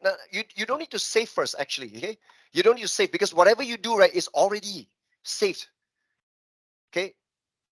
Before opening new source, right, okay, you want to apply first because when you apply, you're going to load the changes, but there's nothing to save. Even if I close right now, the whole thing, I close. They are not asking you to save, they're asking to apply the changes now. I say, no, not now. I don't want to apply anything. So this guy will forever be reminding you, you got pending changes which you haven't applied. You see, nothing is loaded yet. It's still in memory. I can still load this or I can still go back to PQE. Even if I don't apply or you don't discard, transform data button. Look at that. This is how you open up your PQE again. Transform data button. You click on it, PQE relaunches. Everything is still the same here. Look at that. There's nothing to save. The only thing that you're worried is pop and it goes dark. Power failure. Everything gone. But not to worry. Because when the power came back, let's say you're not on a laptop or maybe your laptop, your battery is out of order. You rely on DC power. Power gone. And when the power came back, when you reopen your Power BI desktop, they will warn you there's an automatically recovered file. You can reopen the recovered file quickly, then you save it. And when you reopen your PQE, everything is still there. Okay. There is this feature where they have automatic recovery from disaster. So there's no need to panic, no need to worry about this. Some people still feels that I think I want to load them in first. Make sure I get them loaded first. So then you can say, drop down here. I don't want to close and apply. I apply first. I want to remain here so I don't close. I can apply first. Apply means you're going to apply every single step here, and then you get the table loaded permanently into Power BI. Okay? But I'm not going to do that right now. I want to continue my journey here. So, new source, Excel workbook. And I'm going to choose North America right now. North America. Click open. The same thing appears. Navigator. Navigator. Similarly, you've got a sheet, you've got a table. This time round, the table name and the sheet name does not match, so they don't add a 1 at the back. They take the table name. The table name is called Sales North America. I continue with my table. Check it. Check the table, and you click OK. And then now, back to PQE, you get the second table loaded, which is North America. Can you see the applied steps for North America? As original as the early days of our Europe, as a starting point of Europe. The name is also here, where now I want to rename it. I want to rename it to North America with a space. Okay, I'll rename it to North Space America. Rename first. But you can still click Europe. You see, Europe has been applied like this. North America, as original as can be. Europe, already massaged, already shaped. North America, everything from within the same space. I can switch between the two views. So what am I going to do? Don't tell me that I am going to manually delete the columns, rename the columns, split it up. I told you, leverage on M code. Please return to your Europe table. Now you open up advanced editor to look at the whole big bunch of the completed M code. Altogether, I can see I've got 11 lines. Line 1 until line number 11. Now the question is, you know, I told you the answer. We can copy and paste the M code. But the question is, shall I copy the whole thing or I only copy certain lines? Tell me, what should it be based on your understanding? Certain lines or the whole block? The whole code? What shall it be? Certain lines, right? Everybody says certain lines, certain lines, certain lines. Okay, good, good, good, good. Yep, that's the answer. You know why? You cannot copy the first few lines, especially the source. The source is pointing Europe. You see, the source also points to the item called Europe. So if you copy this and paste over in North America, it becomes Europe again. So now, which line number? That is the reason why I display line number. Tell me, line number what? Starting from line number what to which line that I'm going to copy? Answer, please. Line number 5 to 9. 4 to 11. We got different opinions here. Line number 4. Let's talk about line number 4. Line number 4 is change type. Don't you think so? Your North America started with change type as well. Line number 4 has change type. North America already got change type. If I cancel here, if I go to North America, I open up the advanced editor for North America. They have their own line number 4 change type. It's the same thing. So answer is not from line number 4. It should be from line number 5 onwards. The extra activity that we took just now. Back to Europe, advanced editor. It's from the beginning of I start by removing other columns, right? So answer is yes, David, you are absolutely right, right? So same thing with Winzy, right? You're right, 5 to 11. From 5 onwards until the end. Now, why not 5 to 9? Why isn't it 5 to 9? You think that I just copy 5 to 9, right? Right at the end here, so that number 10 and number 11, I don't need to copy.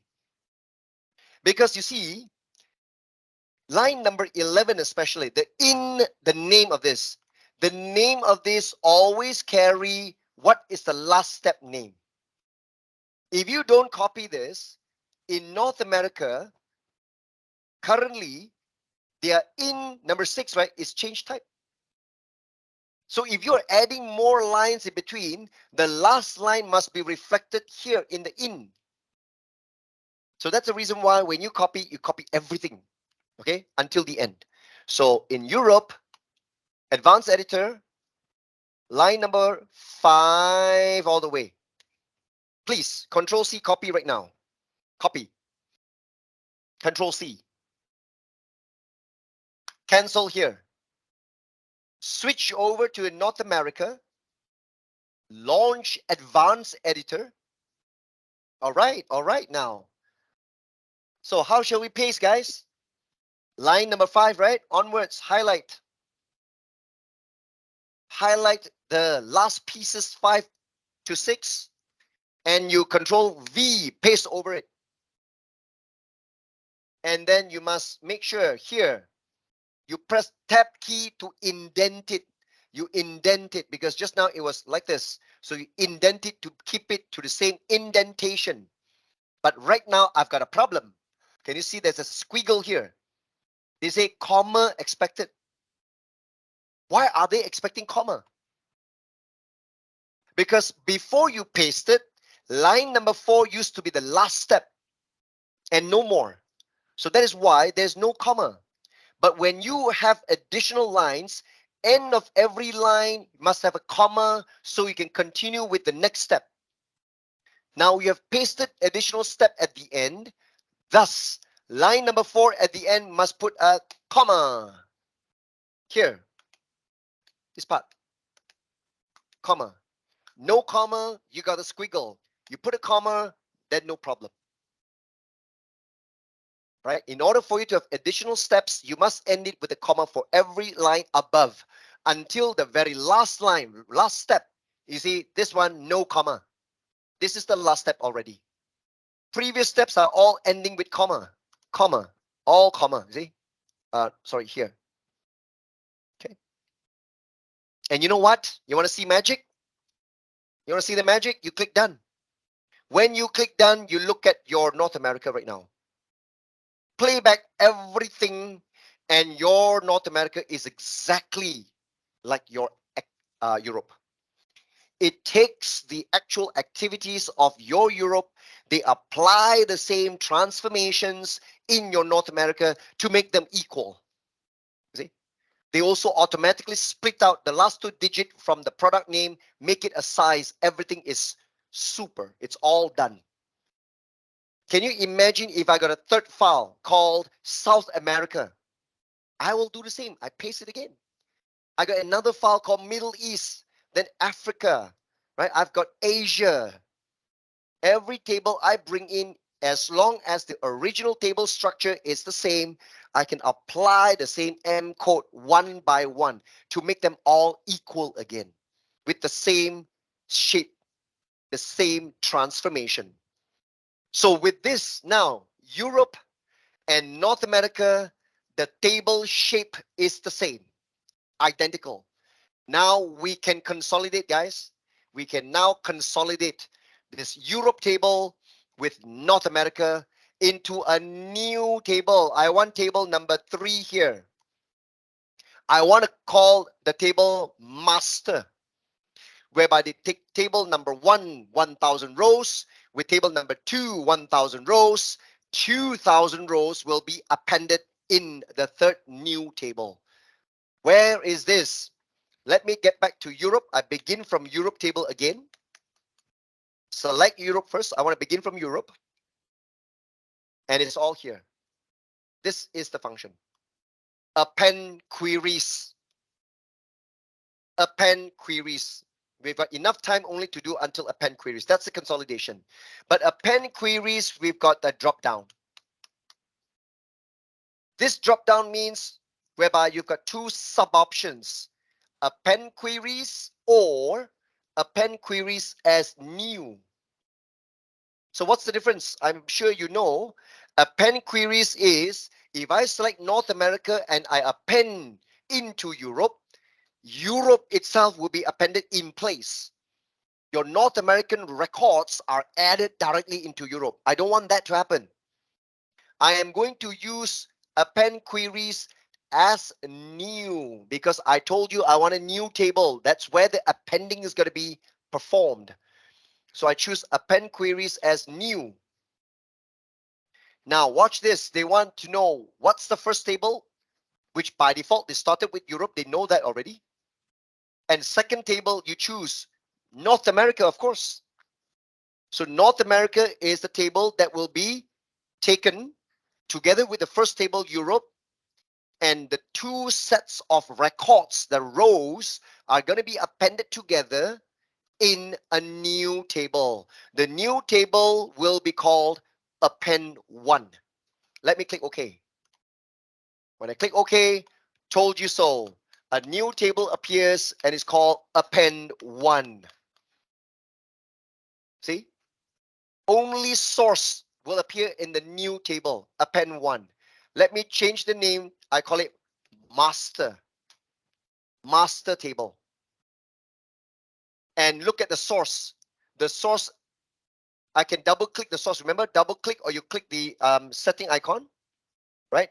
And when you double click source, I can still choose which is the first and second table I can edit. But anyway, I have appended them into this. Okay.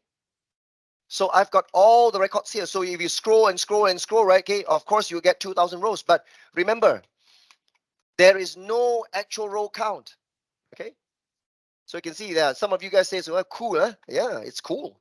You haven't seen nothing, because if if this training is full 3 days, you see even much more cooler. My second episode, my third episode, we are talking about 10, 20, 100 files all compiled into one by just one click of a button.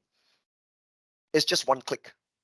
It's even better because of the AI involved. Okay, there are AI stuffs that I'm supposed to talk about, right? But anyway, this is the preliminary, the fundamental of looking at two tables taken together. So right now, I can see at the bottom here, right, it says 999 plus. They're not showing me all the rows. They don't do all the row count. So I always get my attendees asking me, how sure are you that the 2,000 rows are in? Because apparently in PQE, they don't show actual row count. So I cannot be telling my attendees, just scroll down, scroll until you reach 2,000. I will get smacked, I get smacked like that. What, you crazy? 2,000 rows, yeah, maybe I'm okay to scroll down. What if it's 1 million plus 1 million, 2 million rows? You ask me to scroll down 2 million rows? You are crazy. Isn't there a better way to determine or to verify total number of rows? Of course there is. Okay, of course there is. Check this out. Why is it that they show only 999 plus rows? Because the column profiling currently is based on top 1,000 rows. They only count 1,000. Watch this, guys. When you hover your mouse here, you can see every column has a thick green line here below the column header.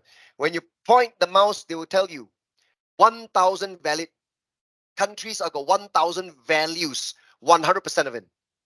Continent, all the same. Okay, when you point to it, 1,000, see, 1,000. Because why? They count 1,000 only. So do you know that this is clickable? When I click here, I can switch from only top 1,000 to start calculating entire data set. All right, entire data set.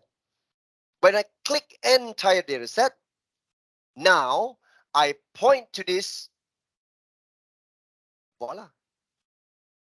They will show me 2,000. They will now tell me 2,000. Okay. Even though you know that you can press Control N. Yeah, correct. You press Control and let's say Control End. But what is Control N? 850. Control N again. 900. Control End. End. End. No. This is not Excel. Control N only gives you until the end where they haven't count. They have finished counting. There are more to count. It's just like when you drag your scroll bar, drag down to the end, they are still loading. See? Still loading. Still loading. Still loading. Can you see that? Because they don't count right now. As you drag to the lowest, they count again. As you drag down lowest, count again. But you do profiling, which is the best. You don't want to mess around with the performance. Now, when you switch this to entire data set, you just point to every column. They will tell you how many number of valid values. 2,000 now, see? That's it. If you got 2 million, they show 2 million. You don't need to scroll. You don't need to press anything. Just need to click change the profiling to entire data set.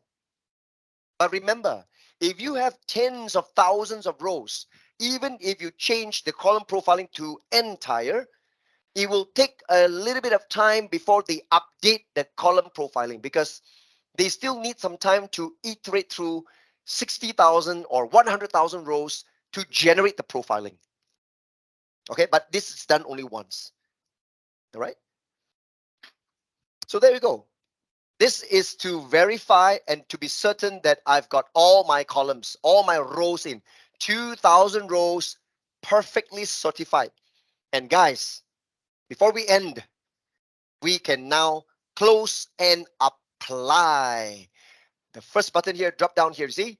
Close and apply. I'm going to close PQE, and now they are applying all the changes based on the M code, whatever we have defined. They're now going to apply and load them up. Check this out. 3 tables already loaded. Go to data view. Data view. Look at that. Europe table, 1,000 rows. Look at the condition of my columns, all perfectly based on what I have shaped them up. Okay. Look at the column names. Yeah.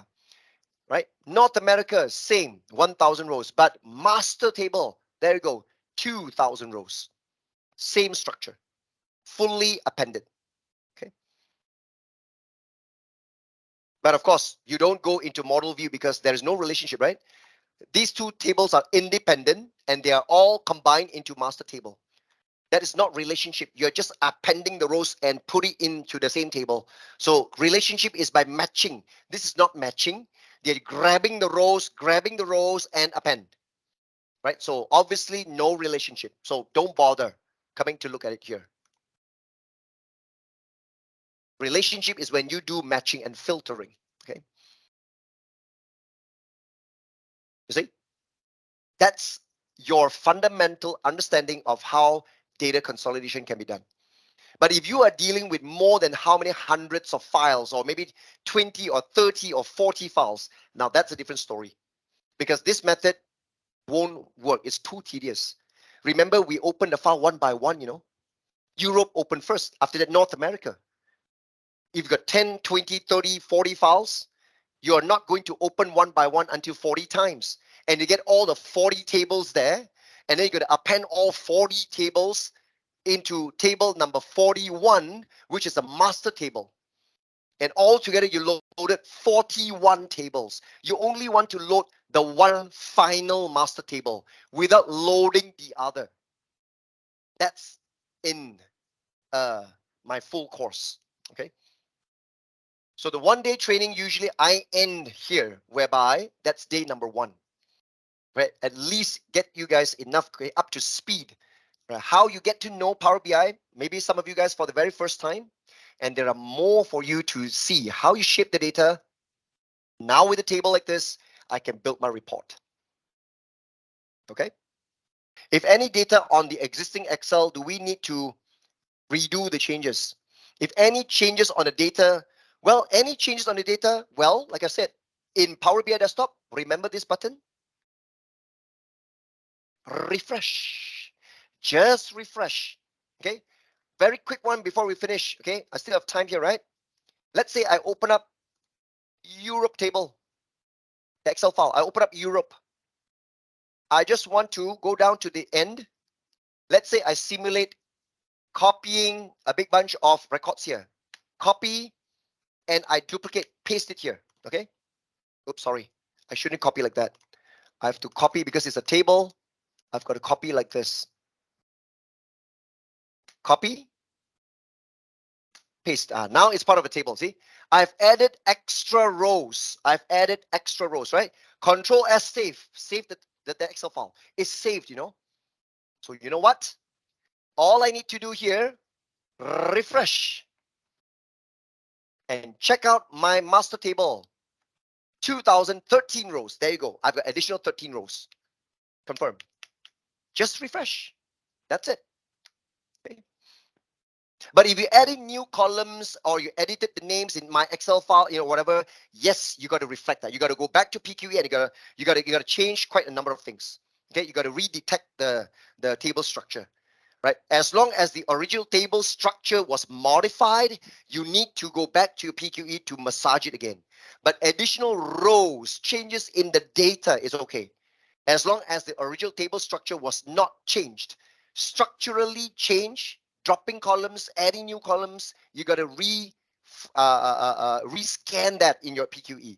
Okay, you got to go back to PQE, reopen it, and do another preview, another scan.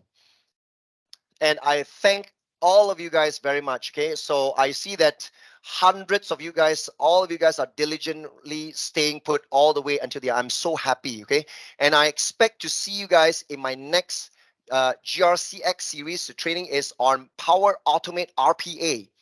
This is going to be another exciting training because I can say that I'm the very first trainer to promote, and we in Gemrin, right, are promoting the first training provider to promote RPA running on Power Automate.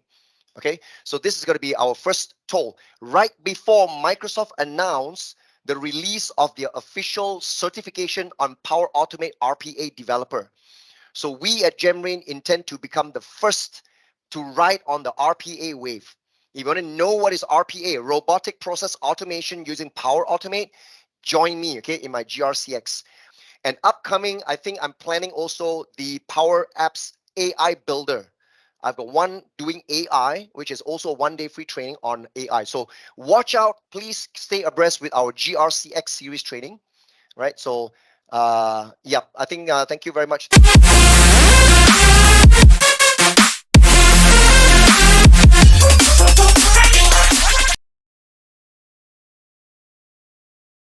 How to mute one chart from slicing. You mute a chart from slicing. I think that's the one I've just shown, right? Let me show that again. Yeah, let me show that again. How you want to stop one chart from responding to slicing, right? So of course you can create multiple slices to slice everything. I can have 2 or 3 slices. I can slice by country, slice by color, slice by this. No problem, right? But you can control the interaction, right? So what I'm going to show right now, let me produce a slicer first. Let me create a slicer, okay, like this. And let's say I slice by color. Let's say I choose a color. Drag the color as a slicer. So this is my color slicer. To answer a few of the questions that I want to do one shot, I will create another slicer. Let me show you 2 slicers right now. 2 slicers. This one, I'm going to slice by country. Where's my country? Sales territory country. Drag and drop here. All right, so I've got 2 slices. And I'm going to produce a pie chart right now. I create an empty pie chart. The pie chart will show sales amount by gender. All right. This is a very bad example of a pie chart with gender because there are only 2 slices and they're almost equal. Nah, I don't want gender. Let me see, guys. Let me choose by, okay, by the group, sales territory group. I've got 3 groups: Europe, North America, and Pacific.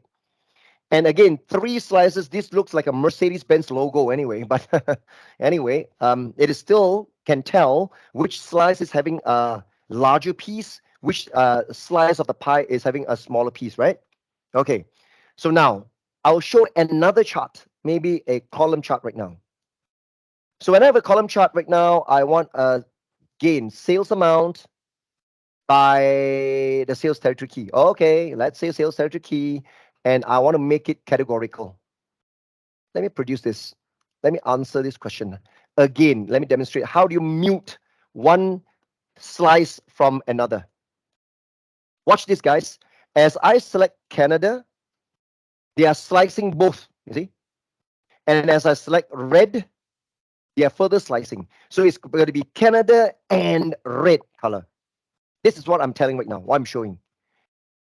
Australia and yellow color sales. Both of them are responding to that. You see, Australia is in Pacific group, and this is actually the figure of, see, the figure is this. Okay, the figure will show the same thing: 1.3 million. This says territory 9.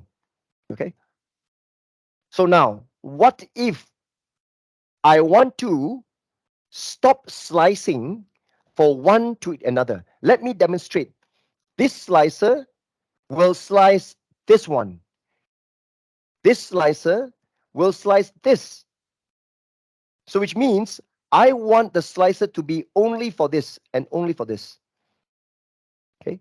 So when I slice from here, right, they are not going to do this. No. And similarly, they're not going to do this. No. Okay. So how do you do that? By default right now, as I slice, both are interacting. So watch this again. In the format, go to your format here. You need to select one of the slicer. Select one of the slicer, click the format ribbon. You can see edit interactions.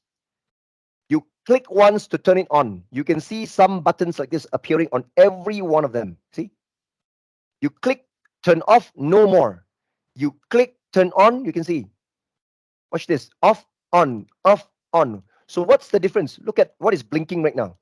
On, off, and on. So when you turn on right now, you can see all this. This shows the level of interaction. Now, because I'm selecting this, this means whatever you do here, whatever you slice, currently both will be filtering. See, filter and filter. I want this guy to slice whereby this will filter, this guy won't filter. I turn this one none. I switch this guy to none. Only this guy will filter. Okay? Similarly, now for this slicer, currently slicing, filtering both, I want this to filter, but not this guy. So I turn it off, none. See? So when I slice, it's only for this, but not for this. This guy here is only for this, but not for this guy. So watch this right now. Slice, slice, slice. This guy's not moving. Only this guy's moving. Look at that. Look at that. Perfect. What about this one? Slice, slice, slice, slice. It's only this guy's moving. The pie chart is not moving. Look at that. Okay.